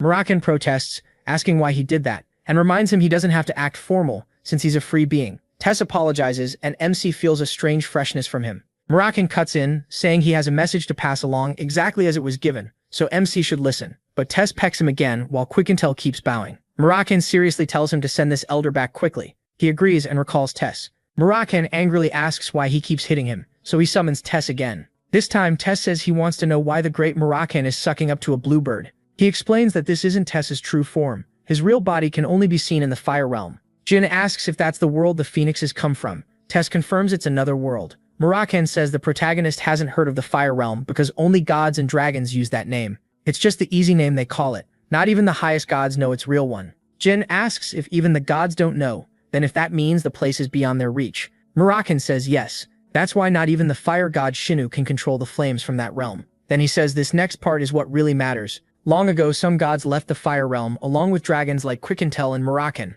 At some point, a few gods started getting on Tess's nerves. That was when everyone saw his true power. An enraged Tess burned 5 gods and several dragons where they stood. Jin is stunned. If Tess is that strong, then how powerful would someone need to be to use all of that? Moroccan says it's impossible. No matter how strong the contractor is, they can't bring out all of Tess's power. It doesn't matter who they are. No one can fully wield the power of a being from another world. Moroccan says it's like a penalty. That's why the gods who came here were limited, and it's also why Tess can't use his full strength in this world. Then he adds that if someone like Moroccan tried to handle it, he'd just burn to death. Jin asks how a dangerous old monster like that can be summoned so casually. Does Tess know how shocked they all are? If he gets mad, it feels like he could burn them alive. The elder says if he meant to do that, he wouldn't have chosen MC in the first place. Then Moroccan passes along Tess's message. He likes him very much and congratulates him. Jin realizes Tess is far greater than he first thought, maybe even beyond Shinu, the god who rules all fire. He compares Tess to Kel, Shinu's contractor, and to the guardian dragon Kajin, then understands one thing: fire of any kind won't work against Tess. That blue flame could be a huge advantage in the coming fight between Runkandel and Zippel. Then the story moves to January 2nd, 1796. Chiron says Jin being chosen by Tess is interesting enough, but phoenixes don't concern him much. What matters to him is what was written about the protagonist's swordsmanship. He let MC use magic and shadow energy before, but he is still a Runkandel. He calls for Knight Conan, who reports that Ron has a grandson. Conan says he received information about the Heron family's grandson a few days ago. Chiron says the timing is lucky and Conan agrees. It concerns the competition. On the list of fighters, Dante entered under a fake name. It's the Cosmos Tournament, a combat event run by pirates. Chiron remembers that 10 years ago Mary took second place there. It was her first loss, and 2 months later she came back for a rematch and brought the youngest with her. This time with so many people watching, Jin won't be able to use magic or shadow energy. He'll have to win with the sword alone. Chiron believes facing a genius who's sharpened his swordsmanship will make the youngest realize one thing. As a Runkandel, he has to prove himself with his blade. Sometime later, Moroccan arrives and politely asks the protagonist if he can look at a document. The protagonist asks what it is, and Chiron explains it's an application to enter. It was an entry form for the Cosmos competition. MC was confused. Why join some pirate tournament? Moroccan said he set this up because MC had been pushing himself hard lately. He also heard through the 7 colors that Dante Heron would be there. Moroccan explained that Dante's grandfather, Ron Heron, once stood on the same level as Chiron before becoming head of the family. He also said Dante is Ron Heron's favorite grandson. Then he asked if he wasn't curious how strong Dante really was. Jin paused to think. After a moment, he asked if he really had to enter. Moroccan answered, "No, young master, the protagonist. But think it over. He's the future head of the Heron family, and you may never get another chance to cross swords with him." MC gave in, saying if Kashmir Alfen was pushing this hard, he had no choice but to join. Kashmir thanked him and said he made the right call. Jin finally understood and asked to speak with Kashmir Alfen alone. As Kashmir started to leave, he wondered if this had all been arranged behind the scenes. If they wanted him to face the Heron grandson on purpose, then swordsmanship had to be the main point. He also noticed Kashmir Alfen seemed busy with a lot at once. Kashmir Alfen said he had to leave the next day, so the timing was tight. Jin politely excused himself and Kashmir Alfen replied, "Then have a safe trip." He turned to go, but the protagonist stopped him. "Wait, sir." The scene then moves to the Bato Empire, on a southern island. There, Jin thinks this is the first time he's handled something alone since going to Mammoth, and this place feels even worse than Mammoth. The Cosmos competition, a fighting tournament held in a place like this, lets people kill their opponents, use any weapon, and even poison or assassinate them before a match. MC can't believe the Heron patriarch would allow a grandson of that family into something this filthy. Still, getting to fight Dante even once makes it worth coming. He figures it'll be good experience, complains that the place smells awful, and decides to enjoy himself. Pirate King Cosmos asks who he is. Jin says he came to enter the tournament. Cosmos tells him registration is closed and orders him to get lost. He even says it'd be better if he died on the way back. He pushes back, saying he heard signups were open until sunset. Cosmos snaps that he's not in the mood to deal with applications and asks if the protagonist can't understand that. He says he's busy, so Jin should stop bothering him and leave. When Cosmos demands to know what he's still doing there, MC throws coins at him and lands a punch. Then he asks if that's enough and tells Cosmos to write his name down. Cosmos flares up and shouts, but then admits he's got guts and he likes that, so he agrees to register him and writes the name down. After that, Cosmos hands Jin a slip and says he's in group 13. He tells him to take it inside, where the others will kindly guide him and welcome him with romance and love. Later, a hooded person takes the paper and calls out group 13. The protagonist, using the name the protagonist Gray, tells them to pair him with someone decent. If nobody fits, they can throw him to the sharks. The hooded man remarks that there are a lot of young fighters this year and mentions another one, the punk who beat up the captain. He says it's a shame they aren't in the same group because he wanted to watch them fight each other. Still, he wishes Jin Gray luck and says maybe they'll meet in the finals, if MC gets very lucky. Then he points out where group 13 should go. He adds that he'll see him later if he survives. The protagonist asks where his room is, and the man tells him to figure it out himself. Jin notices each room already has 2 or 3 people. It feels less like a tournament and more like a survival game where the organizers want the fighters to kill each other before the real matches even begin. Someone in the room demands to know who MC is and points out there are already 3 people inside. They tell him to get lost, but MC says he'll count to 3, and by then everyone else should be gone. He starts 1, 2, 3 while they curse at him. He attacks back. When another man enters, he grabs his sword and asks who still wants to stay. A bunch of thugs rush him, shouting for him to die, but he cuts through them. He thinks this lawless place is still not as bad as Mammoth, and for now, he won't be sleeping. The hooded man returns, annoyed, and asks if Jin plans to wipe everyone out before his match. The protagonist says this was only the appetizer before the main course. The hooded man admits he thought MC was just an arrogant fool, but Cosmos was right. He's intense. Then he explains why he wanted Jin placed with the stronger guys. Groups 1 and 2 are about to start, and he will face some of those fighters later, so he can go watch the matches if he wants. He even offers to escort him himself. He warns that swords aren't allowed in the stands, so the protagonist should just sit and watch. Jin thinks that sounds fine. A huge crowd has gathered, and MC doubts anyone here will know his face. Still, he realizes he should have been more careful with his disguise. That thought sticks with him. Nearby, someone asks if the others heard the rumor that half of Group 13 got beaten up and whether anyone placed a bet on the one who did it. Another says that aside from that, there's also talk that a reserve flag bearer from the Runkendell family is in the tournament. A woman in a green dress asks what a Runkendell reserve flag bearer even is and why one would come here. Her friend says he heard it from Cosmos pirate executives while drinking with them yesterday. He says one of the fighters is a strong kid, and if the rumor is true, he's from the Runkendell family. Laughing, he guesses it could be Daytona, Haytona, or him. He says if it's him, that'd be great. People went wild when that kid reached 5-star. The protagonist thinks it makes sense. They know his name, but he's surprised they know about the Tona twins too. Then he figures their names spreading around was only a matter of time. If they really are here, he plans to find them and stick them with Night Watch while the fireworks start. Just then, Pirate King Cosmos steps up and calls out to everyone in the arena. He asks if the weight nearly killed them and introduces himself as the Pirate King Cosmos. Laughing, he says all these people came just to fill his pockets and clearly don't know how to take care of themselves. Then he cuts the chatter and starts the event, saying each of the 13 groups has 14 fighters for 182 martial artists total. He announces the first match and says one fighter had reached the octafinals before. His opponent is the cute brawler from the Shark Pirates, Mesa, a first-timer this year. Then he introduces the pretty-faced boy swordsman, Paul McGinn. Rand comments that Paul McGinn is really young. There are lots of young fighters this year, but this one looks too young even for that. Maybe 13 or 14. Rand thinks bringing in a kid like that is insane. A scar-faced man suddenly mentions another fighter, not the boy but the idiot who beat up the captain. Then the signal comes and the fight begins. Paul McGinn moves in a flash and slices his opponent's neck. Cosmos blurts out asking what just happened and whether anyone even saw it, cursing the shark pirate fool. Someone else says the man's head just dropped off. Jin realizes Dante Heron was beheaded in an instant by sword energy. Verdun declares the match over and names Paul McGinn the winner. He gets excited, calling it a real fight, and says he's putting all his money on Paul McGinn while loudly cheering for Dante Heron.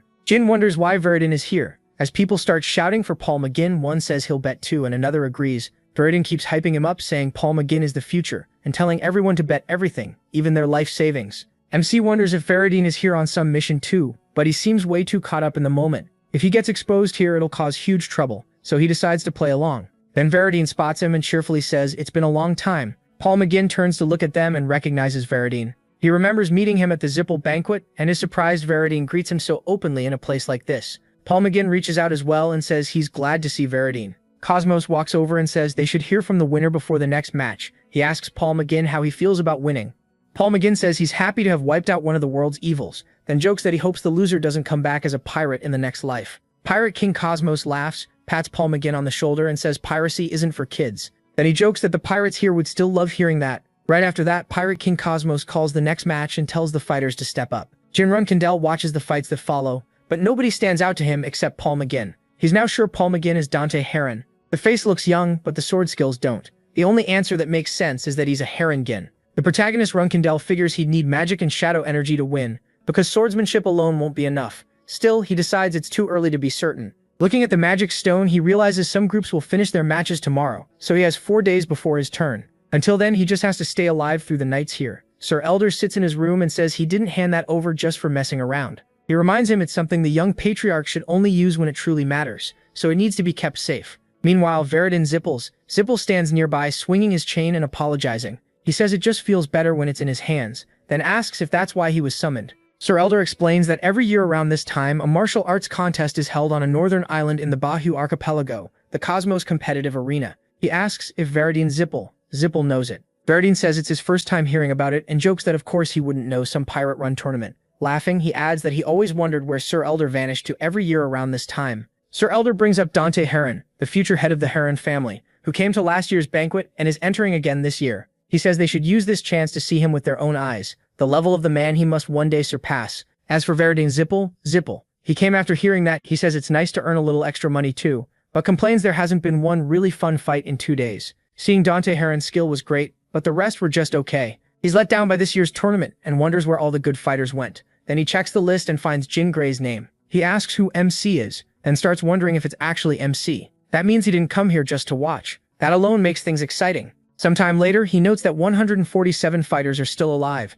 and 35 are already dead. Dropping down, worn out from battle, he notes only 5 died in matches. Everyone else was killed outside the arena. He expects fighters from other groups to break in soon, so he can't relax for even a second. He thinks about what happens if he falls asleep, remembering his no-s sleep training as a cadet. But lasting 3 days in this empty place without hiding their presence is something else. Anyone trying it must really trust their skills. Then Paul Mick cuts in, saying it's rude to ask this on their first meeting, but he wants a moment to talk. Jin Runkindel thinks of Paul Mick, or rather Dante Heron. Paul Mick asks for a little time to sleep and says he'll keep watch tomorrow so the protagonist can rest then.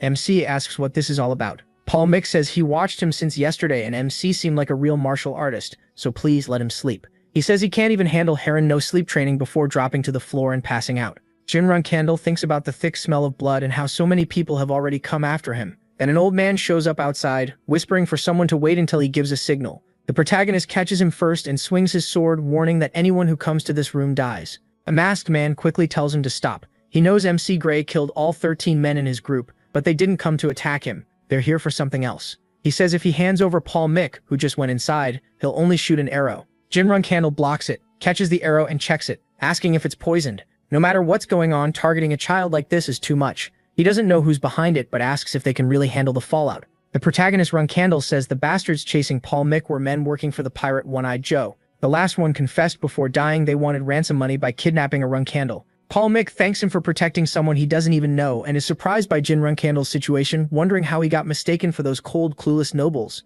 Then he asks where MC was in all this. He says he should explain since he owes him. He says he is noble, like the kind they were after, though not a Runkindel. They can just think of him as some noble from Bummelpunt. He apologizes for not being able to share more. Paul Mick thanks him again, says he owes Jin Runkindel his life, and asks how he can repay that debt. An eye for an eye, a life for a life. From now on, whenever the protagonist is in danger, he'll protect him with his own life no matter what, and he swears it on his honor. MC tells Paul Mick to figure the rest out himself. He needs sleep first, so just wake him before Group 13's matches. He notes that Paul Mick protecting him right now has nothing to do with that vow, so there's no reason to worry. He thinks Paul Mick may seem cold, but he's the kind of man who fights for someone he just met already like a good friend. Then another attacker rushes him and Paul Mick strikes back first, dropping him. Once again, Paul Mick ends it in a single blow and is declared the winner. The crowd erupts with chants for Paul Mick. At the same time, people call the protagonist Gray another top threat, and soon the protagonist's name starts ringing out too. One person says MC Gray is amazing and might even be stronger than Paul Mick,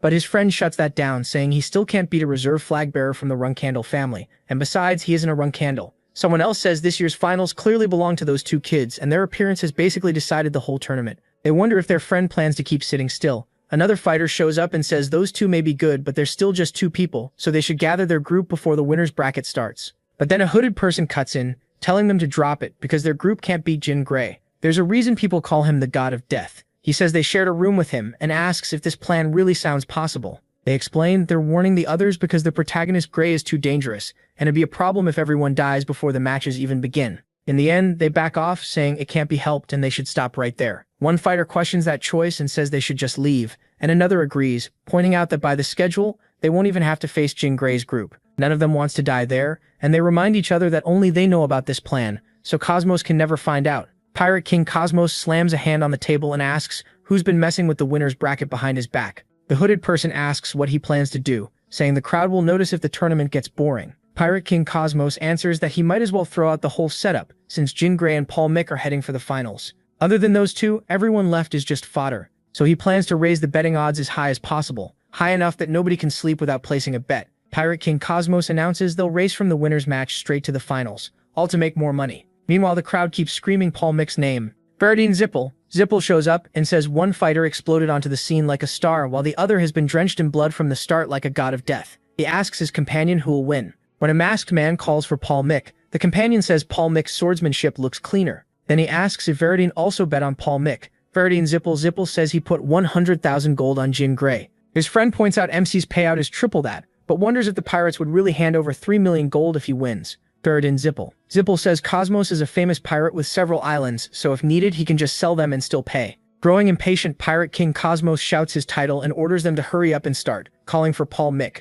Someone in the crowd yells for him, calling him Group 13's Grim Reaper, and people start tossing wine mugs and rotten vegetables. Pirate King Cosmos thinks he'll double next year's entry fee, then says enough talking, bring them out. Paul Mick steps into the arena, then his opponent is announced, the mysterious young swordsman from Group 13, the protagonist, who comes out as well. Veridine Zipple loudly says he believes in the protagonist and puts all his trust in him, while the protagonist wonders why he keeps shouting that. Pirate King Cosmos says there's no reason to wait and starts the match. Paul Mick says he'll fight seriously, and MC draws his magic sword, telling him to come at him with everything. Both rush in at once, trading attacks as they try to bring the other down. He thinks his opening strike was fast enough, so now he holds back his strength and only speeds up when he needs to. That means he has to keep up with Paul Mick's pace. Someone says seeing a fight like this here is unreal. Another person yells for them to keep going, asking how anyone could call this a kid's fight. Paul Mick admits Jin Gray is holding up better than expected. If the protagonist Gray has a hidden move, he thinks now is the time to use it.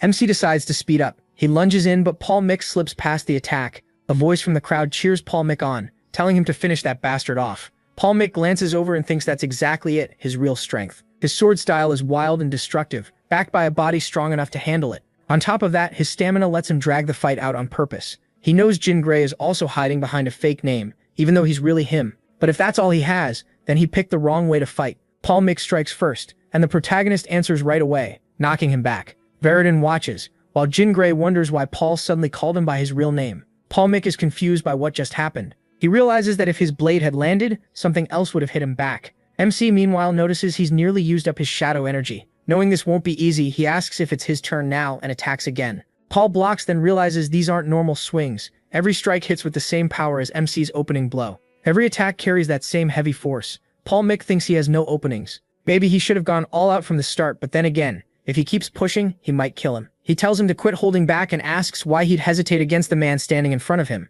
He declares himself a Runkindle and warns Dante Heron not to make the fight shameful. Dante accepts, admits he showed a weak side, and asks if the protagonist will face him again as they clash once more. Jin Gray and Paul Mick keep trading blows, each trying to put the other down. MC attacks again and drives him back. Paul roars and rushes in to answer, but he strikes first again. For a second, the look on his face makes Paul flinch. As Paul tries to fight back, the protagonist thinks he should be at his limit by now, and wonders how he's still standing. To Jin, Paul Mick is a once-in-centuries genius, a talent that seems blessed by the gods. But Paul was born in a weak, fragile body, a poor vessel for gifts that great. MC knows that pain well. He went through hell because of his own curse, and that's why he understands Paul Mick. Dante Heron. He remembers the lonely suffering, the endless dark, and the despair of looking down at a thin, broken body. He attacks again. Paul blocks and thinks about how many times he pushed himself to the edge of death to come this far. Then he forces him back. Furious, Paul charges again, thinking of the protagonist Runkundle. The 13th child of Runkundle was born with everything. As Paul attacks and MC blocks, Paul thinks MC has the body, the talent, all of it, yet somehow he still feels desperate.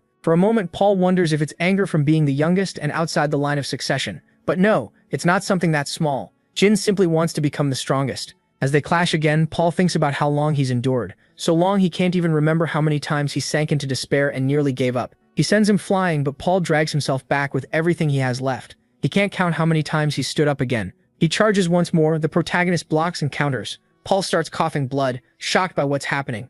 MC notices Dante Heron's body starting to break apart, but he still doesn't pull back his blade, even as cracks spread through Paul Mick's body. To stop now would only insult him, so Jin drives him back. Then he apologizes and asks him to understand, before bringing his sword to Paul Mick's neck. Paul suddenly laughs, making him stop. Finding the whole thing amusing, Paul collapses. Runkandel calls for a medic, and Veridin steps in. Paul checks his condition and says it's worse than he thought. He tells the protagonist not to panic. He'll make sure Paul Mick lives, and starts healing magic. MC calls to Veridin, and Veridin tells him to just watch. But Jin quickly sees it's already too late. Paul Mick's body is far past what normal healing magic can fix. It isn't just his bones, his organs and everything else are damaged too. Even his aura is out of control. He realizes healing magic now would only make Paul Mick suffer more. Veridin tells him to listen closely and shows him a chain, saying this stays between them. Another warrior rushes over and warns him not to use that, saying it shouldn't be touched. Veridin brushes him off and tells him to cover them with his cape, and the man obeys. Veridin mutters that the guy has no sense at all, since he clearly can't read the room.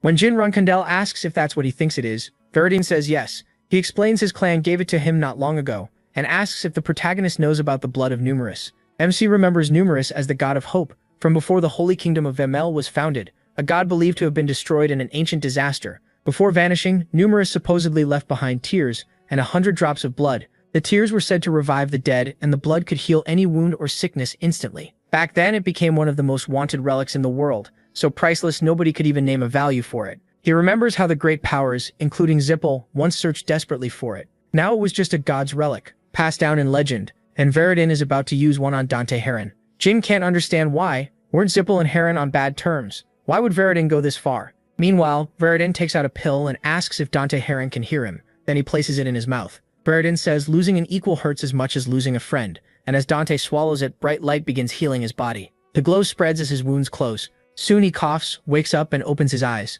Veridin is glad to see him awake, while Dante Heron asks what's going on and why Veridin is there. Jin Runkandel thinks about how the blood of Numerous instantly brought Dante Heron back from the edge of death, and can't believe Veridin used something that valuable just for this. Veridin says he knows the price of using the blood of Numerous is huge. Tapping his head, Dante asks if that was really Numerous's blood and how he could ever repay him. He thinks that sounds more like the kind of answer Veridin would want. Then Veridin says the first payment is simple. He owes him a big round of drinks once this is all over. This time, he says he's not leaving and won't take no for an answer. He also adds that if Jin sees him somewhere else, he better not pretend they don't know each other. Got it? The protagonist Runkandel realizes the guy he first took for an idiot is actually pretty cool. He says he'll think about it. Later, they meet at a hotel, and Veridin praises MC for what he pulled off when the talk turns to picking a victory prize. He laughs at MC, wanting both rewards. MC remembers how close he came to dying here and wishes Veridin had only wanted one. There's a limit to bad matchups. He gives a small laugh and admits they both almost died. Veridin says he doesn't really need both prizes, so since this happened, he'll give the bag of coins to Dante Heron. It's not like Heron is broke, but it will make a nice keepsake, and he can frame one of the coins. Then Veridin says he should get something back, which makes Jin Runkandel look over. As he studies a sheet of paper, he asks if it's the treasure map he's only heard about in stories, and wonders if Veridin really plans to hand over something that valuable. The protagonist Runkandel quickly says the map is his, and Veridin lifts the money bag, asking if that means he just gets an empty chest. Jin Runkandel thanks him, and MC asks Dante Heron why he didn't use the hidden move he was told to use, saying a proper fight should be done properly. Dante answers that he doesn't know what MC is hiding, but it's unfair to hide things and only bring them up afterward. Hearing that, he thinks Dante really does have sharp instincts, just like expected, and pretends he has no idea what Dante means. Dante replies that if needed, they should fight again someday, with neither of them hiding anything. Veridin agrees and says he's looking forward to the day they lead their own clans and meet on the battlefield. Then, joking that he knows he's repeating himself, he says maybe it'd be smarter if they just got along instead. Jin Runkandel points out how soft Veridin's words sound. Veridin says he's only being realistic. If things go wrong, it'll be a mess, so they need to be careful. Dante Heron thinks that even while they're sitting together and clinking glasses, the day they'll fight is still coming. That's the strange truth. They can be enemies and friends at the same time, and they raise their drinks in that brief moment of friendship. Veridin wonders how this twisted bond will end, then brings up the fake Veridin and asks if the others heard about it. At the same time, Pirate King Cosmos goes to his storeroom and finds every bit of treasure gone, cursing the noble bastards who cleaned him out. Dante Heron wonders how someone dared to impersonate Veridin inside Zippel territory. He says he has no clue who did it, but they've got nerve. Veridin explains that after what happened to Uncle Andre, the Zippel name has taken a hit. He adds that he isn't saying this for Dante Heron's benefit, and the rumor tying Jin Runkandel to it still hasn't been proven. The protagonist asks what Veridin plans to do about the fake, Veridin says he needs to catch them, so he was thinking of hiring a top mage to track them down. MC doesn't like that idea. He says if it were him, he'd turn the rumor to his advantage. If Veridin loudly announces a hunt for a fake in Zippo land, people will just think he looks weak and careless. Jin adds that he can catch the imposter himself. Veridin agrees and says they should talk more when he gets back. He asks if that's where they leave it. Then Dante asks what exactly has already been decided. The protagonist says if he stays much longer, he might actually start liking Veridin. Unlike them, he still has plenty to handle. Veridin asks if this has to do with the reserve flag bearer issue, and Jin says sure, let's call it that. Veridin tells him alright, see you next time friend. As MC leaves, he wonders who really gets to decide that. Sometime later, Chiron gets a letter from Kashmir. He once told Kashmir to keep his letters short, so this tiny note almost feels like a joke. Night Anne asks if something happened to the young master. Chiron says no, nothing bad. Jin beat Heron's grandson at just 6 stars, which proves how hard he's been working. He tells Knighton to let Kashmir know they'll have a drink soon. Then Chiron casts a spell and vanishes, clearly in a hurry to meet Kashmir. Knighton says he understands. Meanwhile, he sits with Kashmir. Kashmir asks if he feels a cold draft even with the fire going, while Julia plays nearby with a kitten. He says he does feel cold and wonders if he's getting sick. Kashmir tells him to take some medicine, then apologizes for changing the subject, and asks to see the map. It's the one the protagonist mentioned before. MC pulls it out and says it's rough, but maybe Kashmir will recognize something. He sets it on the table. Kashmir says he's never seen a map like this before, so he's not sure he can find the place from this alone. As he studies it, Julia comes over and excitedly asks if it's a treasure map. She wants to help find the treasure too. Kashmir jumps at her sudden arrival. Then she points at one spot and says something important is there. She points again and says something very precious is being guarded there. A moment later she bursts into tears. Kashmir panics and Murakhan grabs her, saying her power is getting out of control and they need the guardian dragon to calm her down. He tells Kashmir to call Luris right away. Kashmir does, and Luri arrives within a minute. Murakhan explains she lost control after seeing something, and says Luri should be able to settle her. Luri takes her gently and tells everyone to leave it to him. He has her breathe slowly, assures her she's safe, and keeps comforting her until she calms down. Elisa arrives and asks what happened, worried about why her husband is holding a crying child. Luri says it's alright, and Julia falls asleep in his arms. Elisa takes the child onto her lap, and Luri says she's calm now. Murakhan praises him, but Luri says he couldn't greet him earlier because this came first. Murakhan waves that off and asks what Julia saw. Was it the future? Luri says no, it was the past. Murakhan asks what that means, and whether it was tied to some old grudge. Luri explains that when a god's contractor looks into the past, they often see strong hatred or attachment left behind. That happened because Julia saw an object or a place tied to those feelings. If they'd been any later, she might have fully connected to it, and that would have been very dangerous. Miron asks for more, telling Luri to describe what she saw from that ancient land. Luri covers one eye and recalls it. He says the people there followed their own god and cut themselves off from the outside world. Because of that, they lived in peace until outsiders showed up. Those newcomers were mages. At first, they pretended they only wanted to learn about the locals' culture. Then they started digging for something underground and making harsher and harsher demands. In the end, they turned violent, killed a native child, and removed anyone in their way to take what they wanted. A divine relic the natives worshipped. Jin thinks over the idea of a people worshipping a relic and asks Sir Litri if he can show what it looked like. Litri says yes, give him a moment. He says it looks like a normal silver mirror, but it shines with light. Then he starts sketching it on paper. He looks at the drawing and knows at once it's the artifact mirror. He remembers how famous it became later, after a brave reporter exposed Zippel's crimes. Back then, Zippel abused the people of the Cologne ruins while searching for the artifact. Jin had even confirmed some of those crimes himself during a cadet mission, which tied the ancient land of Cologne to mages from the Zippel family. Now he realizes the map points to the mirror's location. Later, someone in a purple dress sits on a rooftop sipping wine and laughing. They say if you stay around those scoundrels too long, you might get attached, and that's a lonely thought. Still, they enjoy the drink. Elsewhere, Lady Lisa sits in her room, relieved that the time has finally come. She gets ready to welcome a guest, praying and crying as she waits. Jin studies the mirror pattern on the map and thinks about how huge this is. He got it from some pirate, and it turned out to be the key to something massive. Myron notices his face and asks what's wrong. The protagonist knows he can't tell the truth here, so he only says something feels off. Murakhan accepts that and lets it go. Later, Jin contacts Kashmir, who apologizes for what Julia went through because of the territory. MC says it's part of what every contractor of a god faces sooner or later, so he expected it. Luri tells Kashmir they will always stay by Julia's side and protect her, no matter what. Kashmir thanks them. Now that they know the map is special, they need to move. He says he'll look for someone who can read the ancient writing on it. He takes that job on through the 7-colored peacock, and Jin agrees to leave it to him, though privately he doubts it will be easy. He thinks about how Zippel slaughtered the people of Cologne centuries ago and nearly wiped them out. The survivors are still trapped in Cologne, so he starts thinking they might reach the mirror before Zippel does. 2 weeks later, February 17th, 1796, Pan staggers down the road, muttering that everything is falling apart. His life, the world, all of it. He twists his foot, crashes down, and groans that it's all spinning out of control. Jin sees how worn out he is and says, they both seem to be having a rough time, so maybe they can talk like friends. Pan asks who he is, and the protagonist says that doesn't matter, he's got drinks left. Pan gratefully calls him a good man and asks for a drink and some food, even joking that the protagonist might be an angel. The protagonist helps him up and says his little sister at home would approve. Then MC comments on Pan's unusual skin tone. Pan says he gets that a lot and adds that his tribe is from a place far away. He asks more and Pan says his homeland is very distant from here. After a drink, Pan cuts himself off, saying more would just make him sad. Jin says his home is far away too and shows him something from another distant place that he can't read. He asks if Pan recognizes the writing and shows him the paper. Pan suddenly gets angry, smashes his bottle and says he doesn't know. Then he notices Lori and Murakami nearby and demands to know who they are and why they came to him. Since the protagonist already knows he's from Cologne, he says he's a hanger-on under Tasha's defense captain Elisa and adds that the black-haired man and the green-haired boy beside him are dragons. That shocks Pan, who asks why MC is telling him all this. Jin says he'll have to reveal it sooner or later anyway. Pan gets the message and tells him to be more careful.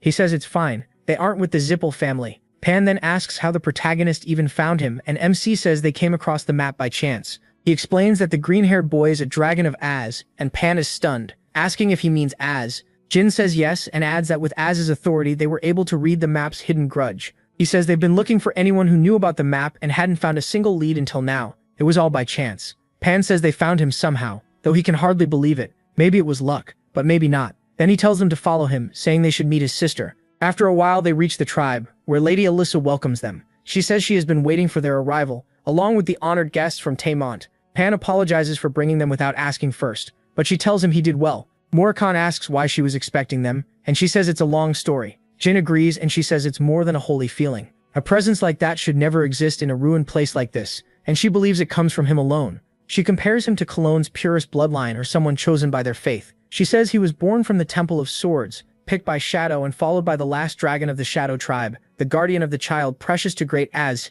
Then she brushes off their shock as a simple trick, while Jin thinks that strange, higher aura feels familiar. He feels sure, and asks Lady Lahosa straight out if she's a god. She says no, just a vessel. If she were truly a god, she wouldn't be hiding after losing her homeland. Murakami guesses she may be an old god in human form. He admits her insight is amazing, but asks if that's really all. Since even her presence will fade one day, she accepts the sting of that. Murakami hits a sore spot, then brushes it off. Jin is surprised to hear an old god is in Cologne. Still, he says that even if she explained it, he might not understand. Laosa asks to see the map one more time. He hands it over and asks if she can read it. Looking it over, she slowly reads the words aloud. To the one who reads this, after winning the hearts of Cologne, please don't leave them behind. Come here and speak for them. Tell the world they are only peaceful people who simply want to keep living. Her voice carries the bitterness of being given a burden by God without the power to carry it. She says her late grandfather made this map. It was first meant to bring disaster under the name Zippel, but now it holds hope under Jin Runkandle's name. She wonders if her daily prayers meant anything after all. Murakami cuts in with a joke and says they should make a deal. The protagonist asks what kind of deal. Murakami says it's about helping Lady Lahosa before she loses the rest of her strength. He tells her to stop dancing around it and say what she needs. Jin agrees they were already headed to Cologne anyway. He tells Lady Lahosa to just ask for help directly. She laughs and warns him not to trust help born from pity. Then Lady Lahosa tells MC it's been a long time since he heard Strit's voice. She gives him a pendant saying it's the only reward she can offer. With the last of her divine power, he can use it to call Sulit. Murakami explains Sulit is the astral form of an ancient god, and Asmil's contractor. He then notes there are plenty of people hiding nearby and asks Jin what he plans to do. He says they'll get ready to head for Cologne, but he's not sure he can save everyone or keep them all safe. Lady Lahosa steps in and says she can share information about what's really going on inside Cologne, maybe even official information. Jin thanks her. Later they reach the sealed historical site in Cologne and find a no-entry sign. Kashmir worries they should have sent the 7 colors ahead first. Murakami says that wouldn't matter. It's still a restricted zone. Jin agrees. Before his regression, this place used to be open, so his time here as a cadet must have changed things. Normally the horrors hidden here would have been exposed by a reporter 11 years later, but now that may never happen. The protagonist says it can't be helped. Kashmir asks what MC plans to do and says they could have entered more easily if this were really a magic testing site, like Jin mentioned before. Then Kashmir calls for him and Murakami. The protagonist points out how odd it is that a restricted area has only one warning sign, with no guards and no magic security. For a place this important, Zippel shouldn't be that careless. Kashmir thinks it over and asks if they already found the artifact. Jin guesses they may have given up after searching for centuries with no results. Moroccan jokes that maybe they just turned the place into a vacation spot, then notices people working there. MC spots a silver-haired man and asks if he's a pureblood Zippel. The man says yes, he's Moran Zippel, casually drinking in broad daylight. He remembers Moran Zippel as the lunatic of the Mag's Tower. More than being Caligari's sixth son, Moran is famous for his weird behavior. Jin notes he has no guards, and Kashmir adds that Moran is the master of the 7th Mag's Tower, an 8-star mage rich enough to act that bold. Moroccan suggests killing Moran and clearing everyone out with the microbe they brought. The protagonist shuts that down. Since Moran is a pureblood Zippel, and Andre Zippel was already killed, taking him out without a solid reason could bring huge trouble. They need a clear excuse so Zippel can't strike back. Just then, Dino arrives quietly and catches Jin's eye. MC walks up and demands his name, making it clear he won't ask twice. The stranger says he's Dino, a reporter. He remembers Dino as the reporter who exposed Cologne in his past life. He wonders if Dino did all that work alone, especially since the article came out 10 years later. Dino tells Dino to turn around. Seeing his young age and weak build, the protagonist is impressed that someone like him dared go after the Zippel family. He asks if Dino came chasing another huge story, and what kind of story it is. Dino fires back by asking where MC came from. MC tells him to relax, they're only passing through. A local friend asks them for a favor, and since Dino is a reporter, their goals may line up. Dino says they already know what's happening to the people of Cologne. Merkan cuts in asking if they should really tell him everything, but Kashmir says this helps their plan. Merkan then asks what the plan actually is. Kashmir says the newcomer is probably here to uncover the truth about this place, and young Master Jin will work with him to find a reason to strike at the Zippel family. He adds that Dino has likely already gathered useful proof. Dino pulls a notebook from his bag and tells them to look. It's full of detailed notes on the natives. Jin flips through it and says Dino is bolder than he looks, considering what would happen if Zippel found that notebook. Dino says it's fine, he already dealt with Moran Zippel. Moran has been drunk for days, so he isn't very alert. There's no need to waste time squeezing information out of him when killing or interrogating him would be easier. Jin says he gets it, then asks Dino for a favor. He complains that old men love sending people into filthy places for dumb reasons, then glances at the still-drinking Moran and wonders if he feels the same. He calls Moran an insect as he looks toward the seated man. Dino walks up and asks Moran why he's drinking alone. Moran greets him like an old friend, waving and joking that he waited so long he nearly died. He grumbles that nobody else here is worth talking to. Dino introduces the group as traveling storytellers, and says he brought them because Moran might enjoy them. He also apologizes for showing up without warning. Moran says it's fine and asks where they met. Dino says they ran into each other in the Fallen Kingdom while recruiting medics, and everyone starts introducing themselves. Jin says it's an honor to meet Sir Moran Zippel, and Moran smiles. Elsewhere, Veridan says Brother Moran is disgusting, and while their late Uncle Andre was evil, Moran is even worse. Just thinking about him makes Veridan sick, and he can't understand why the elders made Moran master of a Mag's Tower. Dante is shocked to hear him speak that harshly about his own brother, and asks what Moran is really like. Borodin says Moran is a monster from the abyss, far too awful for someone like Dante to imagine. He warns Jin to avoid any run-in with Moran later on, because meeting him only leads to disaster. Back with the group, Borodin asks if the protagonist tells stories while traveling. MC says yes, they've had plenty of wild experiences, just like Dino said. Borodin nods and says Jin must have seen a lot, but it's nothing next to what a high-ranking Zippel member faces on a mission across the border. Then Moran calls Dino over and says they first met 2 weeks ago. He still wants to know who Dino really is. He asks again about Dino's identity, mocking the nerve of a mere reporter for sneaking into a Zippel-restricted zone. Moran asks how much Dino spoke with the natives and complains about the mess it creates, since now he has to sort out everyone who talked to him while Moran was away. He sneers at Dino's fake cleverness and asks if he realizes that everyone who spoke with him has disappeared. Laughing, Moran says if Dino tries to keep up with him, he'll just rise higher. Dino's fearlessness honestly gives him chills. He keeps mocking Dino's nerve. Dino asks what he means, and Moran answers with a jab about the Garden of Swords and the fools backing him. The moment Moran attacks, Morancon jumps in and yanks Dino away, saving him. Jin wonders about the shield, shocked that he couldn't sense any magic used to make it. He is thrown off. The shield's magic was hidden in the campfire, but he still couldn't sense its flow at all. He tries to figure out what just happened. Moran warns him to be careful. Magic power can be hidden, but not erased completely, so whoever did this is clearly hiding something. Then Moran asks if the protagonist is there, saying a girl once made a request to him. When the protagonist asks how he knows his face, Moran stays silent. The protagonist draws his sword and says he'll make him talk little by little. Moran answers by recalling that MC is still only a reserve flag bearer and asks how he got that request, unless this is personal. He says Moran's tone is annoyingly fake, then laughs and admits he's already getting tired of it. Moran coolly says he was rude, then puts up a shield around himself as Jin attacks with magical projection. Rosa steps in to protect Dino and the others from the incoming shots, while some people move in front of Moran to block the attack for him. Moran orders everyone to move and drag them away, while Dino shouts through tears and curses at him. He demands to know why Moran is acting like this, calling him human trash. What did these people ever do to deserve this? Moran just watches Dino's face and says he likes that look. To him, Dino is a fool. Then Moran mocks people who don't know their place. He calls Dino useless, a flatterer and a spy, and asks if saving people even more pathetic than himself will make him feel better. Moran says all of this is Dino's fault, then attacks again. He tells Dino to shut up because he plans to kill them soon. Kashmir Alphen thinks about how much damage Jin caused even by striking when Moran let his guard down, and notes how dangerous the shadow energy is. Moran is irritated that this strange force is draining his magic like the shadows themselves are moving. He realizes it's shadow energy and decides the protagonist really is crafty. Laughing, Moran says Soldaret must be helping Arunkhondel again, breaking the promise from before. Jen calls on his shadow energy and positions Morankhan and Kashmir Alphen above as they launch another attack at Moran Zippel. Morankhan says he still can't sense anything, and MC points out that Moran is hiding his mana flow. That makes things simpler. They can just assume he's always using magic. Moran admits him reacted fast.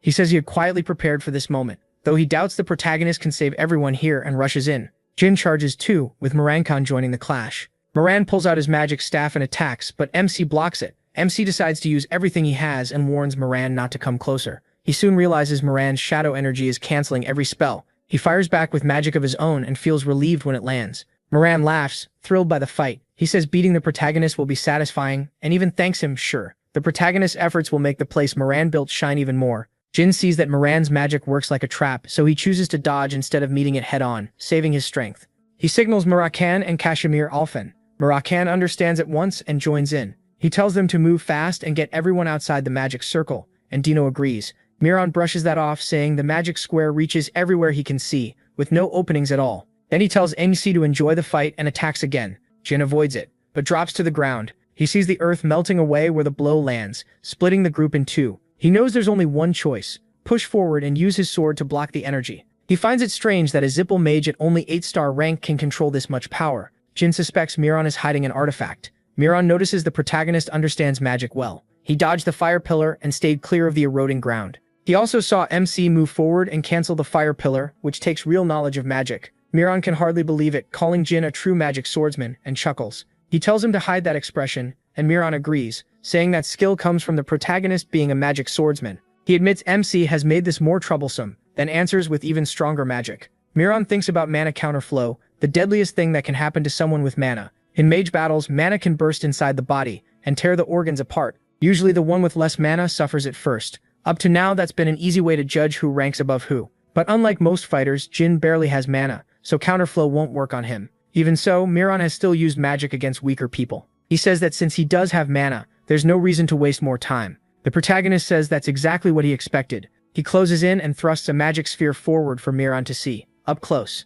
Miran suddenly says he can't see. Darkness fills his view, and he wonders if this is shadow power, but no, it feels different. Then a harsh light flashes right in front of his eyes. Miran questions where that light came from, guessing it might be a burst that blinded him, followed by ancient light magic, something he never expected. He sneers that this mix of light and shadow feels like something out of a hero story. Jin notices the dark energy in his wound fading. His senses and reactions now feel more like a beast's than a mage's. He knows Miran's mana isn't as overwhelming as Andre's, but in a one-on-one fight, Miran is even more annoying. Miran wonders what MC will do next and chuckles. With all his battle experience and mana counterflow knowledge, he's sure MC is hiding something else too, and that thought only amuses him as he steps away. Miran says Jin probably thinks he's crazy and wants nothing to do with him, but claims they're alike. He asks if this nonsense is just stalling, because if it is, he's not impressed. Miran apologizes and says beating him won't be easy, while those barbarians are still lending their strength. He starts counting how many times they've used that power and guesses it's been 3. The protagonist warns him not to push it and asks what he's really after.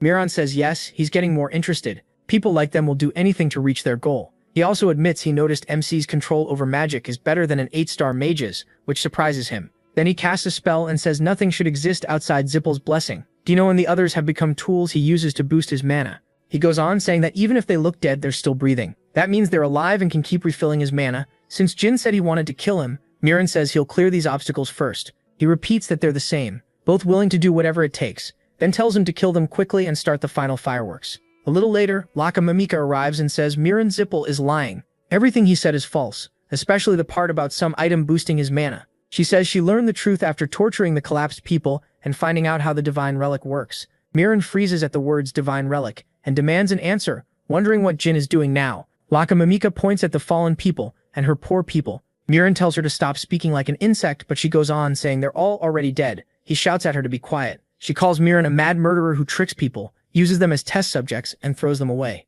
At that moment, he realizes Jin lied to him earlier to control him. Crying, she begs someone to stop this disaster. Miran calls her a rat who doesn't know her place, then attacks and tells her to die. He demands to know how she dared ruin his show, saying the best part of the night was supposed to be the scream after he cut up those bodies. He kept her alive because she was useful, but now he wants her dead. Dino runs out from the woods and begs Jin to save her, explaining that she is Tikka, the acting leader and the only support the natives still have, so he has to rescue her. The protagonist recognizes the Zippel family's secret magic, the blue flames. He remembers hearing about it before. He asks if they know of those flames, and recalls his sister telling him about them, a hidden Zippel technique that can burn forever without stopping. She warned him that trying to put them out would only make them consume you. When he asked how to fight that kind of fire, she casually said to use an even hotter flame. Back in the present, Jin does exactly that to save Lakamamika. Miran admits it really is a hotter flame, then wonders if that's enough, like he's testing him. As MC catches her in his arms, Miran questions how a mere magic swordsman, a Runken Tail no less, could be called the strongest mage of his generation, a title Tess had the right to give.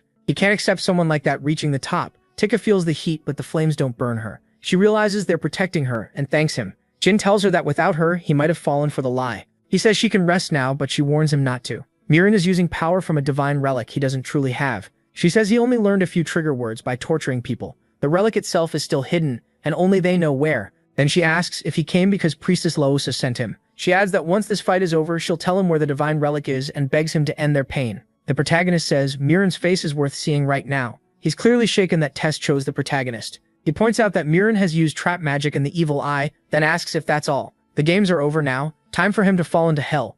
Myron asks what MC knows about hell. Through his magic, he boasts that he once loved the witch Hellam and drank with the kings of the Black Sea, then challenges MC. What could he possibly know about hell? With that, he attacks. He fires a spell he calls a pressurized flame. Tess jumps in and blocks it. Jin wonders if that spell made Tess angry. Moroccan arrives too. He asks why he's here and what happened to the natives. Moroccan says everyone's been evacuated, so they can focus now. He explains that the spell Myron used is a possession spell aimed at the Demon King Orgal, so if Tess is stopping it, they have to move fast and shut it down. While holding the attack back, Moroccan tells the protagonist to gather his shadow energy, draw out his sword's full power, and strike with everything he has. Then Moroccan tells Jin to step onto his shadow energy and run. The plan is to cut open the dimensional gate and they charge together. As they swing, MC gets hurt and feels the huge demonic counterflow. He realizes he can't keep supporting Tess for long. Still, he holds on just long enough. Jin thinks this might turn him into someone whose once bright life will slowly fade because of Helaram's dagger until even death welcomes him on the road to hell. Then he forces his strength back, grips his sword, and rushes in. He knows that even 1,000 swings may end the same way as the first, but he pours all his will into the blade. He cuts through and lands the strike. Myron tries to fight back as his strength returns, but he can't. His body bursts into flame and he screams. Jin looks at his sword and feels that the shadow energy came out differently this time. He's never felt anything like it before and wonders if it was a piece of the heart sword. Even so, he attacks again and watches Myron's body start turning to ash before fading away. After that, Jin notices a weak glow in the magic wand Myron was still holding, and destroys it completely. He says it's over. Then he drops to the ground as Murakan and Luntia watch. A little later, Moroccan explains that the wands given to masters of the Zippel Mag's towers have a special use, marked by a small rune at the top. He asks what it does. Moroccan waves the wand and the rune reacts. It sends an emergency signal to their mag's tower. Moroccan says they can't rest and tells Jin to wake up. The protagonist opens his eyes and Moroccan checks if he's awake. Then Moroccan forces something into his mouth and tells him to swallow. MC asks what it is, stands up and spits it into his hand to look at it. Moroccan says he almost died from the mana counterflow, but what he just swallowed was unicorn horn, a powerful cure that works against counterflow. Jin says he feels much better. His mana has settled, though his shadow energy and aura are still tangled up. Kashmir Alphen praises the protagonist for the fight, and the protagonist thanks him before asking when he got that ready. Kashmir says he didn't. They were given it, and he points to Dino. Jin asks how Dino got it. Dino says he learned about it while drinking with Myron, and that Myron had a unicorn horn stolen from his family, which she later found. Luntia then introduces herself as Lata, the acting saintess for Lhasa, and asks about the situation.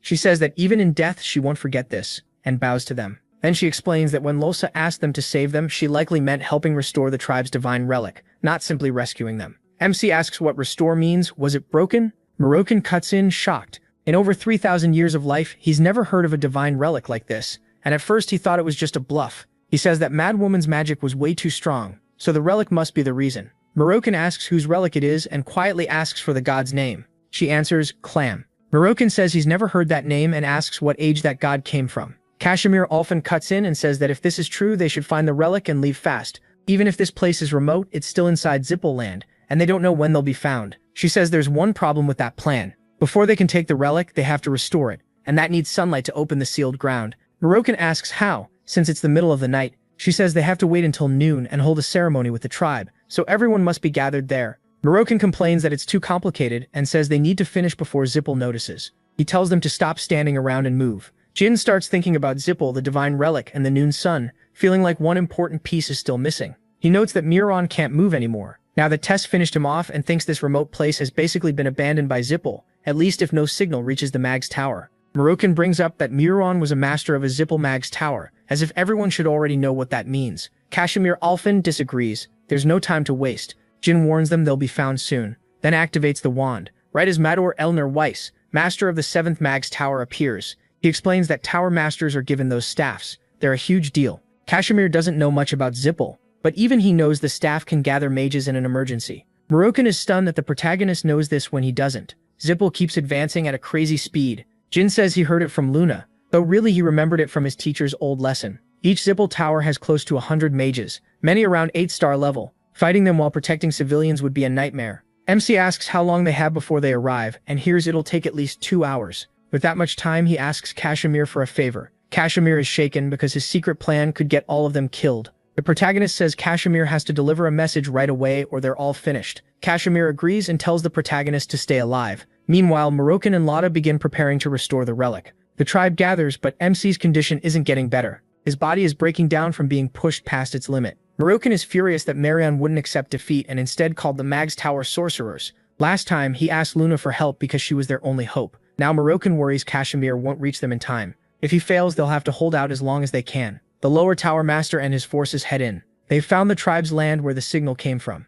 There's no sign of Myron, which means he's dead. That news sends Midor into a rage. He swears to kill whoever caused his brother's death. Watching from a distance, Murokan counts at least 30 strong sorcerers riding 6 dragons. And this is just a lower unit. If they beat them, an even stronger force will come next. Murokan thinks that in his prime he could have wiped them all out, but after Tamer's blade he still hasn't fully recovered. The Zipple mages descend with young fire dragons, red dragons, even weaker ones. Midor angrily names himself as a lower tower master of Zipple, and demands to know where Myron is. Jin plays dumb and acts like he has no idea. He doesn't remember Midor from his past life. Murokan asks why they attacked his brother, and whether they're connected to Runkandel. Before unleashing his anger, he asks one thing calmly: is Myron still alive? He promises not to hurt them if they confirm that he is. Jin is struck by that. Murokan cares about his brother, yet showed no mercy to the people here. Murokan starts to answer, then realizes Myron is already dead. He says he'll never forgive them for mocking the clan. Murokan orders his men to attack and capture them. The charge spells are all 8-star class, so this won't be easy. Then an icy blizzard cuts in, stopping every spell at once, and Midor is stunned. Their help has arrived. Talaris, ruler of the secret palace, and her daughter. Talaris' ice magic freezes the attacks with ease. The Zipple side instantly knows who she is. Kashmir's help came just in time. Murokan is impressed too. Talaris even summoned the legendary snow toad, Mott. She raises an ice wall so she can speak with the protagonist. Sarah's mother is curious about the boy who gave her daughter such a hard time. But when she sees him, she's shocked by how badly hurt he is. Talaris asks if he's the one who killed Alcaro. That's bad, meaning Sarah must have told her mother everything. Talaris tells Jin not to worry. She has no reason to harm him. She's more interested in another man like Murokan. The two start flirting while MC is nearly dead. Talaris tells her daughter to stay with him while she wipes out the enemies. She's also fully on board with her daughter liking him, and she keeps teasing him the whole time. Before leaving, Talaris reminds Jin that without her daughter, she never would have come to save him. The protagonist is too stunned to talk and can barely stay upright. Ceres catches him before he falls. Shocked things ended like this, instead of turning into a fight. She had no idea what was happening behind her back. Kashmir had rushed to Talaris with flowers, basically begging for help. Murokan is grateful so many people still came through for him. Then he coughs up dark blood, making things even worse. Murokan gives him medicine, still unable to understand why he'd push himself this far. Seeing him like this almost makes her feel embarrassed for him. Back in the battle, Talaris finds out Midor isn't a pureblood. Midor knows he's in serious trouble, so his only plan is to stall until backup arrives. Talaris isn't about to back down from the Zipple clan, and with just a taste of her power, she kills the Elder. The sorcerers throw up barrier after barrier just to survive. Then Talaris freezes the dragons with her ice magic. She's almost amused that they still think they can beat her. She uses an Endorma clan technique, the same sea ice Cirrus once used against Jin. A raging ice storm bursts out, freezing the sorcerer's solid and breaking Midor's will, and Talaris tears off the half-blood's arm just as easily. As he starts thinking about death, a portal suddenly opens beneath them and cuts the fight short. Talaris is confused for a second, then understands what's happening. More Zethal sorcerers have arrived, saving the minor tower master just in time. Talaris' barrier fades, that only makes her angrier. The Zithal clan has brought a huge battleship for Myron and Midor, and Jin sees the situation getting far worse than he expected. Too many key people are already dead. The ship is bad enough, but the ones aboard are worse. The White Knight, an elite Zithal unit made for missions like this. After looking things over, Talaris tells them to retreat. Even she doesn't want to mess with the White Knight. She's willing to help the natives escape, but he insists they have to finish the ritual. Talaris doesn't like that answer at all. She gave a direct order. The protagonist explains they may never get another chance to stop the Zyphils if the ritual stays unfinished. He begs for her help for the sake of the Collins people. Talaris agrees and gives him 1 hour to hold off the White Knights. More than that, she says she wants to speak with Sierra after this is over. As the ritual begins, Jin turns to Tika and begs her to speed it up. They won't last long once the ship attacks. Tika tells the young Runkandel to stay out of the battle, especially in his condition. She knows they can't stop the enemy until they find the artifact. MC cuts her off and says the ritual matters most. He didn't sacrifice this much just to walk away now. Tika says there is one way to finish it faster, but only if Rayhausa were here. Ceres reveals she's in Tikon, so she tells Jin to get on the Great Toad and bring her back. Talaris notices them leaving, and is surprised her child acted on her own. That leaves Talaris with the bigger job, holding back the White Knight battalion until they return. Murakhan joins her, promising to help. The White Knight, one of the Zyphil's strongest units, gives the ruler of the secret palace a single order: leave, and let them deal with Muron Zippel's killer. Talaris raises her blade and tells them to bring their patriarch if they want to negotiate. Since she refuses to obey, the Zyphils fire the battleship's power at Moroccan, who smashes through the attack with his fist. That opening lets Talaris unleash a huge wave of ice spikes at the ship. The sorcerers block it with a powerful barrier. They came ready for Talaris, but not for the man who ate their attack with his bare hands. Right away, they mark him as a serious threat. The White Knight leader orders contact with headquarters so they can use the battleship's full power. Meanwhile, Jin reaches Tikon and desperately asks for Rasa.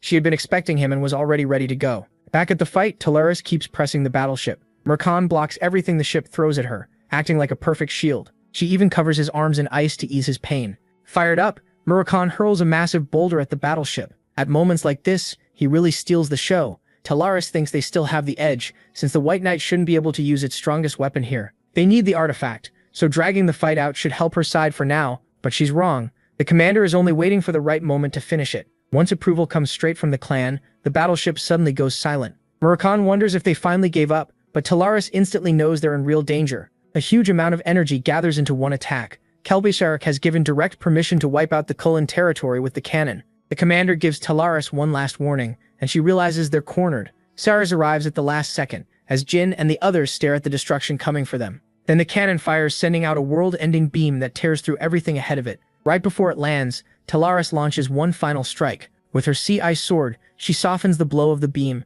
Jin and the others barely manage to hold on. He uses Shadow Force and cuts through the remaining blast with his sword. Saras can tell how much he's improved. Even in this state, he's still keeping up with her. But as things stand, he fears he won't be able to help Lawasa reach the ritual site. The ship is no easy target. It's about as dangerous as Talaris herself. Even the White Knight commander is shocked that she blocked the beam with her sword. Still, he gives Talaris another warning to stand down. She just laughs. Talaris isn't scared at all. The ruler of the secret palace says even their strongest Isiful sorcerer wouldn't be enough to beat her. Then she flips the pressure back on them, reminding the Zyphils how badly outmatched they are. The White Knight answers by saying they can just target the people she's protecting instead. That makes Talaris realize something. If Laosa reaches the ritual site, they win. So she's ready to hold the enemy back and buy her daughter time to reach the altar. This battle will decide whether the secret palace survives. The Zyphil commander charges up another beam shot, ready to erase the Kalin territory completely. Jin tells Cedrix to protect Laosa.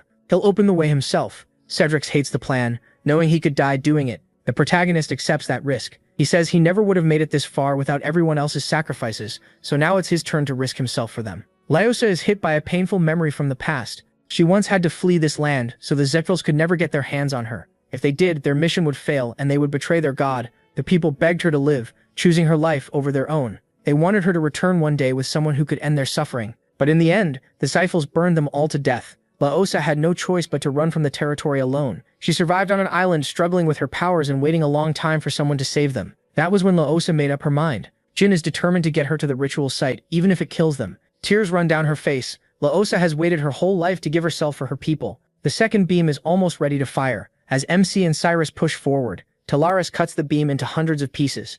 Jin has to protect both Lyosa and Cyrus, relying on his sword alone to survive. Mercon warns them another beam is coming. The Xiphals keep attacking without stopping. Mercon and he fight desperately to shield Cyrus and Lyosa. Just when the Dark Dragon thinks they're holding out, one beam slams hard into Jin. It knocks him down, and even Cyrus cries out in panic. She remembers what he said, that he was ready to give his life to protect them. In a burst of rage, Cyrus loses control and gets hurt too. She falls to the ground, leaving Lyosa on her own. Cyrus tells her to keep going, or else all their sacrifices will be for nothing. Heart-heavy, Lyosa prays to her god and keeps moving. By now she knows prayer alone won't end this war. Lyosa has made her choice. Jin drifts into an empty void. A voice calls his name and orders him to wake up. When the protagonist opens his eyes, he sees a future where Cyrus is dead. The Xiphal sorcerers won the war with the help of a blazing fire dragon. Mercon was killed by Canthum's hands, and the Xiphal patriarch unleashed a full assault. In that future, even Jin died. Then a piercing voice of a god welcomes him, and reflects on his choice to keep fighting after coming this far.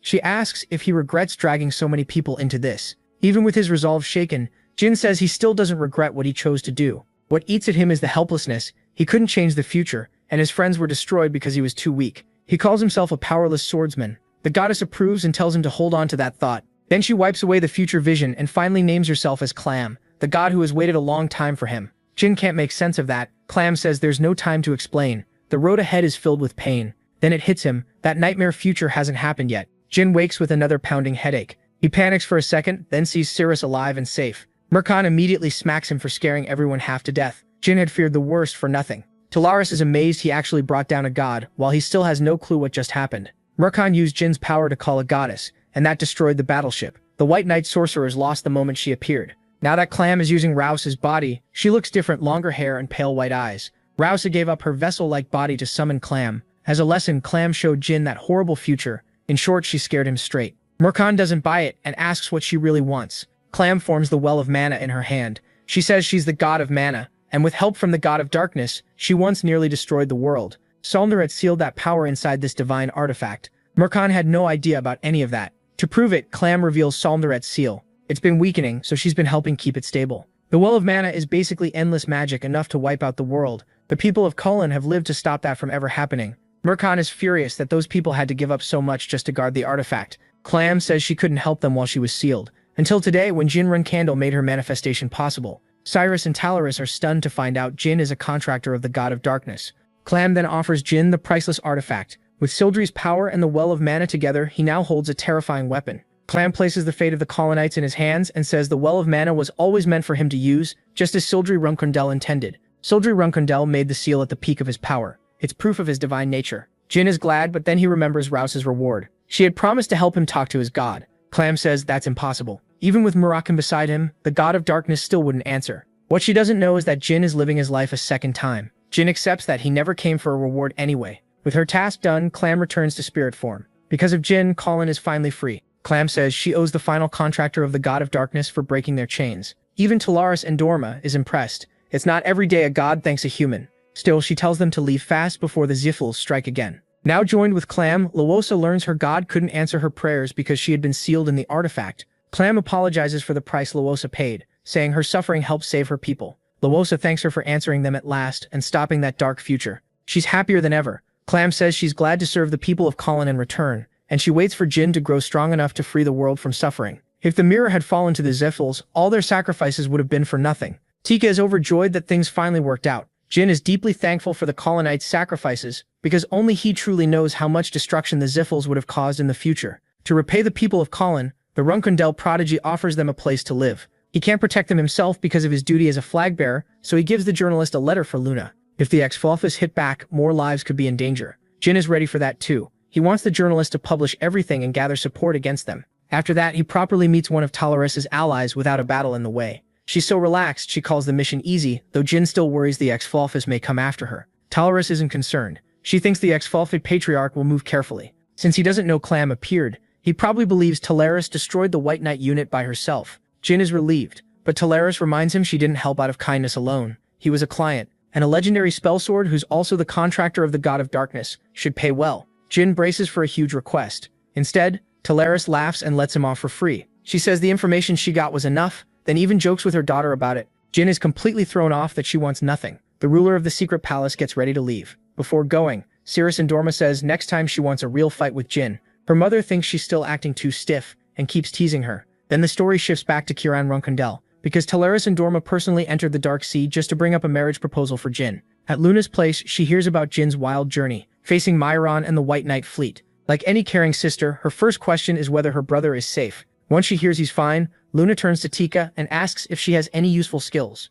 She makes it clear she can't house the people of Colon if they have no plan to work, so she orders her maid to help the Colonites settle in and find jobs, which is better than just living off a favor. As for Dano, Luna is ready to back him fully so he can carry out Jin's plan. A month after the battle, news of the Colon genocide spread across the world. People learned that a group of travelers ended the conflict and pushed back the Zephils. Even the Runkandels heard about it. The Zephil clan blamed everything on Myron since he was already dead, but pieces of the battleship still hinted at their involvement. Some kingdoms were enraged, while others stayed quiet. Emperor Emir Bementh publicly defended the Zephils, and the backlash was immediate. The Zephils made sure to reward him for taking their side. Even so, their reputation was badly damaged. For now, they can't launch any major attack. Between Jin and Luna, they've suffered too many losses. Meanwhile, the journalist gains strong support from the public. The people of Colon keep praying for Jin, waiting for the day he reveals himself as the traveler who stopped the Zephils' oppression. They pray for his success and hope he'll be the one to destroy the Zephils for good. Back to Kiran's meeting with Teleris.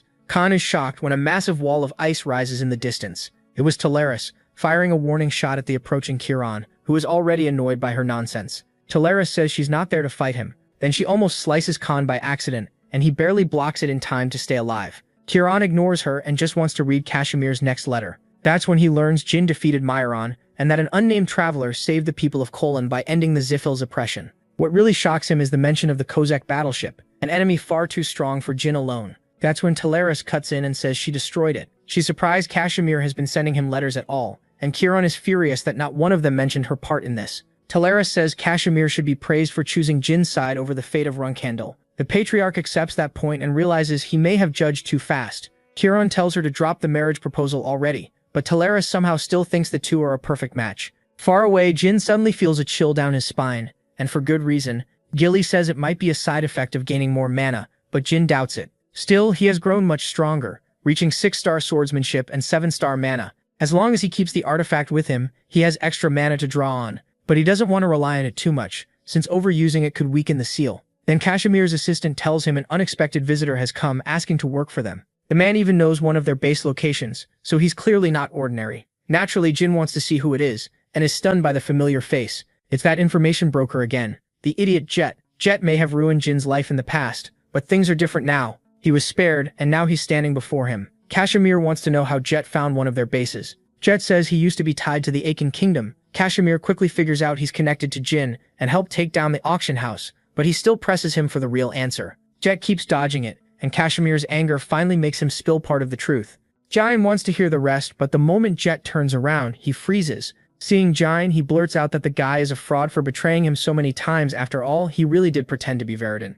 Simple. Kashimir snaps at the accusation and almost takes Jet's head off. Murakan storms in, already irritated that he still didn't get his ice pops. To him, those matter more than the whole investigation. He gets even angrier the second he spots Jet, the same guy he beat up before. Jet is shocked to learn they're closely tied to Kashimir, and that Jain outranks everyone there. He drops to the floor and bangs his head down to apologize. MC asks for more about Alu, and Jet finally gives his real name, a former Runkindel cadet named Marius. The name feels familiar to MC. Gilly knows exactly why they share a last name with Luna's nanny. Jain turns pale. Alu is from Delki, one of Huster's kingdoms. He was just a nobody who somehow passed the test and became a cadet. That was also the last time he used his real name before throwing it away for good. Gilly confirms it, and Kashimir moves his blade to Jet's neck, doubting him. A commoner shouldn't have gotten into the Runkandel cadet test that easily. As Kashimir presses him, Gilly says someone inside the clan may have helped Alu. He thinks it had to be a pureblood, or even one of the nannies. They do far more than raise children and hold real power in the clan. Back when Luna was ranked first, she was seen as the top choice to lead the clan.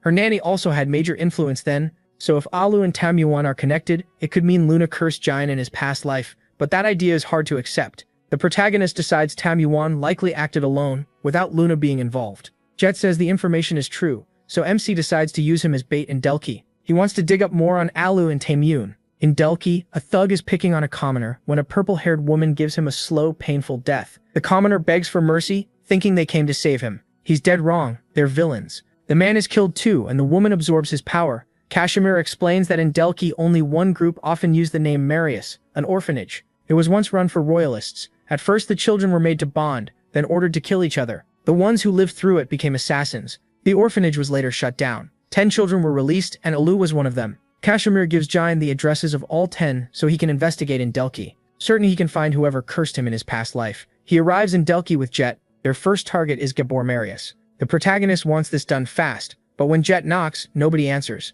Nearby, a crowd has gathered, and the protagonist finds a brutal murder scene. One victim was poisoned, and another was cleanly cut down by a wind spell. A bystander says Gabor had it coming, so Jain questions him. The man says he and his friends found the bodies that night, and another guy who owed Gabor money ended up dead too. MC decides Gabor was the real target, and the other man was killed by magic to remove a witness. He starts to wonder if the killers rushed the job and made mistakes. Then he suddenly asks Jet for the next name.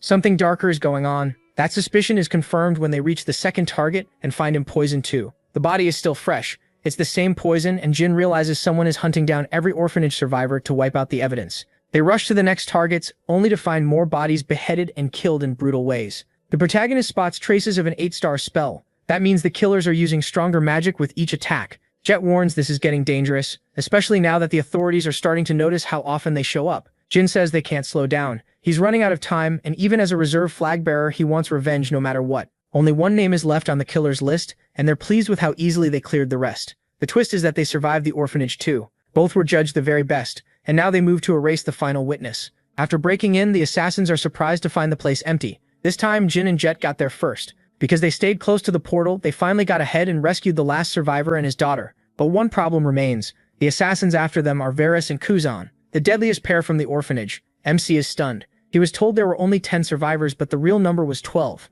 Varys and Kuzan attack. They've already caught up. Varys is eager to kill her dear brother, while Kuzan has no interest in dragging this out. But just then, a sorcerer's power